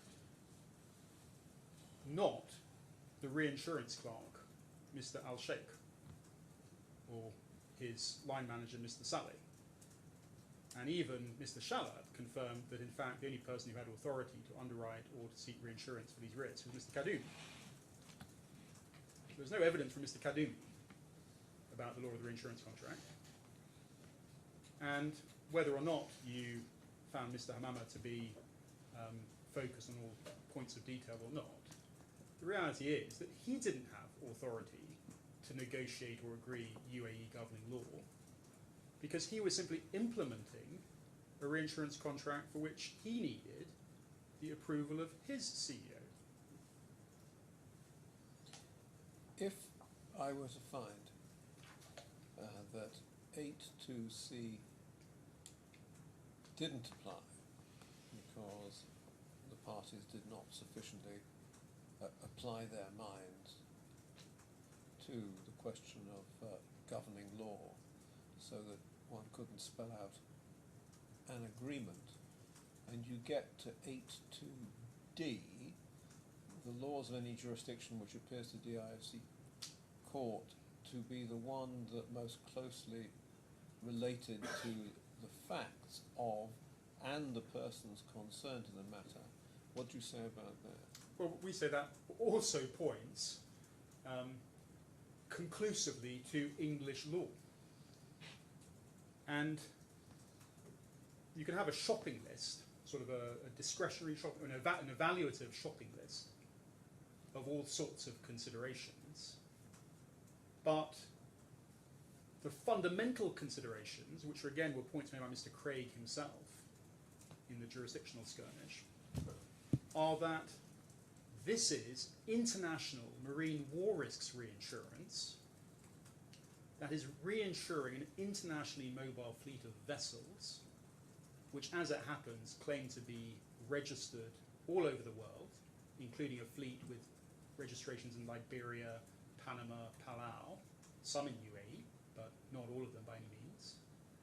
They're internationally mobile. And the critical feature of marine war risk reinsurance is that it is written and underwritten on back-to-back institute clauses, which are expressly governed by English law and practice and have to be governed by English law and practice to make any sense. Because they all work together with the Marine Insurance Act of 1906 and all the learned judicial and academic literature. They all work together to promote commercial and legal certainty for a combination of insured risks worth $400 million.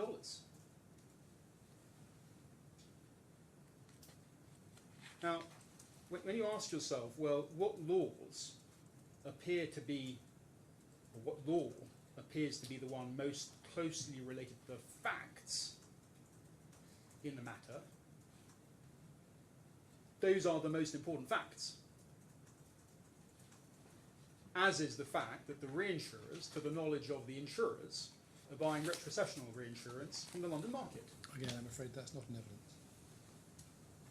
And then, for what it's worth, we showed you the website entries for both companies. That's a somewhat sort of trivial piece of evidence, which is not in itself conclusive. But the fact is that both of them are holding themselves out to the world as being providers of war risks insurance and war risk reinsurance on London market wordings, subject to the institute clauses, which everybody knows are governed by English law.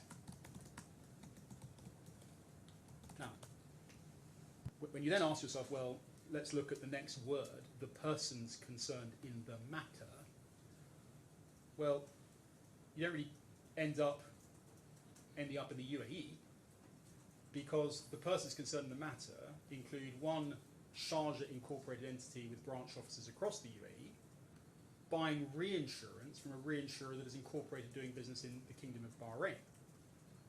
And actually, there's a long line of old case law that says normally if you look to the imputed governing law of a reinsurance policy, you look to the place of incorporation of the reinsurer, because it is issuing its reinsurance policy from Bahrain. You may recall it actually sent its reinsurance cover note to UAE. It was sent back to Bahrain. So you wouldn't end up with the UAE. And why would we end up in Bahrain when obviously the Bahraini reinsurer is issuing institute clauses on English law, English market practice, reinsured back into London?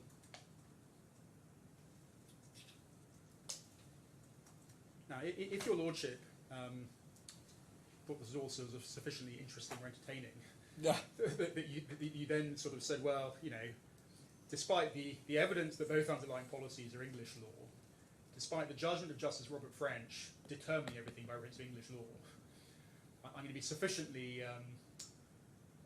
perverse, if I may say so. Sufficiently perverse. What I'm going to conclude is that despite Mr. Craig's own submissions to the court itself, and despite the previous evidence to the court, and all the other evidence you've heard, despite all of that, I'm going to come to some perverse conclusion that there's never been a crystal clear, express agreement of the sort you might get if Freshfields and Clifford Chance had laboured into the night to negotiate something bespoke. Then perhaps you might say, well, the position is DIFC law, but only because of the amendment to this legislation when, up until recently, it said England and Wales.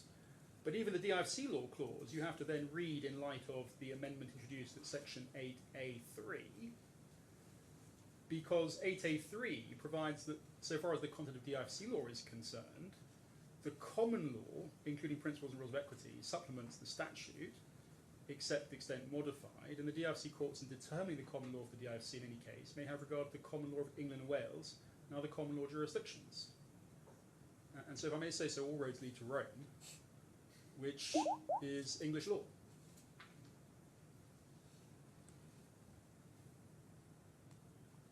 Depends on your judge. Might lead to Australia.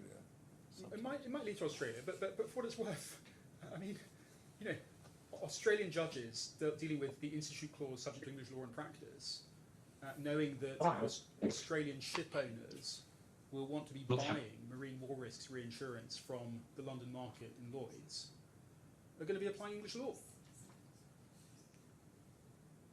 Now, for what it's worth, the supposed introduction in the cross-examination of Mr. Hamama of the 2024 treaty,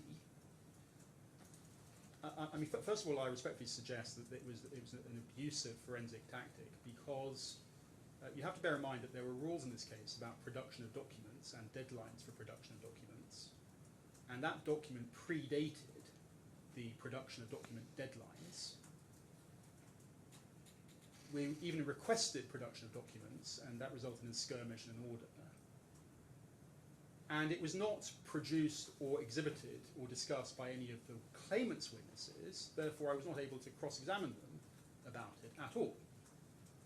And then when it was sort of handed up and put to Mr. Hamama, the questions put were unfortunately misleading in their bald assertion that the treaty was governed by UAE law, without actually explaining and studying the nuance of the clause, or asking yourself how it's come to be there or what it means and why it's there.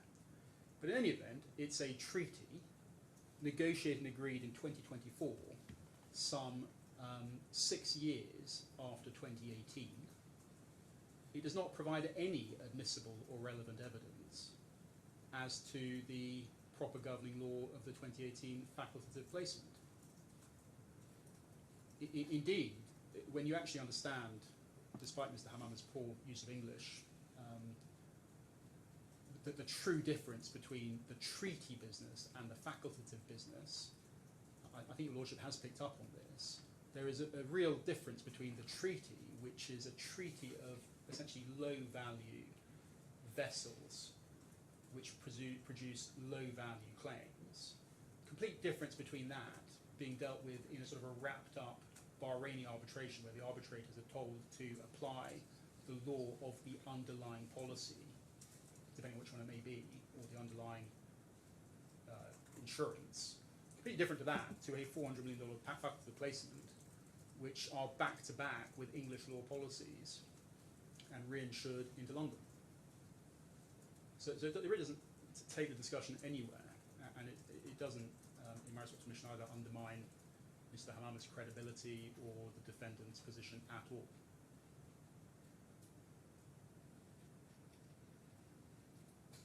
Does your Lordship have any concerns or questions about that I can address?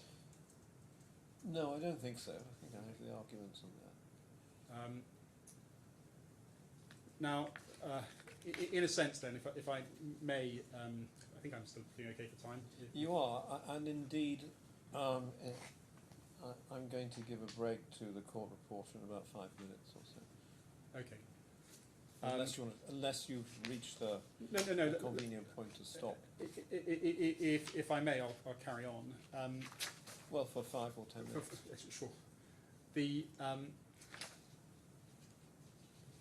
I'm not going to sort of take you to every paragraph in my written closing, but what I want to just try and pick up is the point about avoidance for misrepresentation and non-disclosure.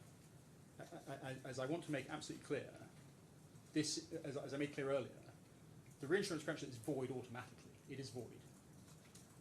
But even if we were wrong about it being void automatically, we have proper grounds to avoid it, and have avoided it, for misrepresentation and non-disclosure. And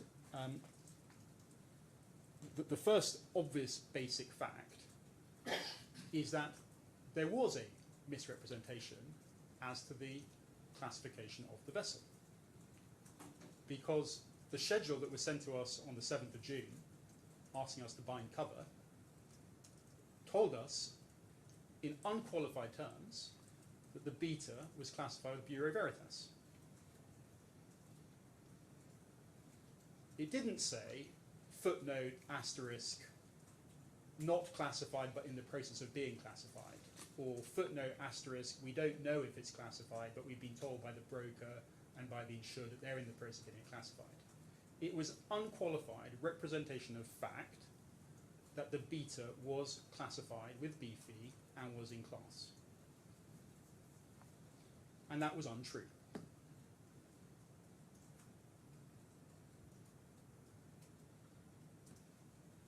Now that, in my submission, is sufficient, actually, to avoid the reinsurance contract for misrepresentation. We're not talking about non-disclosure. We're talking about a positive, false misrepresentation of fact. And the question is, did the person making the representation have a proper basis upon which to make a false representation of fact? The claimant says, I just took a representation made to me by the insured that it was in class, and I was entitled to do nothing further but to rely on that in order to make my own representation of fact to you. But actually that's not true, because what Al-Buhaira had been told by Horizon was actually that the vessel was in the process of being renewed, its classification, from which the only proper inference, in fact, is it's not in class. So it was certainly negligent in its representation, and we would submit clearly reckless in its representation.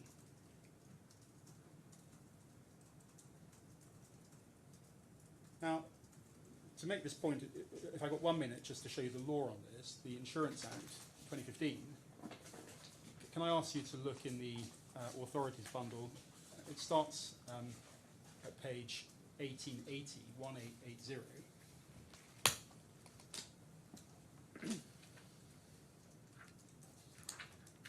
You'll see the duty of fair presentation at page 1881. This applies equally to reinsurance and marine reinsurance, but at section 3, the duty of fair presentation, before a contract of insurance is entered into, the insured must make to the insurer a fair presentation of the risk. The duty is referred to as the duty of fair presentation. 3, a fair presentation of the risk is 1, and then we go to C, in which every material representation as to a matter of fact is substantially correct, and every material representation as to a matter of expectation or belief is made in good faith. But as I said, we're dealing with a matter of fact here, which was not substantially correct. Now, if you then go to section 4, knowledge of insured, this section provides for what an insured knows or ought to know for the purpose of section 3.4a.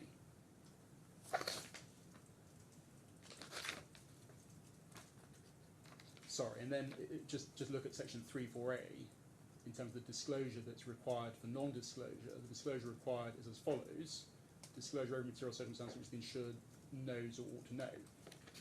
So actually, this whole knowledge debate is focused on non-disclosure, knowledge of non-disclosed facts, as opposed to positive misrepresentations.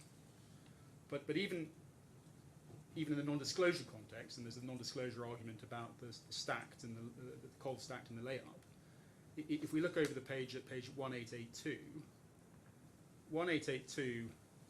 subsection 4.3, uninsured who is not an individual knows only what is known to one or more of the individuals who are A, part of the insured's senior management, or B, responsible for the insured's insurance.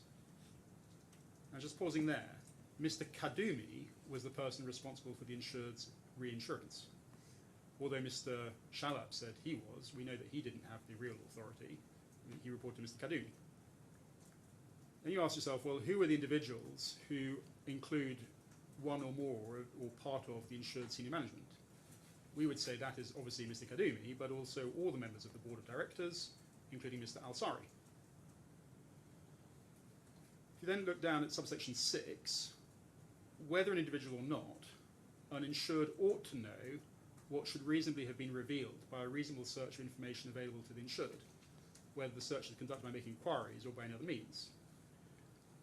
Subsection 7, in subsection 6, information includes information held within the insured's organisation or by any other person, such as the insured's agent or a person for whom coverage is provided by the contract of insurance. 8, for the purpose of this section, employee in relation to the insured's agent includes an individual working for the agent, whatever the capacity. B, an individual is responsible for the insured's insurance if the individual participates on behalf of the insured in the process of procuring the insured's insurance, whether in the capacity as employee, agent, or employee, or any other capacity. And C, senior management means those individuals who play significant roles in the making of decisions about how the insurance activities are to be managed or organised. And we know, of course, that Mr. Al-Sari was not just on the board, but he was also chairman of the audit committee and chairman of the nomination and remuneration committee. And then if we look at page 1883, please, section 6, knowledge, section 6, knowledge general. For the purpose of sections 3 to 5, references to an individual's knowledge include not only actual knowledge, but also matters which the individual suspected and of which the individual would have had knowledge, but for deliberately refraining from confirming them or inquiring about them. If you then, just in 1 more minute please, if we can look over at section 8, page 1884, remedies for breach. Section 1884, sorry, section 8, page 1884, remedies for breach. The insurer has a remedy against the insured for a breach of the duty of fair presentation, only if the insurer shows that but for the breach, the insurer would not have entered into the contract of insurance at all, or would have done so only on different terms. And the remedies are in Schedule 1. And then there's a description of qualifying breaches. A qualifying breach is either deliberate or reckless, or neither deliberate nor reckless. a qualifying breach is deliberate or reckless if the insured knew it was in breach of the duty of representation or didn't care whether or not it was in breach of that duty. It's for the insurer to show a qualifying breach was deliberate or reckless. And then if we look at Schedule 1, for those that may be familiar with this, but you'll see it at page 1895. Page 1895, Schedule 1. Under Section 2 of Schedule 1, deliberate reckless breaches, if a qualifying breach was deliberate or reckless, the insurer may avoid the contract and refuse all claims and need not return any premium paid. Other breaches, paragraphs 4 to 6 apply if a qualifying breach was neither deliberate nor reckless. If, in the absence of the qualifying breach, the insurer would not have entered into the contract on any terms, the insurer may avoid the contract and refuse all claims, but must in that event return the premiums paid. If the insurer would have entered into the contract but on different terms, other than terms related to premium, contracts be treated as if it had been entered on those different terms if the insurer so requires. So just with that in mind as the legal framework, I'll come back after the break to just address you on the facts, if I may. Yes, you have. You'll have about 20 minutes on the break. I'm sure I'll get everything done by then. Good. Okay. We'll come back then at 10 to 4. Thank you. Please. All rise.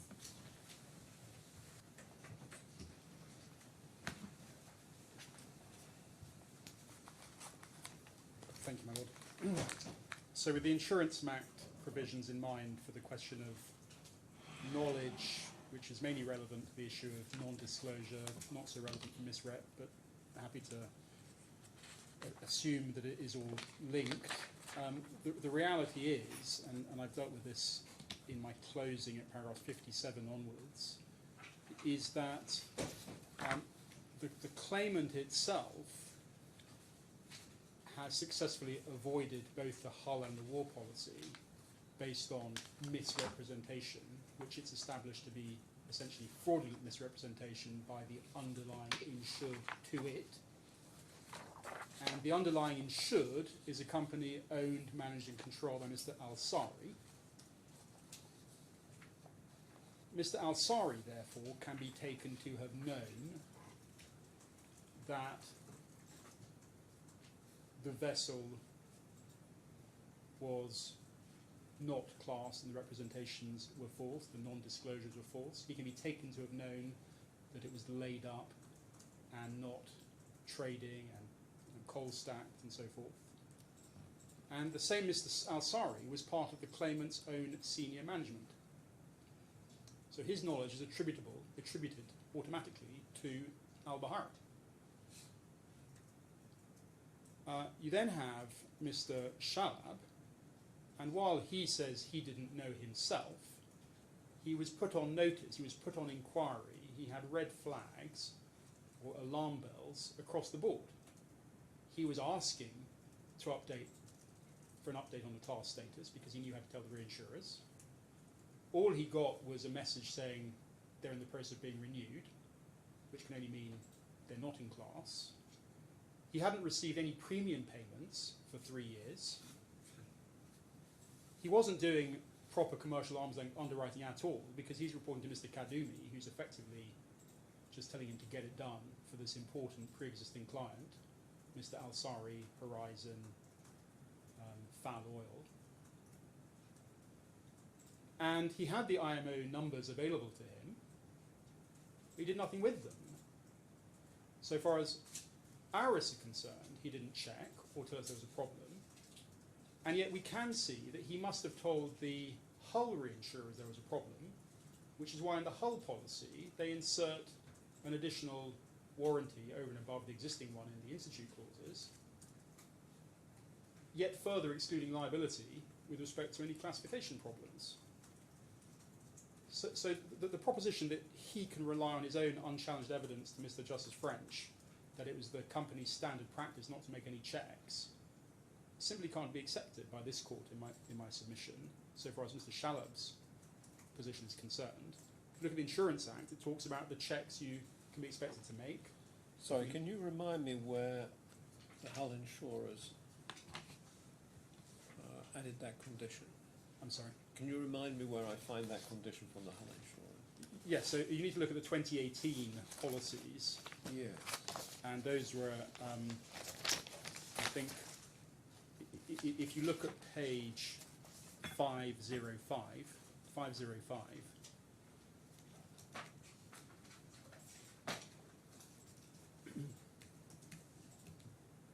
Yeah. Can you see the hull policy for 2018, which is at 504, and then it goes over to 505? At the very bottom, Yes. there's an express inclusion of a warranty, warranted all vessels IACS class and existing class maintained throughout the policy period. Yes, I see that now. And the questions I was asking him were to the effect that that warranty already exists in the Institute clauses 280. Do you remember we looked at 280 and we looked at that clause 4, and Mr. Craig was at pains to argue that clause 4 doesn't apply to war risks, it's only in a hull wording. So you see that in the war clauses at page 394.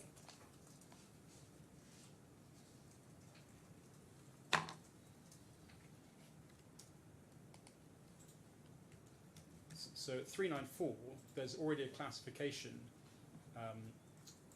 obligation on the part of the assured at inception and throughout the period of the insurance to ensure the vessel is classed and maintain the class. So that, yes, so that is section 4. Section 4 classification. That was excluded from. Well, that's the way it works is on the war risks policy. If you go back to page 400, page 400. Page 400, which is war risks, incorporates the standard terms from the hull Yes. wording, but at clause 2, Except. except clauses 1.4, 2, 3, 4, 5, 6, 12. So it excludes 4. And so from a war risk point of view, you are excluding 4, but from the hull policy point of view, 4 is there. Yes. So it's always the case that the hull insurers can rely on the breach of classification to be discharged automatically from liability. And on top of that, 4.4 provides that the hull underwriters can go directly to the classification society for information and documents. Yes, I mean, have you any idea why that would be excluded from the war risk? Well, I suspect because war risk is normally a bolt-on. As I said, it's normally a bolt-on to the hull. Yes, I see. And so the war risk reinsurers are relying on the hull reinsurers, or sorry, the primary insurers. That the war risk primary insurer is relying on the fact that the hull insurer is itself Yeah, I see. in charge of class. Yes. When they're written as a package, it becomes academic because the two are linked. And even Yes. in the evidence with Mr. French, it's not our evidence, but the expert's evidence was it's relevant to both. Mr. Shalab's evidence appears to be he underwrote as a package, and it was critical to him that the vessel was in class. But the point I was trying to make, in a sense, is it's already in the clauses. So when you go back to 505, which are now some specific insertions into the policy schedule. So the point you're making is that if this is raised expressly, then that indicates that there was a particular concern. Precisely, because it's already in the word. Yes, I'm going there. You're in 2018. They've inserted, as far as we can tell, for the first time, a bespoke warranty, getting the insured to warrant that the vessel's classed, rather than doing what clause 4.4 contemplated would be done, that they would just simply check the classification. And remember, this is signed the 28th of June 2018 with that retrospectivity, subjectivity, subject to no losses from 10th of June to 28th of June. So we have all that unexplained period of time as to why, we haven't seen the files, we weren't allowed to get access to the underwriting files, we've not seen any of the material, and we are in the realm of inference based on what evidence is available. But the inference is Mr. Shalab turned a blind eye to the problem, but did not tell the marine war risk reinsurer that there was a problem. He just gave us an unqualified representation of fact that the vessel was in class. And again, sort of to think in sort of county court-like advocacy terms, when you think about adverse inferences, you know, which witnesses were turned up and were put forward as witnesses versus who are the real players who chose not to give evidence.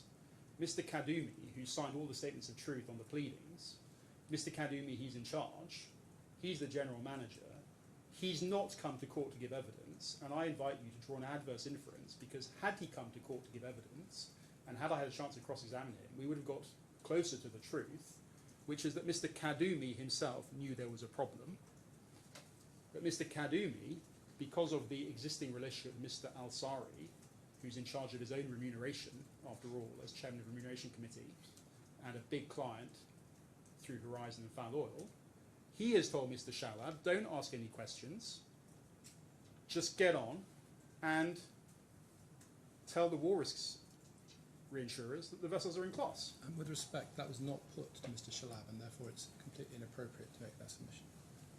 Yes. I mean, the only evidence, I think, related to the premium. Well, that's not quite right, because I put to him that he was turning a blind eye to all this because Mr. Al-Kadumi's relationship with Mr. Al-Sari, that Mr. Al-Sari, so it was all there. Well, look, I'm going to read the transcript. Read the transcript, but that's the one can articulate the sort of the proposition in different ways. The core point is he's on notice of a problem, Mr. Shalab, and Mr. Kadumi has not turned up to give evidence. We draw an adverse inference from his absence. Now, it's not necessary for me to point to motive in a sense. I don't need to go that far. But if your lordship is asking yourself, well, on the balance of probabilities, you know, why would they be motivated to misrepresent the class status of the vessel? On the balance of probabilities, why would they do that? Well, it's staring you in the face. The reason they would do it is because Mr. Al-Sari wanted his vessels insured by Al Buhaira, but on the basis they will be fully reinsured by Aris. And in order to get them fully reinsured by Aris, you ask no questions, just tell them they're classed, and cross your fingers and hope for the best. Yeah, that may be a step too far in terms of... Maybe a step too far for your lordship, but that's in my submission what is That's like. what you say is the commercial reality. That's the commercial reality. Now, as it happens, the questions of materiality and inducement we actually thought had been expressly conceded by the claimant coming into the trial. And that follows, we submit, from the way the pleadings emerge, but also the request for further information. But my learned friend, Mr. Craig, has sort of sought to rely on a point he made to Mr. Hamama to say that Mr. Hamama personally was not induced materially because he would, on his evidence, have just taken the vessel, the unclassed vessel, off the schedule. But that is a completely false counterfactual. It is a counterfactual that has no basis. The reason for that is because Al Buhaira's position, as established to the satisfaction of Justice French, the final and binding judgment of Justice French, its position is that it would not have written the insurance at all. It wouldn't have written the hull insurance, it wouldn't have written the war risks insurance. It's avoided both of them on the premise that this was sufficiently material to Mr. Shalab that he wouldn't have written either. Because that is the true counterfactual, he would never have gone to Mr. Hamama to say, well, will you write everything but the beta? Because he would not have written any of it. And that is why, for example, it's one of many reasons I make the point about collateral attack. My learned friend can't have it both ways. He can't secure a final and binding judgment of this court that concludes that these insurances would never have been written, and then come along and suggest something completely to the opposite effect, which is you would have written it as a reinsurer. But there's nothing to write. What Mr. Hamama was acknowledging, quite responsibly, is, you know, all other things being equal, if in a hypothetical scenario you had actually underwritten a fleet with the benefit of full representations made to you, which excluded the beta, then of course we, as your syndicate for war risk insurance, would obviously reinsure the balance of the fleet. Doesn't take Mr. Craig anywhere in terms of materiality or inducement, quite the opposite. Now, with that in mind, I'm sure you have, in a sense, all of my defences under English law and my points on the evidence. You have the transcripts, you've heard the witnesses. Can I just turn briefly to UAE law? Because this is really very much the final alternative position, but I'm going to do my best to explain to your lordship why the claim is hopeless under UAE law as well. I handed up two ring-bound sections of two maritime commercial laws. As I understand it, the maritime law, or maritime commercial law from 1981, was replaced in its entirety in early 2024 by the 2023 legislation. Now, as it happens, I'm not going to rely on the latest version of the legislation. It doesn't really bother me which one we look at because they're materially similar for my purposes, although I would flag up that the limitation defence we rely on under section 399, sorry, article 399, the article 399 limitation period under the old law provided for a 2-year limitation period, and the new law provides for a 1-year limitation period. So actually it's got harder to bring a claim within time. But can I ask you, if you've got the earlier one, just look please at page 88, chapter 6, marine insurance. I don't know if it's deliberate or not, but the versions in the bundle just extracts. They're not the totality of the relevant sections. You do need to read them together. Article 366 on page 88, you see at page 89. The provisions of this chapter shall apply to a contract of insurance in which the subject matter is security for perils connected with a maritime voyage. 2, it shall be permissible to make an agreement contrary to these provisions to the extent the same are not mandatory. So there's no prohibition under federal UAE law to have a marine insurance or reinsurance contract that's governed by English law. Can you see Article 368, please? It shall not be permissible for any person to benefit by insurance unless he has a lawful interest in the peril not occurring. And in Article 370, an insurer may reinsure property which he has insured. And Article 372, the provisions of this chapter shall apply to reinsurance unless the contrary is agreed. Article 371. Sorry, you said, where's the reference to reinsurance? 372. Yeah, sorry. So it's sub 2. Article 372, subparagraph 2. Yeah. The provisions of this chapter shall apply to reinsurance unless the contrary is agreed. Yeah. So you can agree to the contrary, you can contract out, but it applies to reinsurance.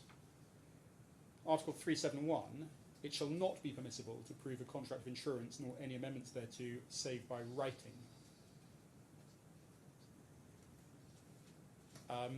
Now, a couple of observations about these passages. This is only consistent with the English law position, which is that reinsurance of marine vessels is property, not liability insurance. It's consistent with my point that the reinsurance evaporates if the insurer does not have a lawful interest in the marine peril. And it's consistent with my proposition that you have to look actually at the four corners of the institute clauses in the governing law therein to understand what in fact was the contract of reinsurance. You don't look to understandings which are not in writing. Can I ask you then to look, please, at Article 378 on page 91. Article 378.1, the insurer shall indemnify against material losses suffered by the insured goods by reason of storm, sinking, stranding, collision, jettisoning, fire, explosion or plunder, or by reason of any other peril of the sea. Now that's dealing with traditional marine insurance like hull insurance. If you go down to Article 381, Article 381 on page 91, save by special agreement, the policy of insurance shall not include civil or external war risks, disturbances, piracy, revolutions, strikes, lockouts, acts of sabotage, terrorism and losses arising out of explosions, nuclear radiation, however caused, and likewise damage caused by the things insured to other property or persons, but having regard to provisions of Article 405. Article 382, if agreement is made to insure against war risks, such insurance shall include losses sustained by things insured by reason of acts of aggression or revenge, seizure, looting, detention, duress and harassment caused by governments and powers whether recognised or not, or by reason of the detonation of mines, other implements of war, even though war may not have been declared or if it has finished. And just pausing there's no suggestion there that the war risk insurance or reinsurance should cover or deal with legal expenses.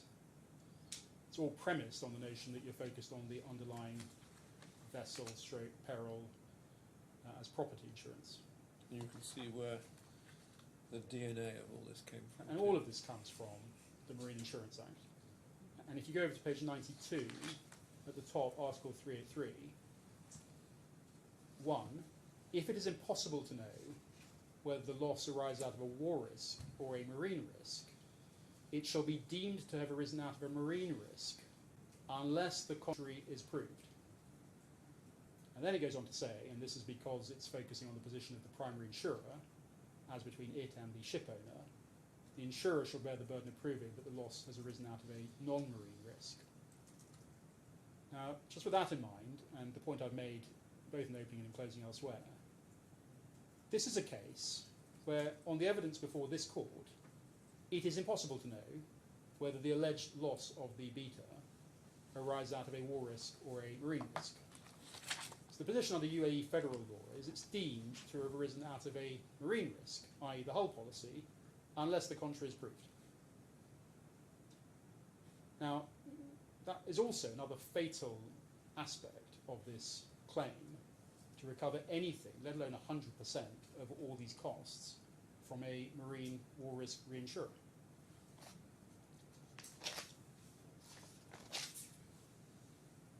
Now, then we go to Article 399, please, at page 96.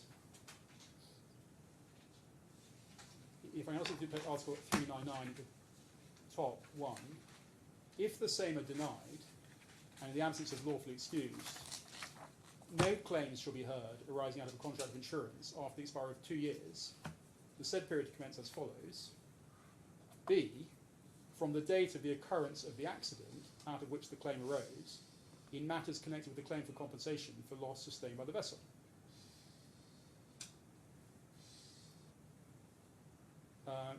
D, from the date of the occurrence of the accident in connection with the claim for settlement of damages by means of abandonment. In the event the period of grace is specified in the contract for making of a claim for abandonment, the period should begin to run from the date on which that period of grace expired.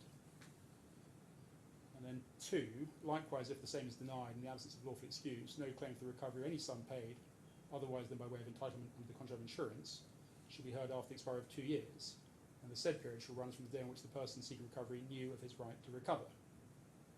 The periods referred to in the 2 foregoing sections should be suspended by means of registered letter or delivery of documents relating to the claim, issued to any other causes specified by the law.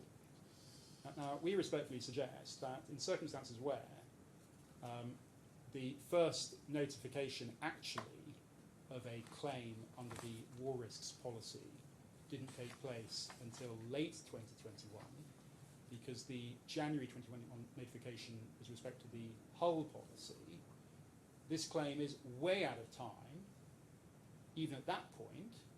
And then you have to ask yourself, when did they actually start these proceedings? Well, they started these proceedings in February 2024, some 3 years later.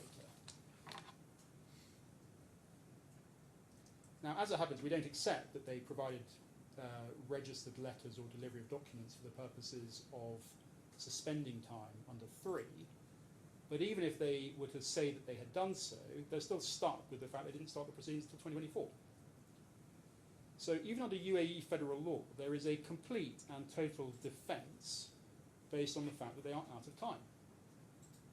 And that is not, in a sense, prejudicial to anybody, because they have been excellently advised throughout by Clyde & Co and Mr. Craig, and they have done an excellent job in defeating all claims for liability against them. So much so that one thing they persuaded Mr. Justice French of is that the claim against them is out of time. unless I can assist your lordship any further, those are my submissions. Thank you very much. Bear with me a second, Mr. Craig. I said, bear with me one moment, please.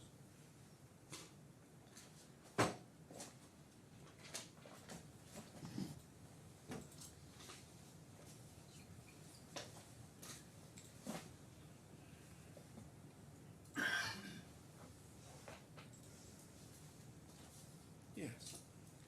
Well, the first point to make is at the beginning of my learned friend's submissions, he handed up a document of some 29 pages, which he referred to once by reference to paragraph 27.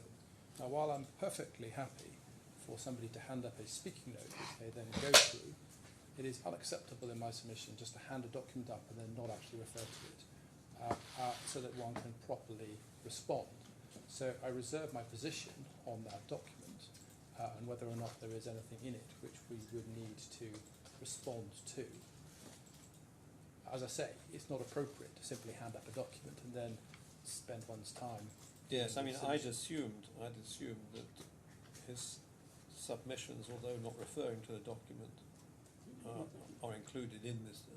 Yes, my lord. The two are interchangeable. In a sense, it's designed to be an aid memoir for your lordship. But just for the benefit of Mr.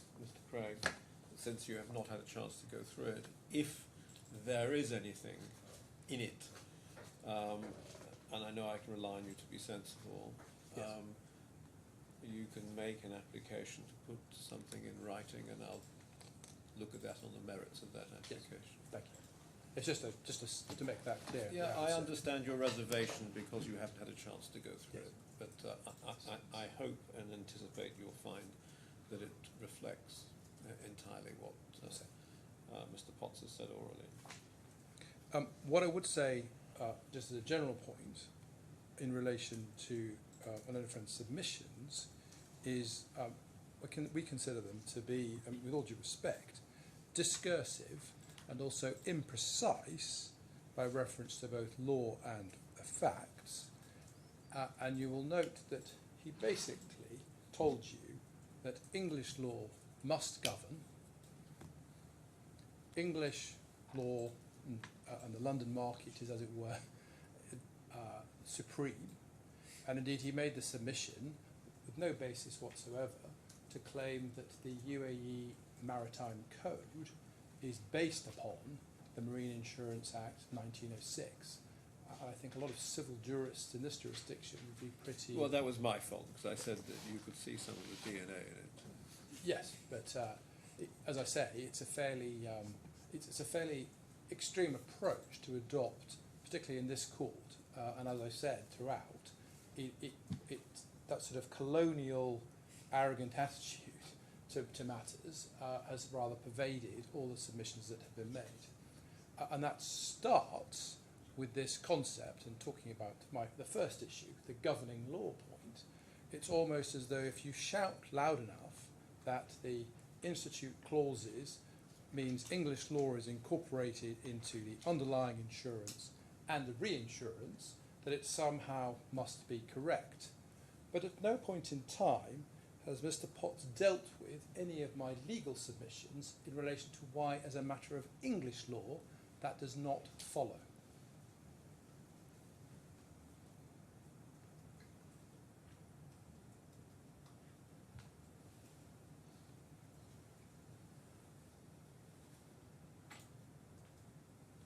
So that's point one. Yes. And you've got all my submissions in relation to why, if there's no agreement, it plainly follows that the place that is closely connected is the UAE. With that in mind, the reference to UAE law, and I think you raised the question as to whether or not it's appropriate to say that there are implied terms as a matter of UAE law. And I have been, and we can provide this, but there is a explanatory memorandum to the UAE Civil Code, which says basically that commercial custom or prevailing market practice can be regarded as an implied term in a contract. I don't think it really matters because the question is, have we pleaded that there is a term of the contract, however you characterise it, that there is a custom or market practice in the UAE in relation to defence costs? Yes, To which I the mean, answer, that was the ministry. That's the ministry commentary, I think. Yes. Citing from. Yeah. Yes. Yes, I mean, when they use the word implied term there, I don't know whether they're thinking about the Marks and Spencer's case particularly. No, exactly. But I mean, the point is, it's clear. It's clear we're pleading UAE law. Yes. And it's clear that we are saying that there is a term, implied term, however you want to describe it, by which custom and practice of the UAE market is to be. Yeah, no, I see. Yeah. I see that. It's just, and it may be of academic interest to you, and more frequently an issue for me that I think English lawyers have a lot more baggage when they use the word Yes. implied term than people in this region do. Absolutely. And that's why all the sort of caveats that are imported into it, Milano Friend submissions about the implied term, are only those that apply in the context of an English law implied term, and not in the context of UAE law. Yes, because because the test is whether there is custom and practice. Exactly.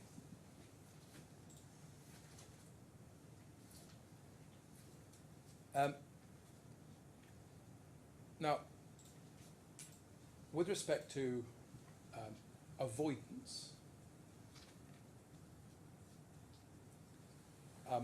you will note nothing was said on UAE law. And on English law, I just want to make clear the point that under the Act, I don't think it's necessary to turn it back up, but it was a 1883 under Section 6. An individual's knowledge includes not only actual knowledge, but also matters which the individual suspected and of which the individual would have had knowledge but for deliberately refraining from confirming or inquiring about. Well, that's pure blind eye knowledge. Exactly. So not, in this case, you have to remember, Mr. Shalab was told expressly by the insured that this was renewed.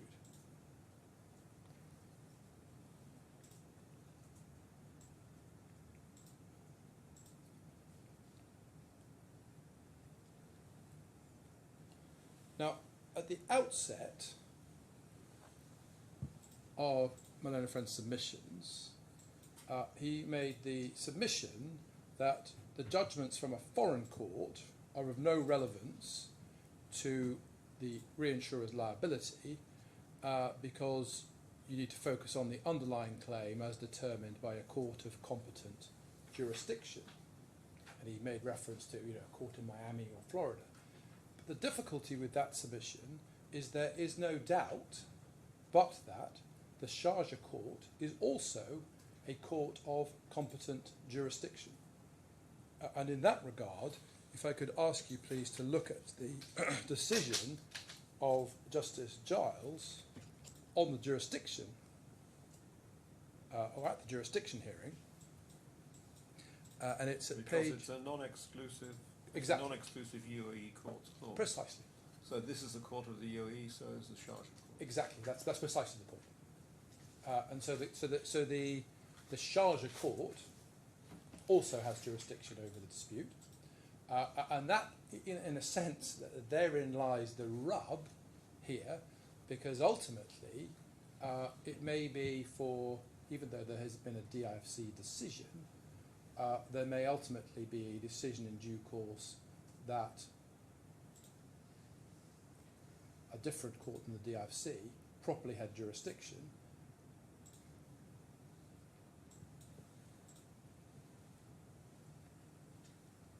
That is the risk, if you like. Now, much was made. We said, oh look, the DIFC decision means you can avoid, that's the end. There's no insurable interest. Well, first of all, there is an insurable interest in any event for the reason that Your Excellency pointed out, which was in relation to the defence costs. But secondly, If they're insured. if they're insured. But secondly, it doesn't help Oris in any event. If I could ask you please to take out WASA again and look at the page that I think you were taken to at page 1559.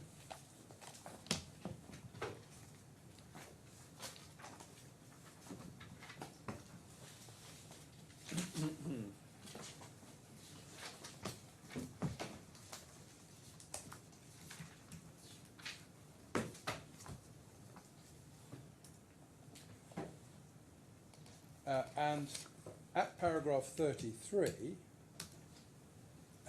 remember you were taken to this quote, Yes. and it's the insurable interest which entitles the insurer to reinsure in respect of that subject matter is the insurer's exposure under the original insurance. And that is, dare I say it, precisely the declaration and or indemnity that we are seeking. We are saying if we're found liable, then there is an insurable interest, and therefore, as night follows day, there is a liability under the reinsurance contract. That is why our declaration is a contingent one. We're not saying whatever happens, there's a liability. We are saying if, at the end of the day, there is an exposure by AVNIC to Horizon, Oris has to pick up the tab.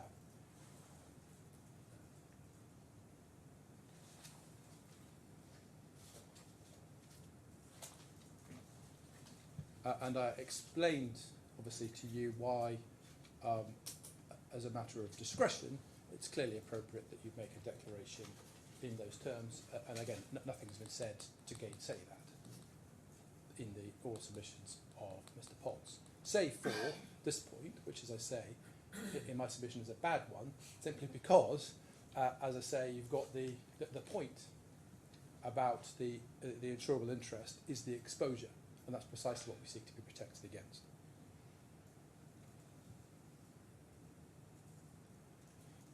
Now, you were taken to, and this is in relation to follow the settlements and defence costs, and I don't think it's necessary to take you immediately back, but in Baker and Black Sea, at page 1266, you were taken to the judgment of Lord Lloyd, and the first point that had been advanced there in connection with follow the settlements, at first instance in the Court of Appeal, was that the follow the settlements provision in the underlying insurance contract meant that there was a liability for defence costs. Now, we say, yes, okay, in England, that may not be the case. It's a matter of English law. Would you like to see the point? It's simply Probably that was... best, yes. If Yes, you- okay, 1266.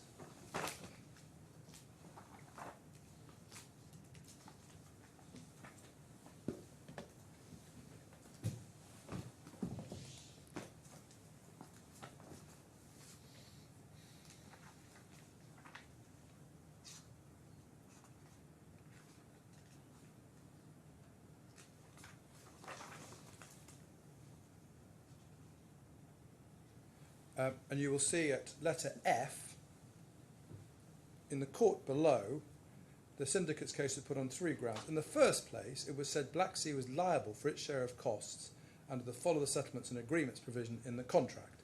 But that way of putting the case met with little favour before Mr. Justice Potter, and still less in the Court of Appeal. It's not been pursued before your lordships. Okay, fine. As a matter of English law, not the case. However, we say, as a matter of UAE law, that is the effect of the follow the settlements agreement.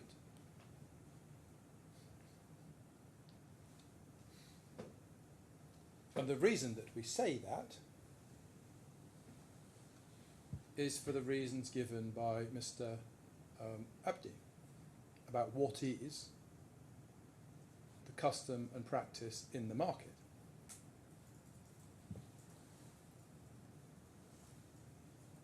And his evidence, I mean, it was said, oh, look, you can contract out of it. Well, yes, the fact that you have to expressly contract out of it makes quite clear that in the absence of that wording, contracting out of it, it is implied, if you'll excuse that expression, into the contract as a matter of custom and market practice.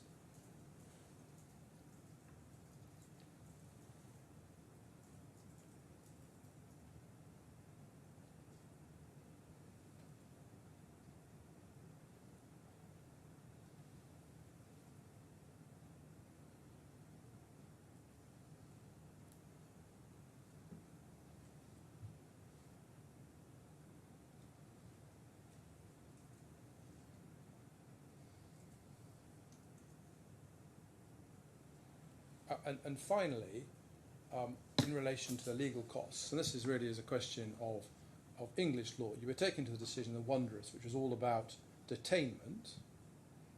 And I think it was suggested that you'd never get the recovery of legal expenses under, as a matter of English law, under a war risks or a policy that's governed by the Institute clauses.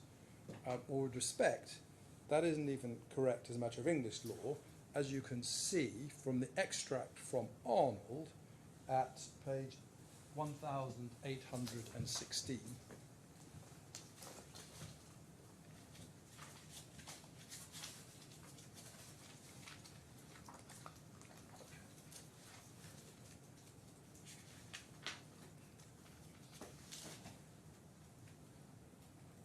And this was in the context of somebody relying upon a sue and labour clause, but, of course, if there was an exclusion for this, then you'd be reconciling the sue and labour with the exclusion, which is not what happened. And you will see the reasoning of Lord Justice Phillips in Rawba Scalis and the Court of Appeal in Ace, subsequently applied by Mr. Justice Flo in the B Atlantic, in relation to legal fees incurred by the assured in attempting to retain the release of the vessel and in defence of crew members who'd been arrested and charged following the discovery of a quantity of cocaine strapped below her waterline. And by the end of the trial, the insurers had accepted most of that expenditure was for dual purpose and as such could properly be treated as sue and labour, but still sought to argue part of it could be identified as having been incurred for the extraneous purpose of defending the crew. Mr. Justice Flo rejected this as misconceived. If the crew had been released and acquitted, the vessel would have been released. Expenditure incurred in the defence of the crew is inextricably bound up with the release of the vessel and thus was recoverable as sue and labour. So the suggestion that you never get legal expenses is with respect just misconceived, and the reference to the clause, the exclusions, just aren't apposite in any way, and they've not been explained why they are apposite as a matter of English law, let alone when we get into UAE law.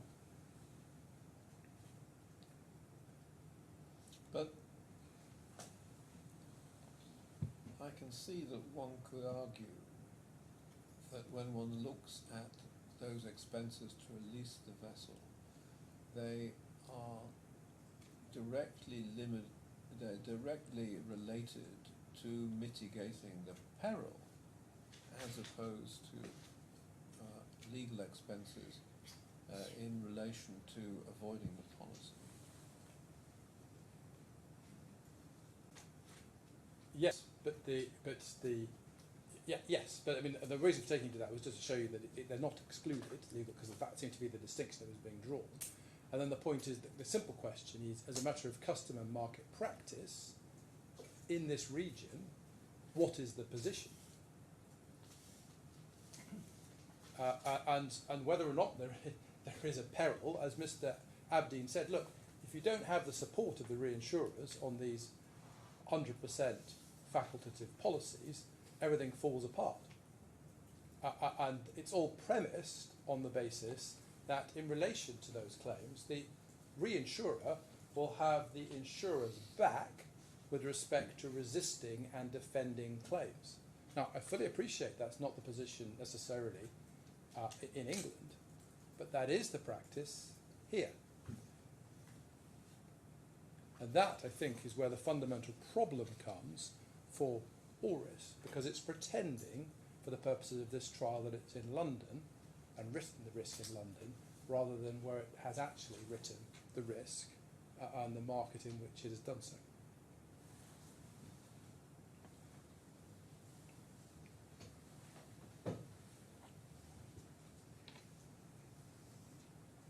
Unless there's anything further that I can assist you with. No, thank you very much indeed. Well, you've both given me a great deal to think about, and I'm extremely grateful for your submissions. I will not deliver an extempore judgment at this moment, so I will reserve my judgment. And we can also address the issue of costs subsequently when I do publish my judgment. But again, thank you both very much indeed. It's a very interesting case. Well, can I just ask one thing? Yes, of course. I've had a number of cases by Zoom in the DIFC, and when judgments come out, they just seem to come out without any draft being circulated. It's not generally the practice in this court to circulate a draft, Okay. but there is provision to do so. I'm not really asking for one way or the other, but I just wasn't sure whether you were logically. I've not done well.